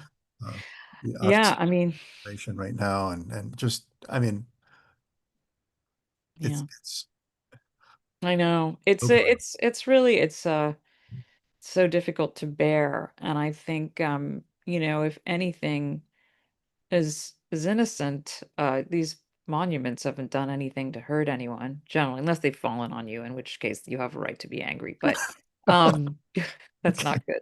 But I think, yeah, I mean, as I was saying, that evening, that this scholar had asked me, what's the difference? She said, between, a church or some kind of a drone that attacks people. And I couldn't believe she was asking me that, because it was a way of kind of putting the church into this kind of just simple sort of material context, and not just material, but it together with this thing that's essentially destructive. And I just that Function, just yes. bowled me over. Right, you right. know, because I do see that the churches, and particularly those Armenian monuments that, because I work a lot with heritage of those in Turkey, you can't help but see them as impressed and kind of just concentrated with generations of worshipers, and with generations and centuries of preaching, and communities one after the other, that all, used, and for, when we're buried there, or we're, so there's this really compacted, compressed sense of tradition with every church. And so it's not comparable to a human. It's not comparable certainly to a drone. It's something else. And that something is what we tried to get at, right, in Right. our book. What is that something? But it's, yeah, so that question that she asked me really kind of, I think, jarred me, because it's, yes, I would like to be able to explain it, and I think I just tried to, but it's almost impossible for me to see her point. Yeah.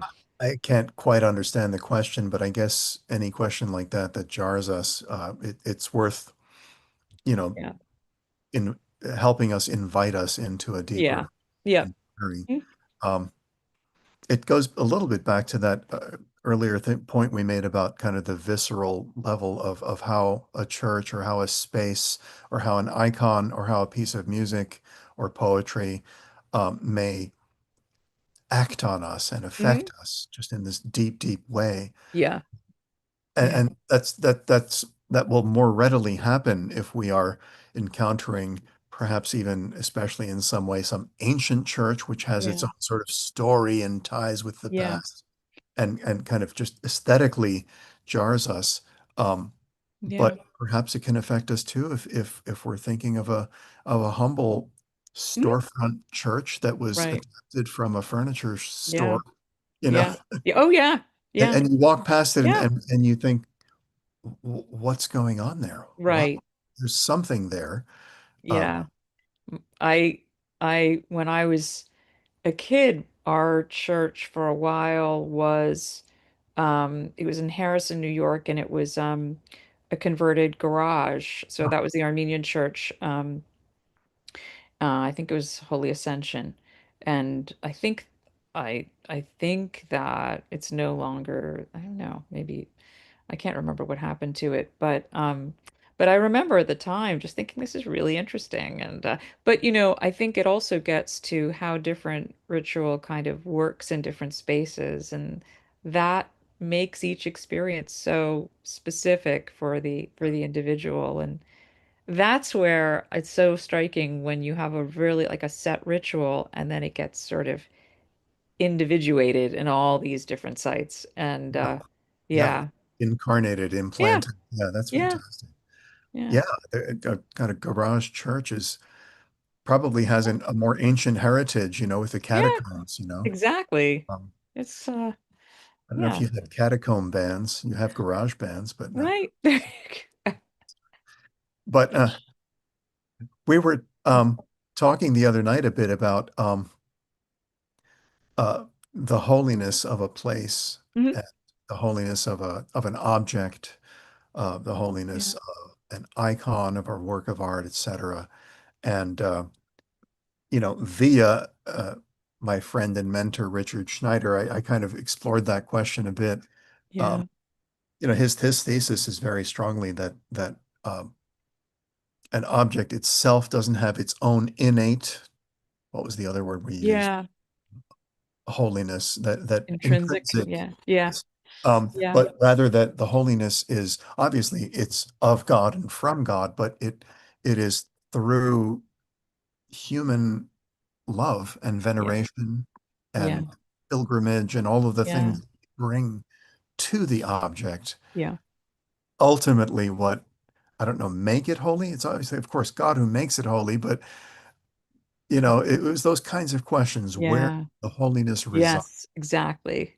Yeah, Yeah, and I think it's so fascinating. I think the workshop as a whole, um, that we had, that was a general view. I think that we came away from it. Although I still, as I was saying the other night, I have a hard time. There's something there that I want to be intrinsic, and I don't know exactly how, but I don't want to give up on that entirely. Um, you don't want to give up on God, basically, right? yeah, I mean, And God's power to make something holy. yeah, I think that, Sure. yeah, and I don't know. I can't really articulate it, but I think maybe that's the art historian in me too. I just this sort of attachment to these, to the material, the sort of the setting, and Sure. that it has something special in it. But I can't, but Yeah. I understand what the argument that Schneider's making. Well, Yeah. part of the argument, you and I know really well, I think we even quoted it in our last conversation that we recorded, and that was in the 8th century, kind of when it came to argue for the icons Yeah. against their Yeah. iconoclasm. Yeah. The difference between idolatry and or latria, the Yeah. worship of the object versus the veneration of the object, because you're Yeah. ultimately worshiping the prototype, what's Right. depicted, Right. because Yeah. people were, Yeah. literally fetishizing the wood and the Yeah. paint. They were chipping them away, Exactly. eating them and stuff, Yeah. crazy stuff. Yeah. So I think it's taking that to its next level and saying, Right. okay, that means that Exactly. icon itself isn't holy. And yet, you and I have stood before icons that have Yeah. wept, Right. Yeah. stood before Yeah. icons that have healed. Yeah. It's God Yeah. who heals, but through the icon. Yeah. So Right. I like that you don't want to give up on the power of an object. Yeah. Uh, Yeah. Even if we can philosophize and say it's not the object, Right. Right. it is too.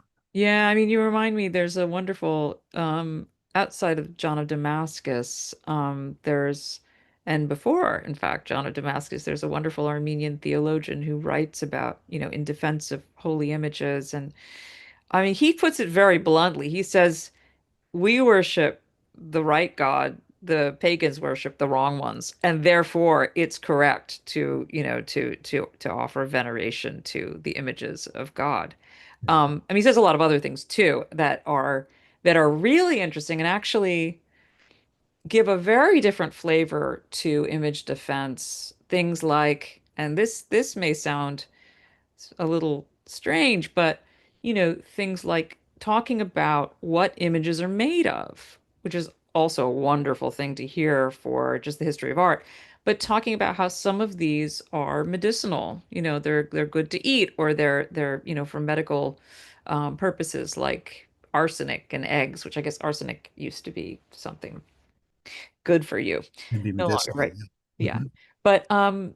But so so there's this additional perspective, and he's not really interested in using the same, he doesn't use the same kind of language that John of Damascus does, but I think he gets at something that's more, about the object, both as its pigments being, you know, useful, helpful. Mhm. And then that gets taken up by later theologians too. And I'm thinking of like Nerses Schnorhali. Yes. Um, Mhm. so yeah, I think it's really important that we pay attention to sort of the voices around John of Damascus Mhm.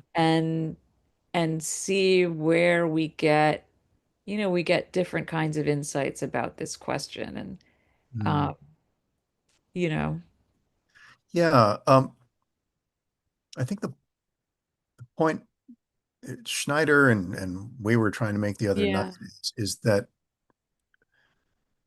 holiness exists in relationship Mhm. with us Yeah. human beings. Yes. Yeah. Not that Yeah. non-humans are incapable. I mean, Yeah. it's much simpler for non-human life to kind of experience and participate in holiness. But, you know, if a tree in the forest were holy and no one was there to experience it, would it, Right.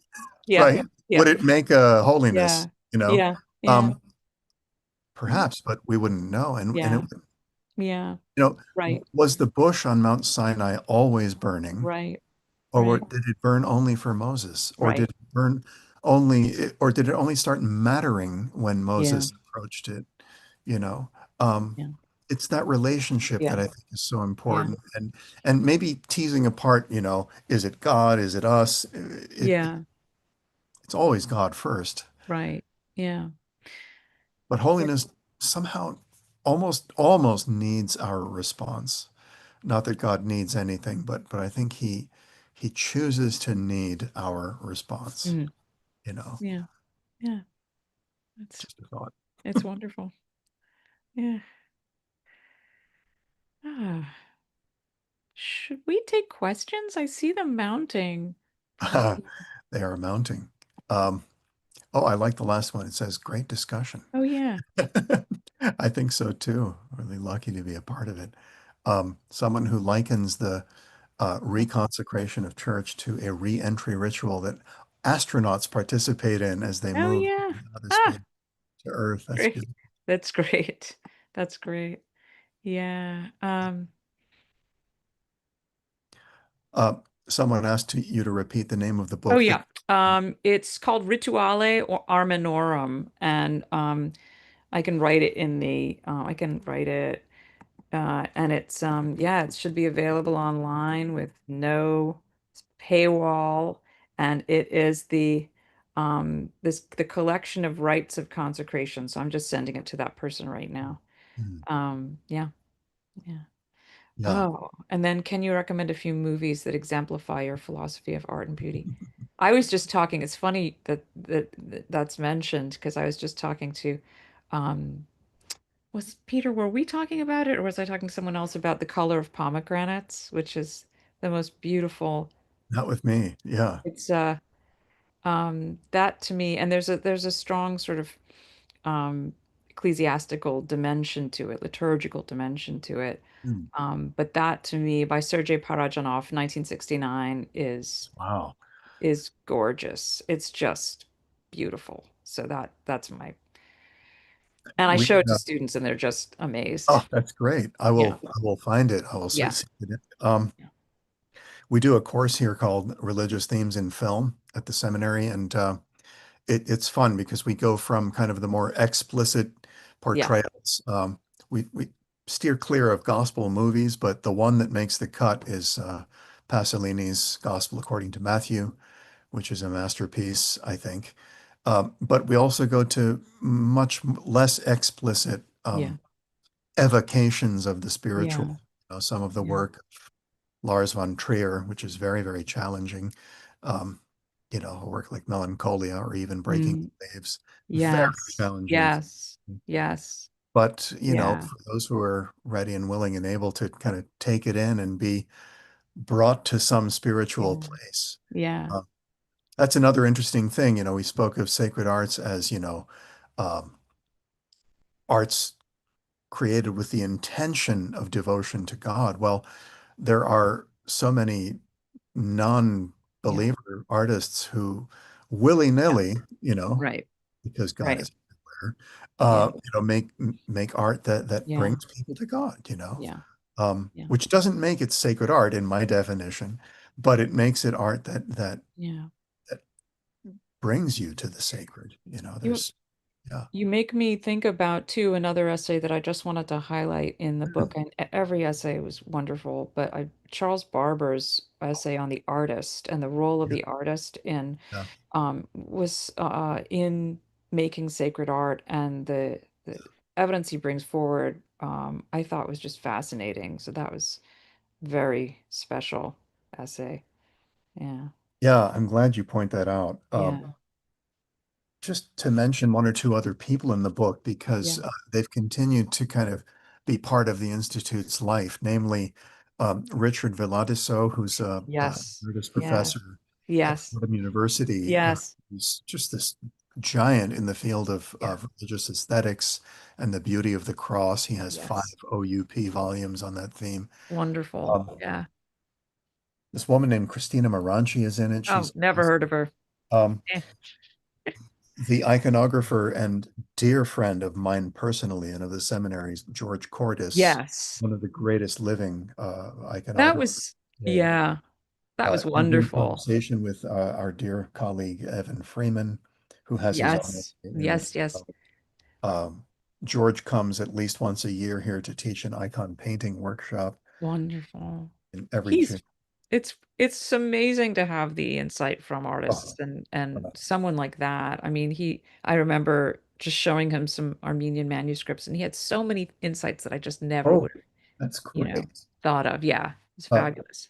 The dear and incredibly impactful person, Father Garabet Kochakian. Yes, who, yes.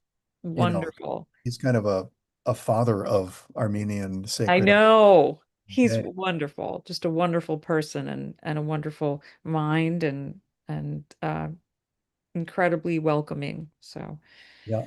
yeah. And I mentioned Peter Jeffrey Margot Fassler, who Oh, for the years have just held down Notre Dame's teaching on sacred music and sacred visual arts. They're yeah, just amazing people. legends. Yeah. Yeah, so it's just a privilege to be part of that. Another volume is in preparation called Sacred Arts and Liturgy, Wonderful. edited by my colleague Rosita Schroeder, Yes. part of last year's Ed Day Fabulous. Online. She's a faculty member at our seminary, art historian, that Yes. she's doing together with Grant White, who is a liturgical theologian who's brilliant. And our friend Deacon Haik Utijian takes part in that, Wonderful. as well as Father Sergius Halverson, Mary Farag, Wow. What a great lineup. Susan Harvey.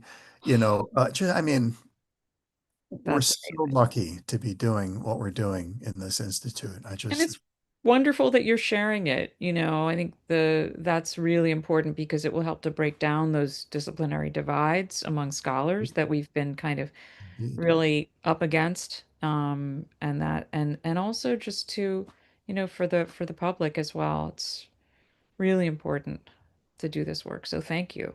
It's a pleasure. Any final thoughts from you, my friend? I just want to thank you so much for what you're doing and for what the Institute of Sacred Arts is doing and what St. Vlad's is doing. And thank you for, bringing me in. Bringing you in has been just nothing but a gift and a pleasure for us. I will say early on, when we had these early meetings, like Yes. Richard Schneider said, we've got to get Christina Maranchi here. Oh, that's so nice. And then we became the co-editors of the volume. That's right. Right. That's right. No, these things grow by God's grace. And if I can begin segueing into, the support of people, I mean, Yes. what was beautiful about kind of the Arvo Pärt project was a kind of a gateway drug into the Institute of Sacred Arts. And it got the attention of the Luce Foundation, which after the big Carnegie Hall concerts that happened in 2014, they came to us and said, what do you guys want to do next? This was so amazing. And so we said, well, what about an Institute of Sacred Arts? And so they began supporting us, 2 consecutive grants, and then friends who have donated,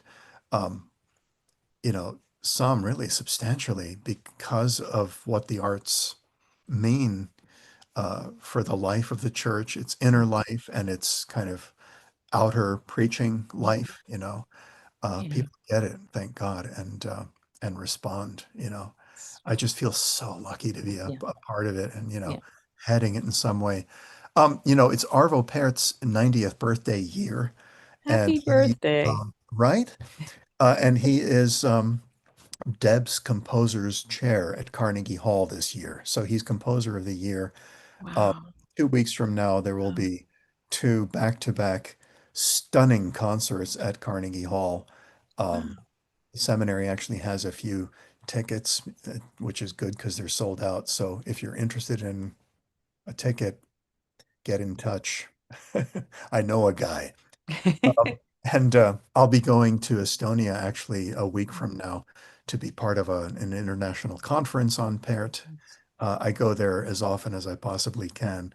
I'm on the advisory board of the Arvo Pärt Center over there, and they're all dear friends of mine. So anyway, that was Pärt. That's our institute, and that's our Christina. Thank you. Thank so you. much for devoting this time, for setting apart this time. God bless My you. pleasure. Gee, is this where I have to change my Zoom background Oh. back to my seminary? Let's see, Ed Day Online. There we go. Boom. There we go. From Galla Placidia, I think it was, to St. Vlad's. I don't know if that was Galla Placidia, but anyway. Thank you so much, Peter. I'm going to sign off, but Great. delightful, and everyone have a great Orthodox Education Day. Indeed. See you soon. Okay. Bye. Yeah. So there you are, people. What you're seeing today is what we are privileged to do at the seminary, engage in meaningful, honest, conversations and teaching with integrity, with our full selves, with our full curiosity and our full allegiance and fidelity to the apostolic teachings of the church. That's what we do. And again, I'll speak of it in terms of the privilege to be able to work here and teach here, as I have for really. I owe my life to this seminary in so many ways, from the very beginning to the past 26 years that I've taught here full time. So I hope I can infect you with a little bit of that love just from my heart, but also from what you're seeing today, the kinds of conversations. I think it's significant too that we organize this day in terms of conversations, rather than having somebody preach at you. You probably get enough of that in your life, but to be maybe we haven't been answering your questions as well as we might have, but at least you've been a part of interactions and relationships between people. So that's important. So we've been mentioning recent publications of the press. Rethinking Sacred Arts is certainly one of them. Journal of Joy, Into the Light. The coming publications we're about to have, the Triads of St. Gregory Palamas. These are very diverse publications, each with profound impact in their respective spaces. And yes, they're available to you today for a discount. I bet you the code is going to magically appear in your chat right now if I know my colleague, Deacon Alexander, the wonderful. And our press is just a part of what we do, is part of our vocation. I want to tell you too that donors' generosity have been making a tremendous impact this past year on the physical plant of our campus. A substantial donation from a dear friend who I bet you is listening right now, I won't mention her name, has made possible the total renovation of a room, which is now the Sacred Arts room on campus. It's become a beautiful space with a completely new look and a floor that is acoustically much more amenable to choral rehearsal and instruction. It's the place where Cordis's Icon Studio comes every year, and it's filled with easels and with creativity. So thank you, my dear friend, who made that possible. But there's been an ongoing restoration of our chapel. It's gotten a completely new paint job and a facelift, and much of our campus is being spruced up thanks to you, seriously. It's entirely thanks to donations on your part. So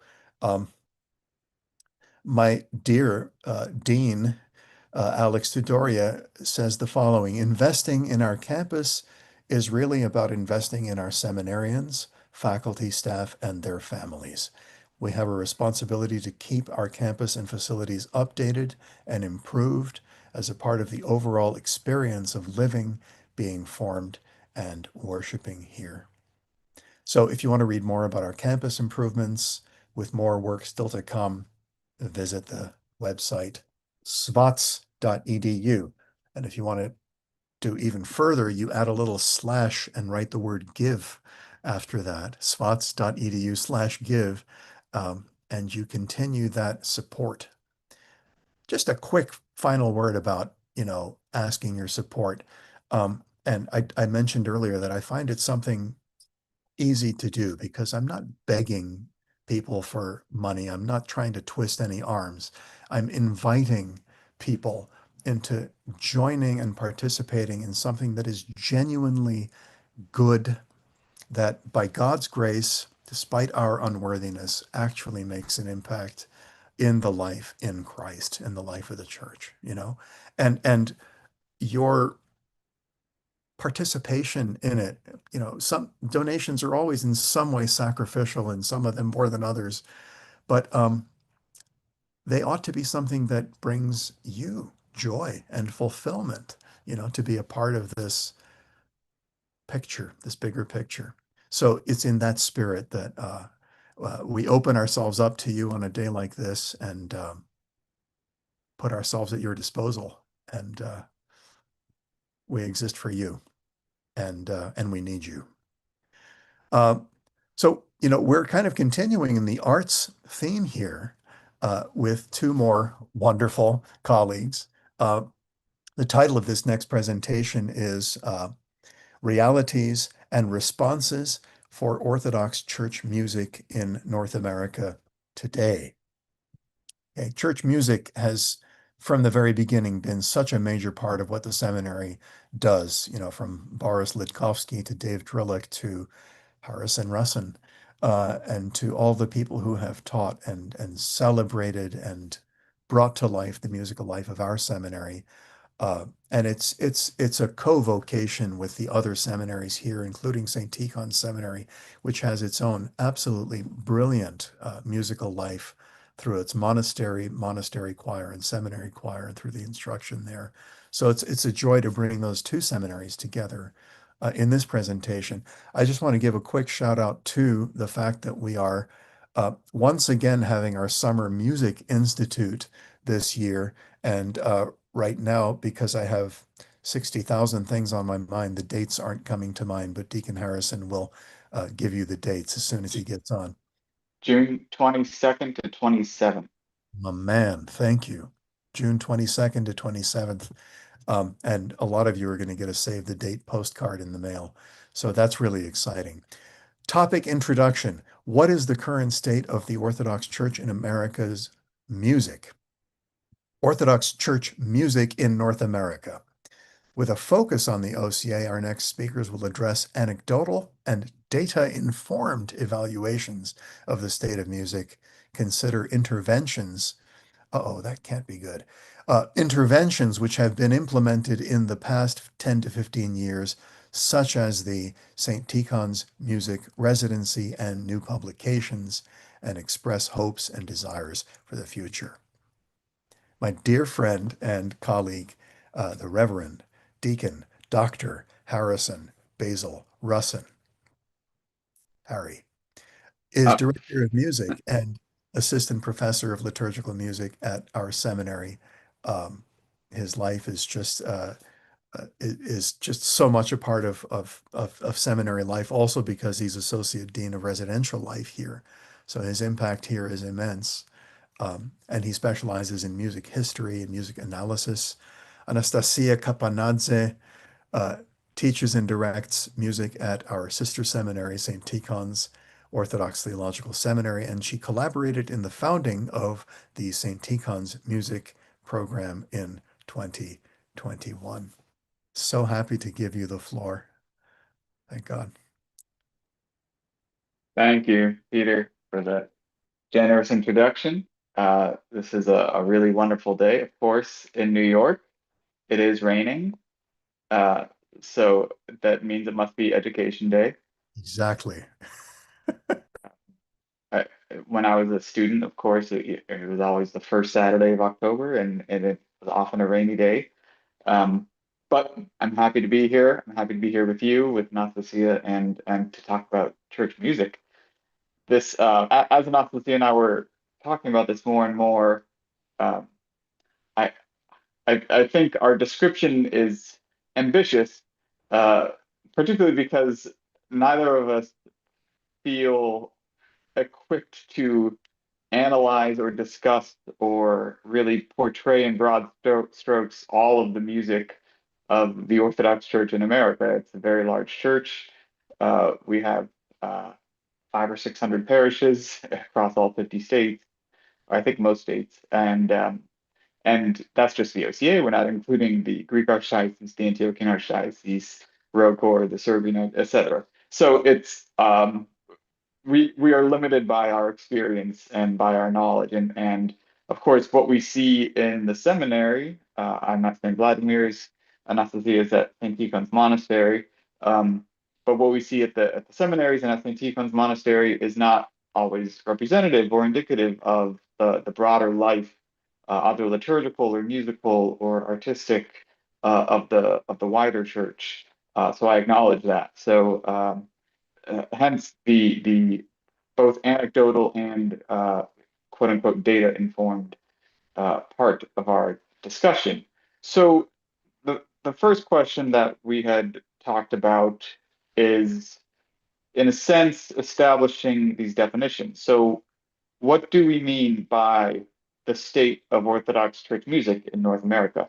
And these questions of what are specific markers of health or of concern. And it's an interesting question because there are several aspects, several facets to this question. Can we define markers of health for music? And so both Anastasia and I are familiar with a thesis, MDiv thesis from St. Tikhon's from a seminarian who graduated in 2021, Father Peter Simcoe, who is now a parish priest in Ohio. And Father Peter attempted to answer this question, and he did a survey of parishes across North America. So I believe he received responses from 300 parishes, which is an impressive number. So he has quite a bit of data. Now, as always with these kinds of surveys, there are caveats. There are questions of how accurate is the data, or how accurate are the data. Data is plural. So these kinds of questions, but it's still a good start for what we have. So Anastasia has some of this information more at hand. to discuss in a brief overview of I believe his thesis is called "The Health of Sacred Music Programs in U.S. Parishes of the OCA." Thank you, Deacon Harrison, for inviting me to speak with you today. It is my pleasure and honor. So yes, we did start with the question, what is the state of Orthodox Church music in North America?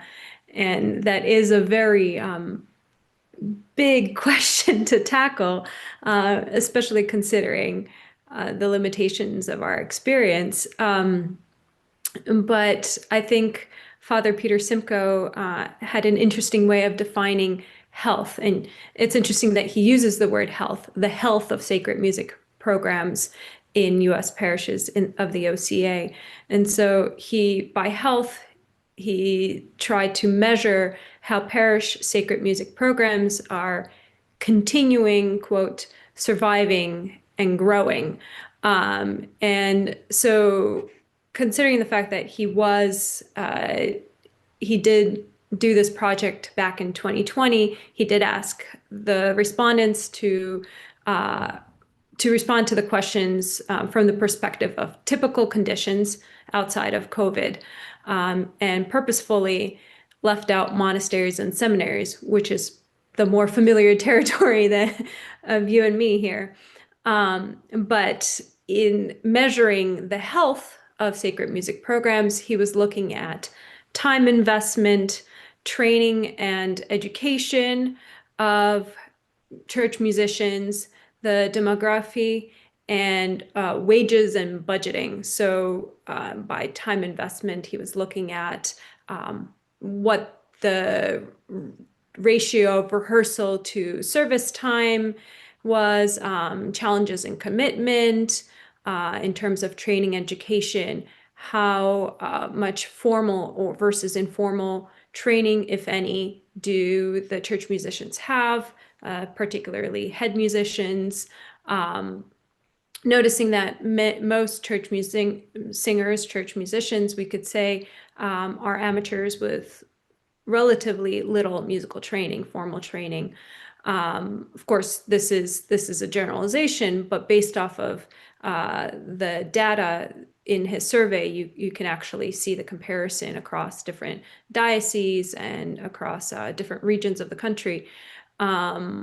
Then there's the question of, do we have younger or older singers? Noticing the pattern that mostly choirs consist of older singers. Of course, I'm sure there are many of you out there who will say, oh, not in our choir is full of young singers, or another pattern was that there are mostly women in church choirs, which is also interesting to observe. Again, there may be some of you out there who will say, in our choir, we only have male singers. But that is also a pattern that came up in the survey. And then lastly, wages and budgeting. How much compensation is provided for skill and time, or unpaid, or is it an unpaid sacrifice or offer service? Many times I've heard, I know choir directors who intentionally do not want to receive compensation.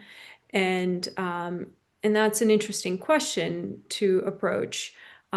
We may or may not want to dive into that a little later on. But then there's also the questions of challenges in establishing salary and budget.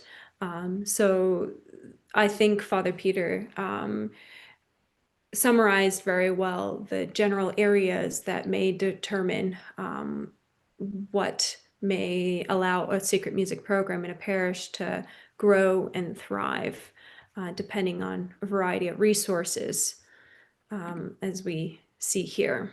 So, do you have at hand, is it at the end of the thesis, you make some recommendations? Do you remember what those are? yes, he does. And so what we did see in terms of patterns from the survey, we saw that the musical bodies tend to be small in size and have aging singers, predominantly composed of females. There's more time spent in services than preparing for them, which I oftentimes joke that as a church musician preparing for service, it's kind of like preparing for an opera, except that it's the rehearsal to performance time is reverse. So we have a lot of service time to prepare for and very little time to prepare, versus in the professional performance realm where you might have the opposite. And then also that many head musicians receive very little compensation for their role. And the difficulty in recruiting and retaining young singers.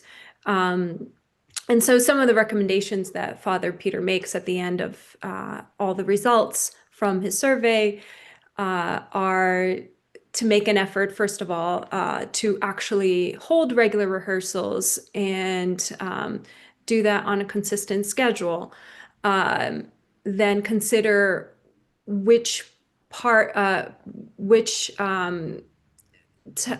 ages of singers might be missing or lacking within your choir, and to figure out recruitment strategies for that specific population. Is it younger singers? Is it male singers? Is it families? So he actually suggests targeting families so that you actually get a fuller group of people, and then you have the consistency that the children grow up in the choir. And so in that way, you're also creating recruitment for younger voices to stay in the choir. They sing with their parents, and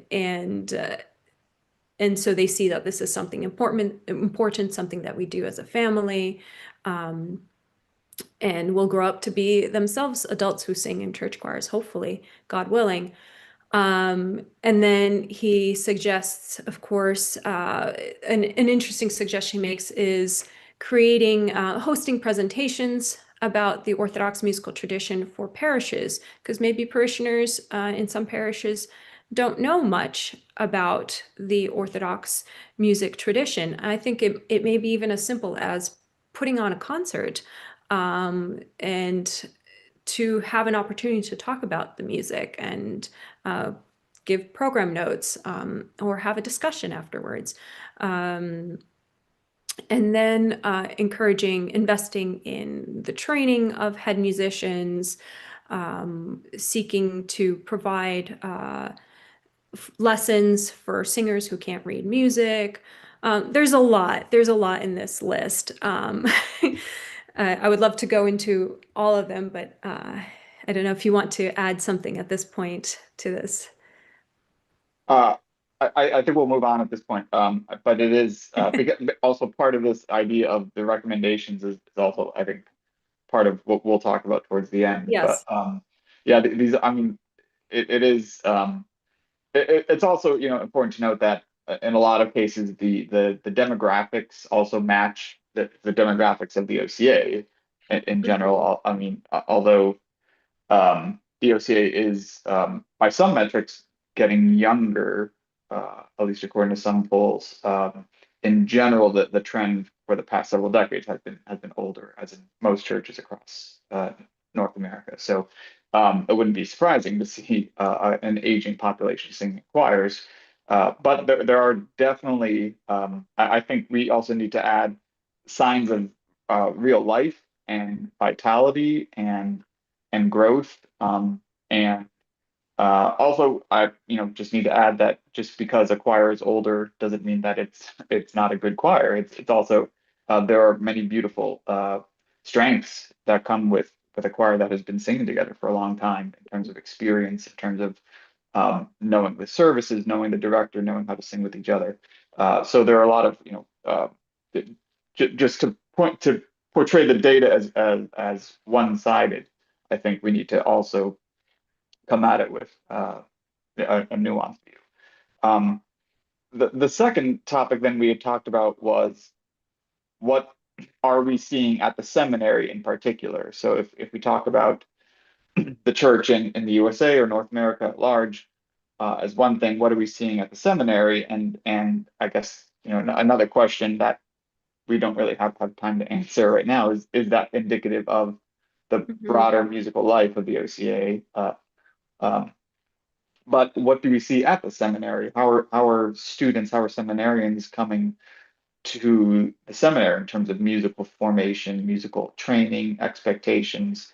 One thing, I may have mentioned this before at a previous Ed Day, but one thing I say at the beginning of my music classes is that you are, as a future priest or as a future deacon or bishop in some cases, as a future clergy person of the OCA or of the church, you are expected to offer the best music you are capable of.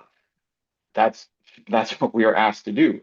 You can't show up and say, I'm not a good public speaker, I'm not a good writer, so you're just going to have bad sermons.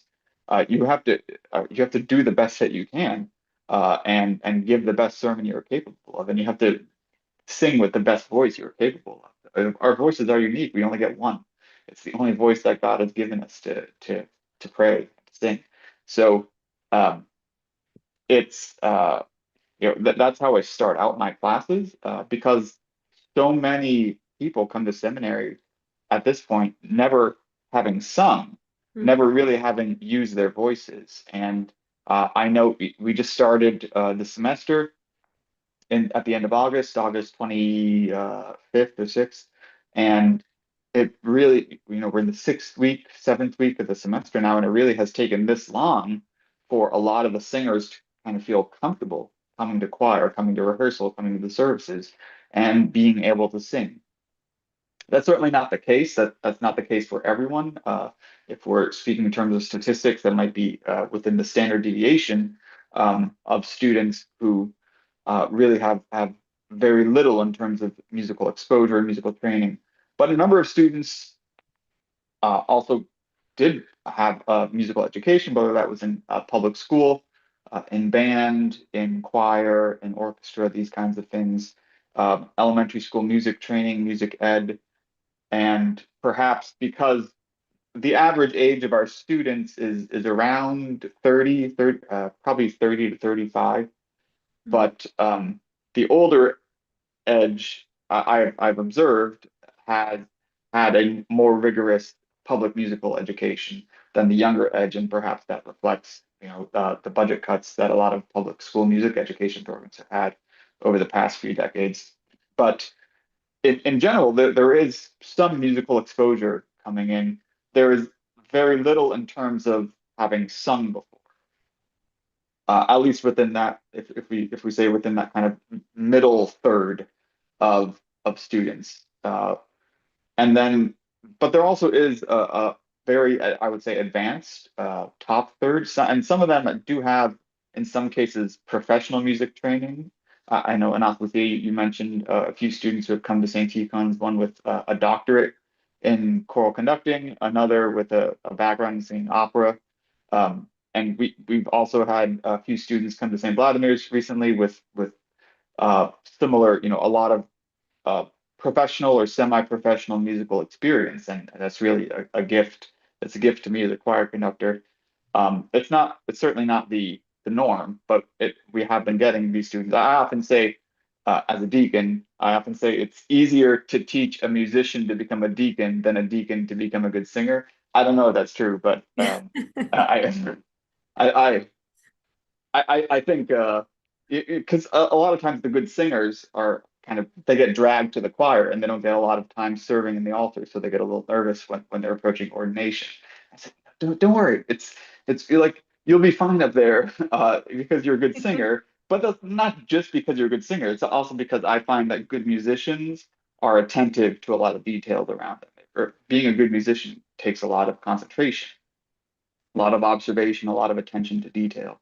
So that's one thing. But I've also observed a lot of our students, not a lot, but a fair number, have a very high level, I call it intuitive musicianship, where they can't read music, or they can't read music well, but once they hear a part, even if it's an inner voice like tenor or alto, they can figure it out and figure out how that fits into the broader scheme or the melody or the harmony, and fit in even without being able to read music. And we've had I observed just quite a few students, seminarians, who have that capability of not great or even passable music readers, but have this intuitive sense of musicianship, and I think that's really wonderful. It's really something to work on. It's something, maybe if they had been exposed to music lessons as a young child, elementary school age, they would have really succeeded and become a good musician.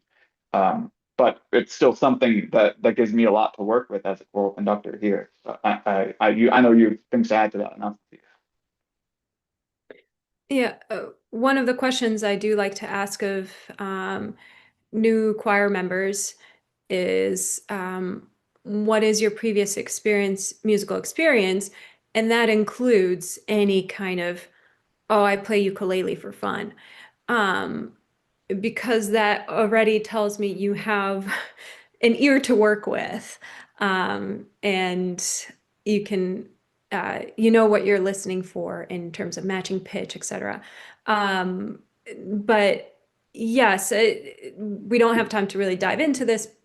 As a seminary, and St. Tikhon's Monastery is not necessarily reflective of your general trends in the rest of the, in a parish context, just by nature of the institution, where you have people coming in and going every 3 years.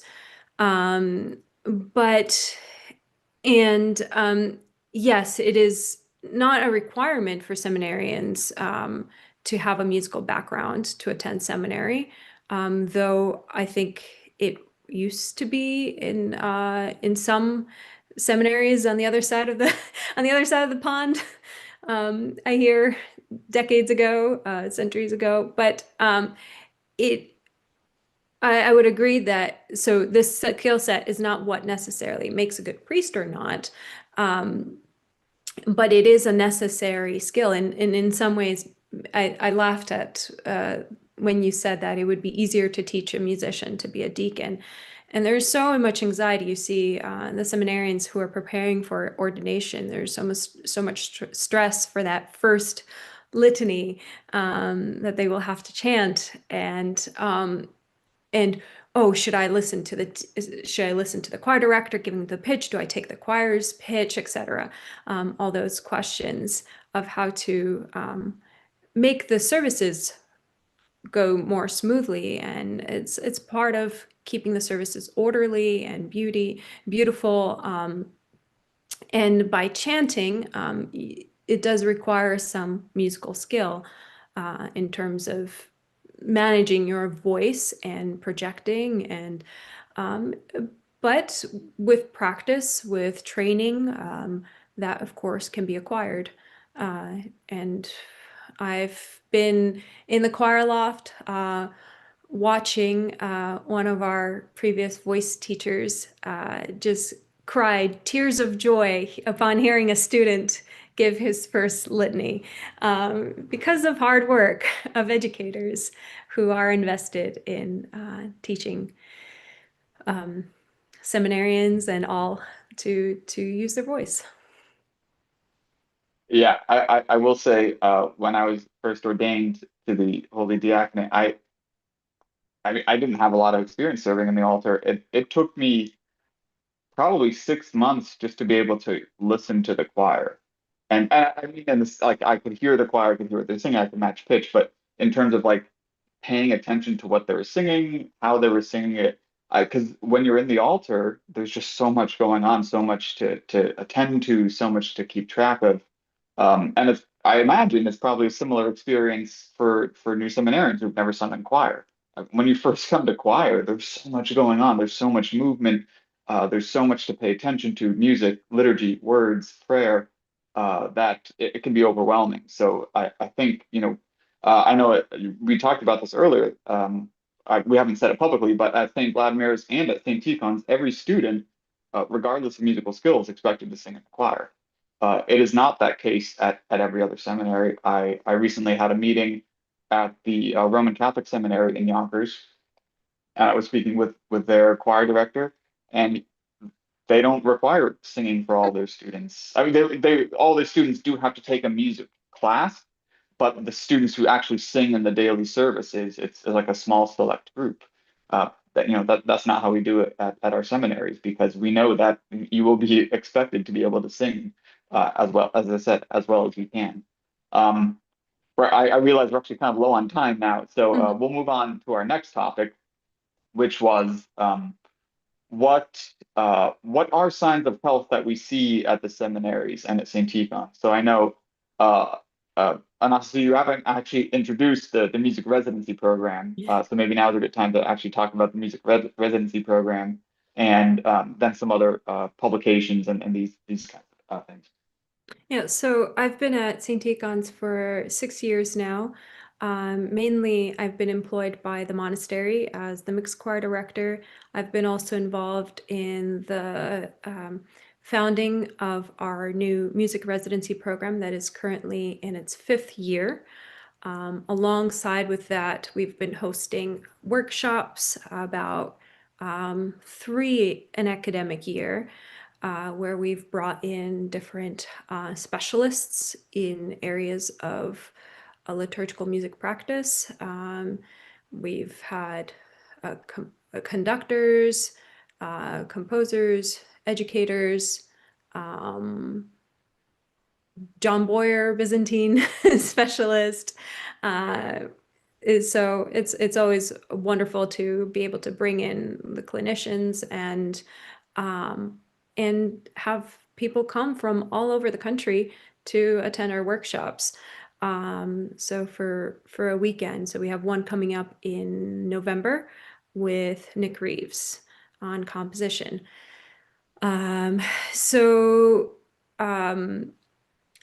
As we've said before, it doesn't necessarily reflect what happens in parish life,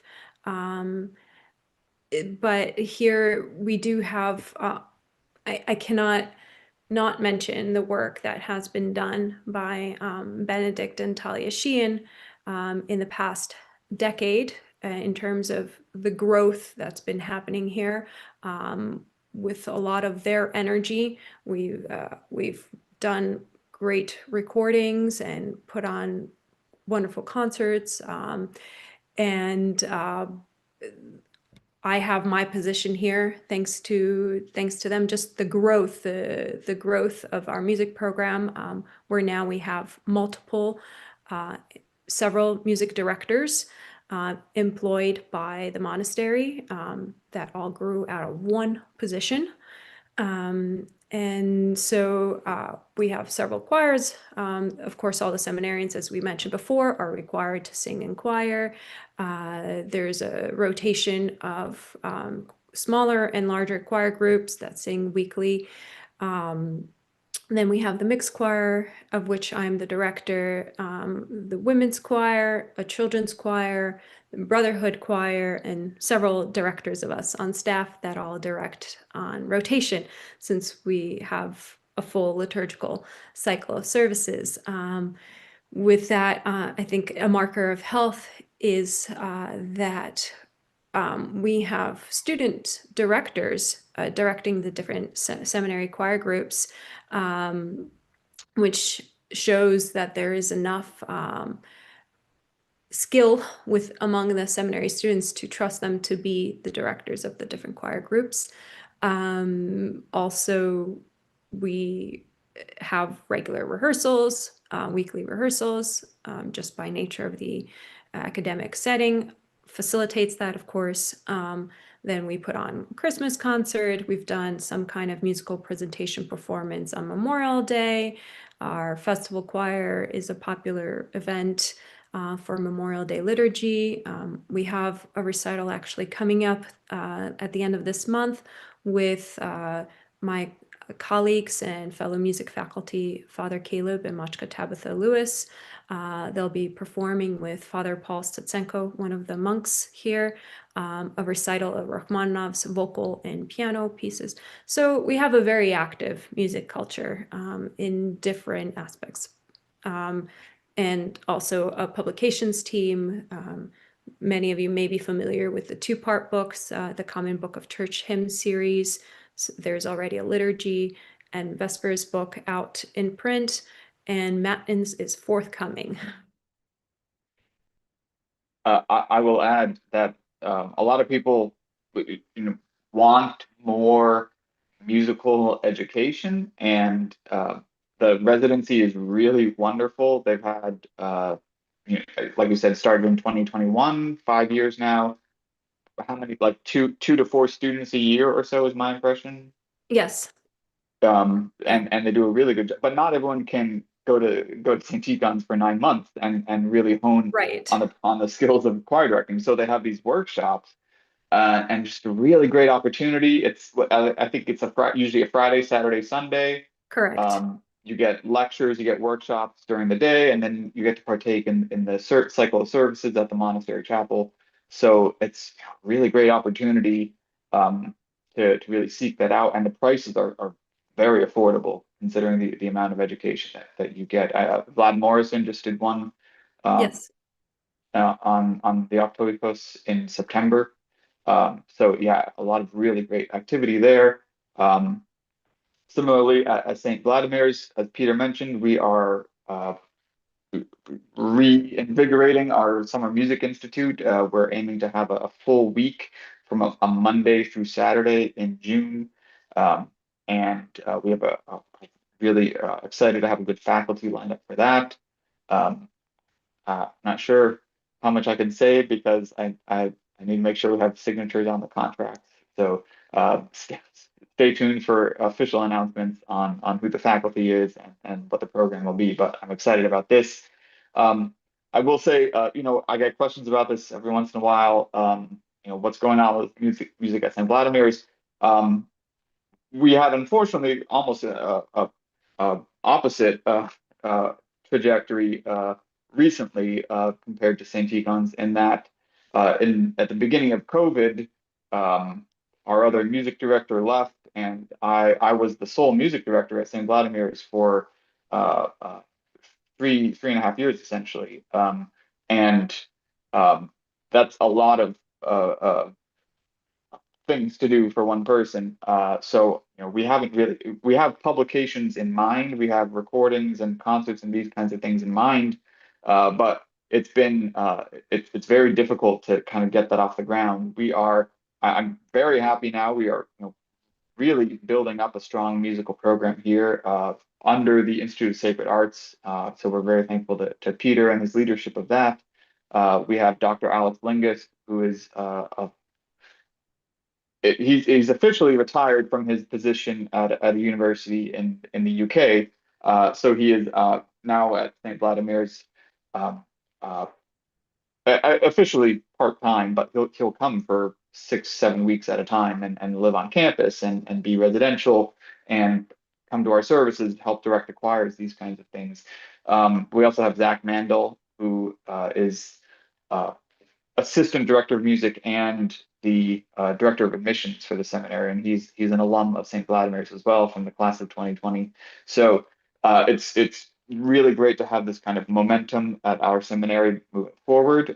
We do have a few musical projects in the pipeline. One that I get asked all the time about is reprinting the Holy Week books, especially Holy Week Volume 1 and Holy Week Volume 2. I know, and Pascha as well, but Pascha was reprinted in facsimile. I know those books are out of print. I know they're very difficult to find, and I know parishes need them. One of the issues is the music in those books just needs to be completely reset, and engraving and setting music is a very time-consuming and expensive process. If anyone in this chat wishes to subvent the resetting of that publication, I'm happy to talk to you. Peter would be happy to talk with you. The total cost just of getting the music digitized into a format where we could manipulate it digitally is somewhere in the range of $5,000 to $6,000 for one book. Now, actually, that quote was from 3 years ago. Maybe AI technology has changed that. That could very well be the case, and I don't know. But the most recent quote I had was in the range of $5,000 to $6,000 just to get a digital version of one book. So these are projects we want to do. It's not for the seminary. I mean, it is partially from the seminary, but it is for the church. It is so that we can sing and perform these services beautifully. And obviously, since those books were published, so much new and beautiful and worthwhile music has been composed or arranged in English that we want to expand those books as well. So yes, of course, hats off to all the people at St. Tikhon's who have really made that possible. We use a number of the recent St. Tikhon's music publications at St. Vladimir's, including the Common Book of Church Hymns, especially for male choir, especially for less experienced singers. It's a very good option, very good alternative. And the Vespers book is great. I actually use that a lot as a composition exercise. I ask students to take one of these 2-part hymns and try to arrange it and see what you can do with it. Very interesting. Yeah, it's a good one. Yeah. Okay. Yeah, we are low on time, so let's skip toward the end. We have a lot of other things we could certainly talk about. So one of the things, because we talked about the realities and then responses of what should we be doing for church music, for church musicians and church music in North America, specifically in the OCA. So one thing that always comes up is support, is compensation, is how does a parish and how does the diocese and how does the church value its musicians?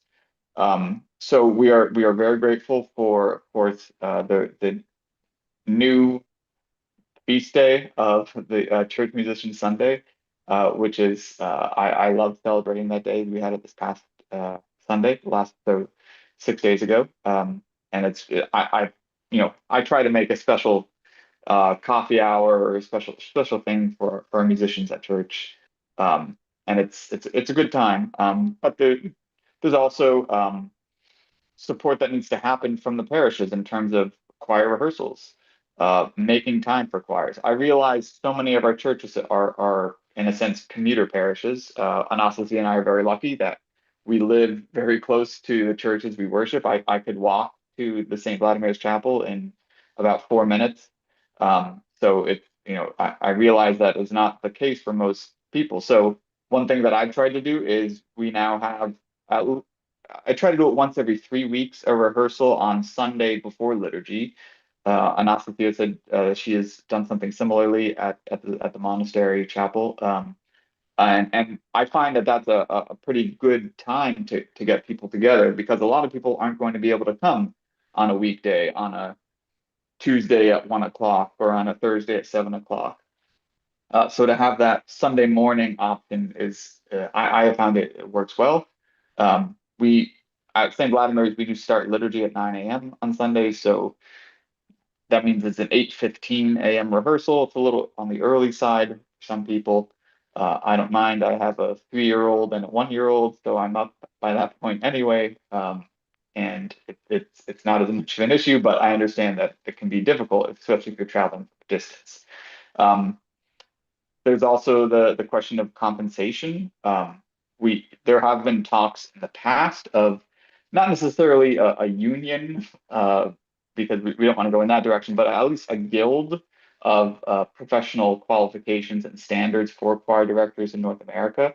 I think that is something we should take seriously, especially because we have 3 and maybe even 4 or more major institutions that do music at a very high level, publishing, teaching, singing. And I'm thinking of St. Tikhon's, St. Vladimir's, and the Department of Music of the OCA. And all of us, we have a vast trove of music. And just beautiful music that in some cases just sitting on hard drives or sitting in paper files. And to kind of coordinate those 3 entities, and then also coordinate in a sense, not leadership, but advocacy for church musicians in the OCA. I think that's something that we should consider. But there's the reality that it is a job that takes time and it takes skill to do well. I know Anastasia mentioned, and I know this as well, many choir directors forego a salary purposely for the financial well-being of their church. And I understand that. I understand that a lot of churches just can't afford to support a choir director. But I also, something I often tell seminarians is seminaries, you also have to think about the situation you are setting up and perpetuating. When you are a pastor or a church musician, you have to think about who is coming after you. And by establishing and by saying that this skill, this being able to lead a choir beautifully and well and with skill and with knowledge and education and insight, it's worth our time that we want to preserve it within the institution and within the structure of this church. I think that's an important step that parishes and to another degree dioceses need to take, because when something then falls by the wayside in terms of budgetary options, it becomes a less important thing, and it shows where priorities are. And I don't know if you have anything you want to add to this subject in terms of compensation and support. Well, we need it. It is time, it is work that takes skill. And if we need someone to do the to lead the worship musically with skill, for them to invest the time in that, they're taking time away from something else. And so we need to acknowledge that. And I understand the challenge. I am blessed, and my husband is too, for us to be able to do church music in the church and be employed and to do this for the service of the church. We are employed to direct the services and work on publications and educate future church musicians. And in each parish, that is kind of a microcosm of that. The role of the choir director as an educator, both in teaching your singers how to sing beautifully. And so you need so many different skills to be able to do that well, from teaching, leadership, at least basic music theory, and vocal technique. So we're kind of shooting ourselves in the foot when we can't invest in that. So I hope that we can have more conversation and effort in showing how to support that. Start by putting concerts together. Encourage you see potential, a young person in the parish, send them to a music conference, send them to a workshop, encourage them to take lessons, because that is more likely that they'll then give back and be able to serve the church with their talents that they've invested in. All right, we're low on time, so let's move to some of the questions that we've received, and we have received a few by email, so we'll handle those first, and then I'll open the Q&A, which I see is popping.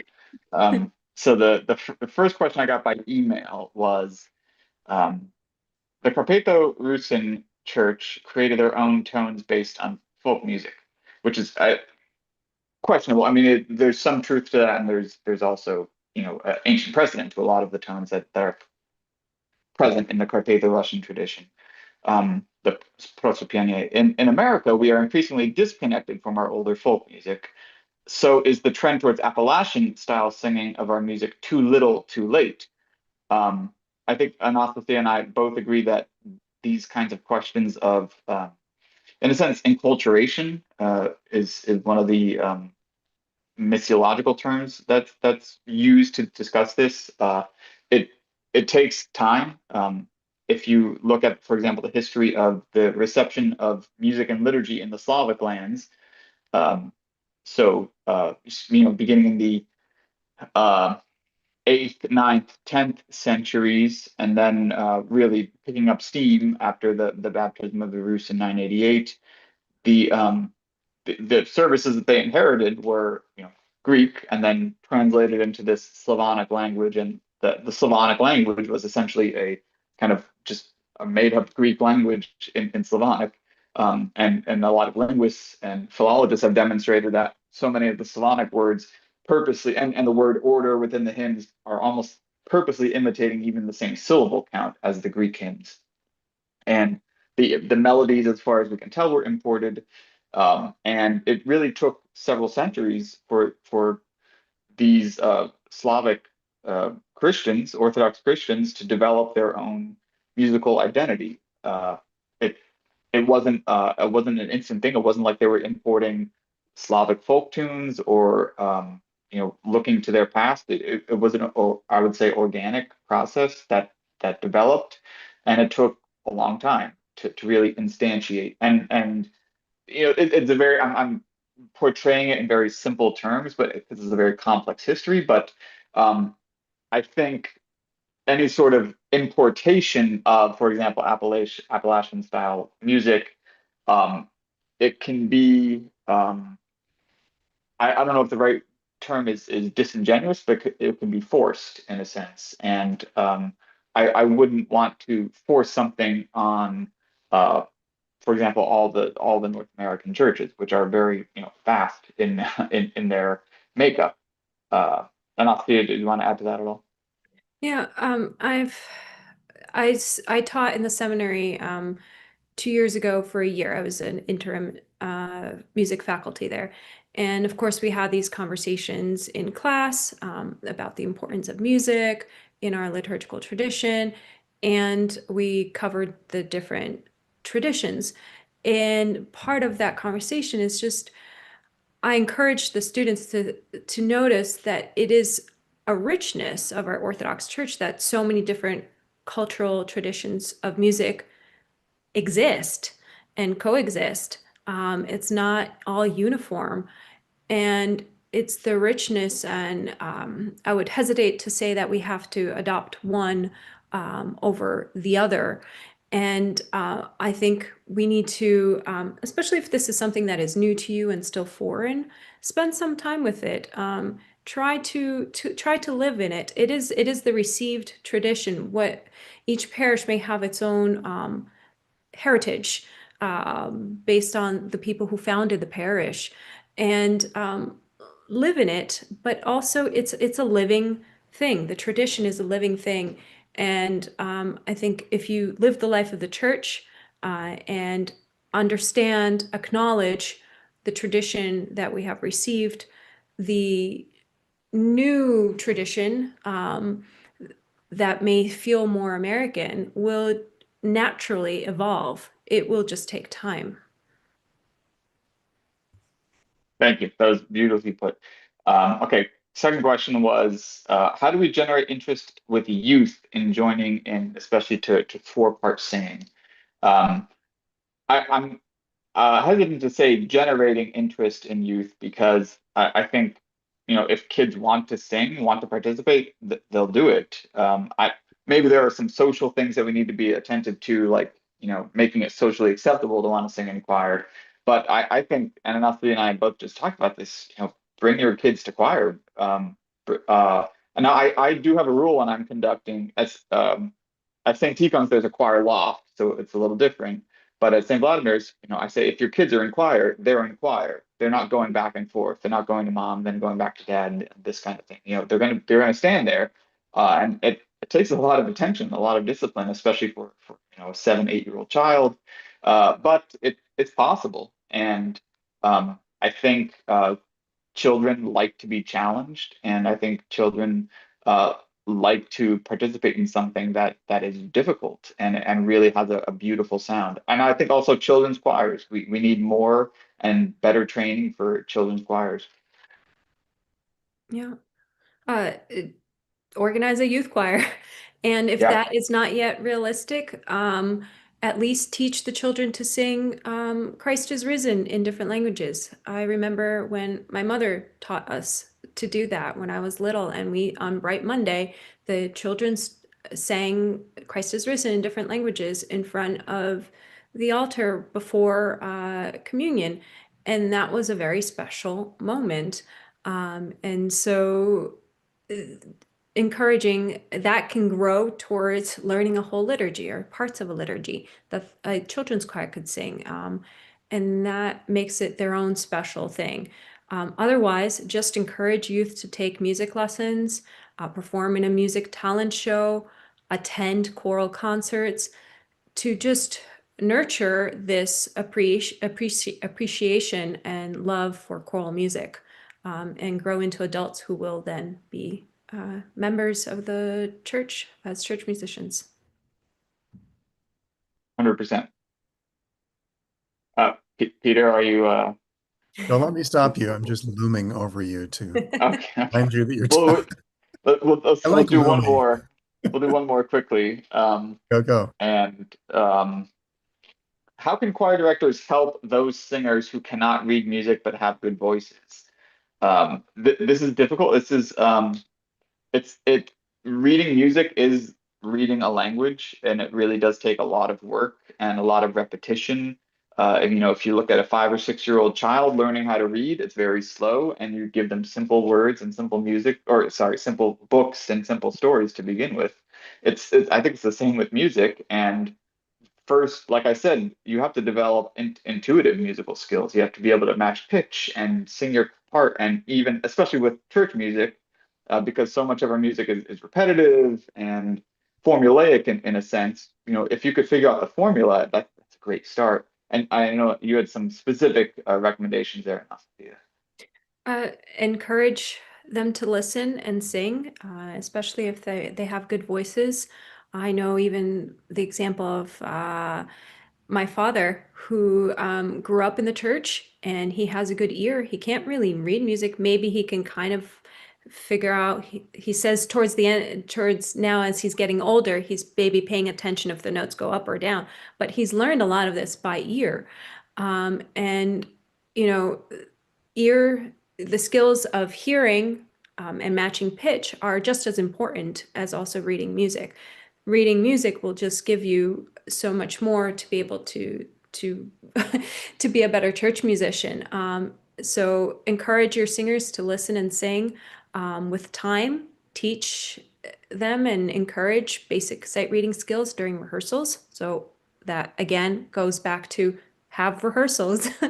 You can do a small exercise in sight reading. Let's all try to sight read through this new piece. Something very simple, just to encourage that skill. And then maybe if there are enough new singers who cannot read music but would like to, organize a musicianship class. And this is when you come up to your parish council and say, we need a budget to bring someone in, or you yourself for your time as in teaching your singers. Thank you so much. My God. I love how everything you said in this past hour is just grounded in your experience, your learning, and also just in your on the ground love for the church and experience with teaching music, with singing it, with directing it. It's everything we could hope for in a day like this, and just to be in conversation with each other and between these two beloved sister schools. So listen, folks, don't hang up just yet, because I have a few really important things to say. Can you believe I'm going to mute. say? No, I'm just going to mute. Father Alexander Schmemann, who was my father confessor until he died, I was 23 when he died, famously had his last sermon on the year of his death in November, on the American Feast of Thanksgiving. And he likened Thanksgiving with salvation and eternal joy. He says everyone capable of thanksgiving is capable of salvation and eternal joy. And I can see why, because I find it such a joy to give thanks. And ironically, I think I find it so joyful is because it reminds me of my complete dependence upon God and upon other people. And it's a strange thing in this Christian world that we take our joy in being completely at the mercy of God and of each other. So we at the seminary are dependent upon God and exist for Him and for the church. And we are completely dependent upon you. We exist for you and for the church, but seriously, we're dependent on you. If it weren't for your contributions, literally the doors would close. It's that simple. Larger and smaller gifts they keep us alive. So as a final kind of a word on that score, if and only if you feel our mission is worthwhile, if and only if you feel that despite our weaknesses, we are somehow fulfilling that mission, if and only if you feel that making a financial contribution would bring you joy and fulfillment, then please share of your financial resources with us, small, large, whatever it be. You've seen the link. I don't have to repeat it to you. And I know that many of you are already donors to the seminary, sometimes one-time donors, sometimes regular donors. If you've gotten anything from our day today, and even if you're watching now on YouTube, consider just giving us an Ed Day online boost and donating today.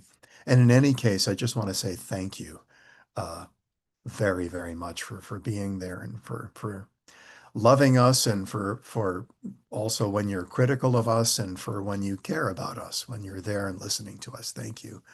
I also want to say a heartfelt thank you to my faculty colleagues for contributing your time today, and for contributing to the seminary. You know, all of us faculty contribute financially to the seminary, I'm very proud to say. Thank you to our guests today, Protodeacon Peter, Dr. Huyan, Dr. Maranchi, Professor Capanadze. Thank you to my dear, dear, dear staff colleagues, namely the ones who made today possible in a special way, and that it means Ginny, Deacon Alexander, Oscar, Georgios, everyone. Thank you to our Board of Trustees for your sacrificial time offering, and your sacrificial financial generosity, and for your leadership. And a special thanks to you, Alex, our Dean, Alex Tudorie, for your tireless dedication and your leadership in putting today together and getting these combinations of speakers together, but also your leadership of our school and our life here. So thanks to everybody. God bless you. God bless you.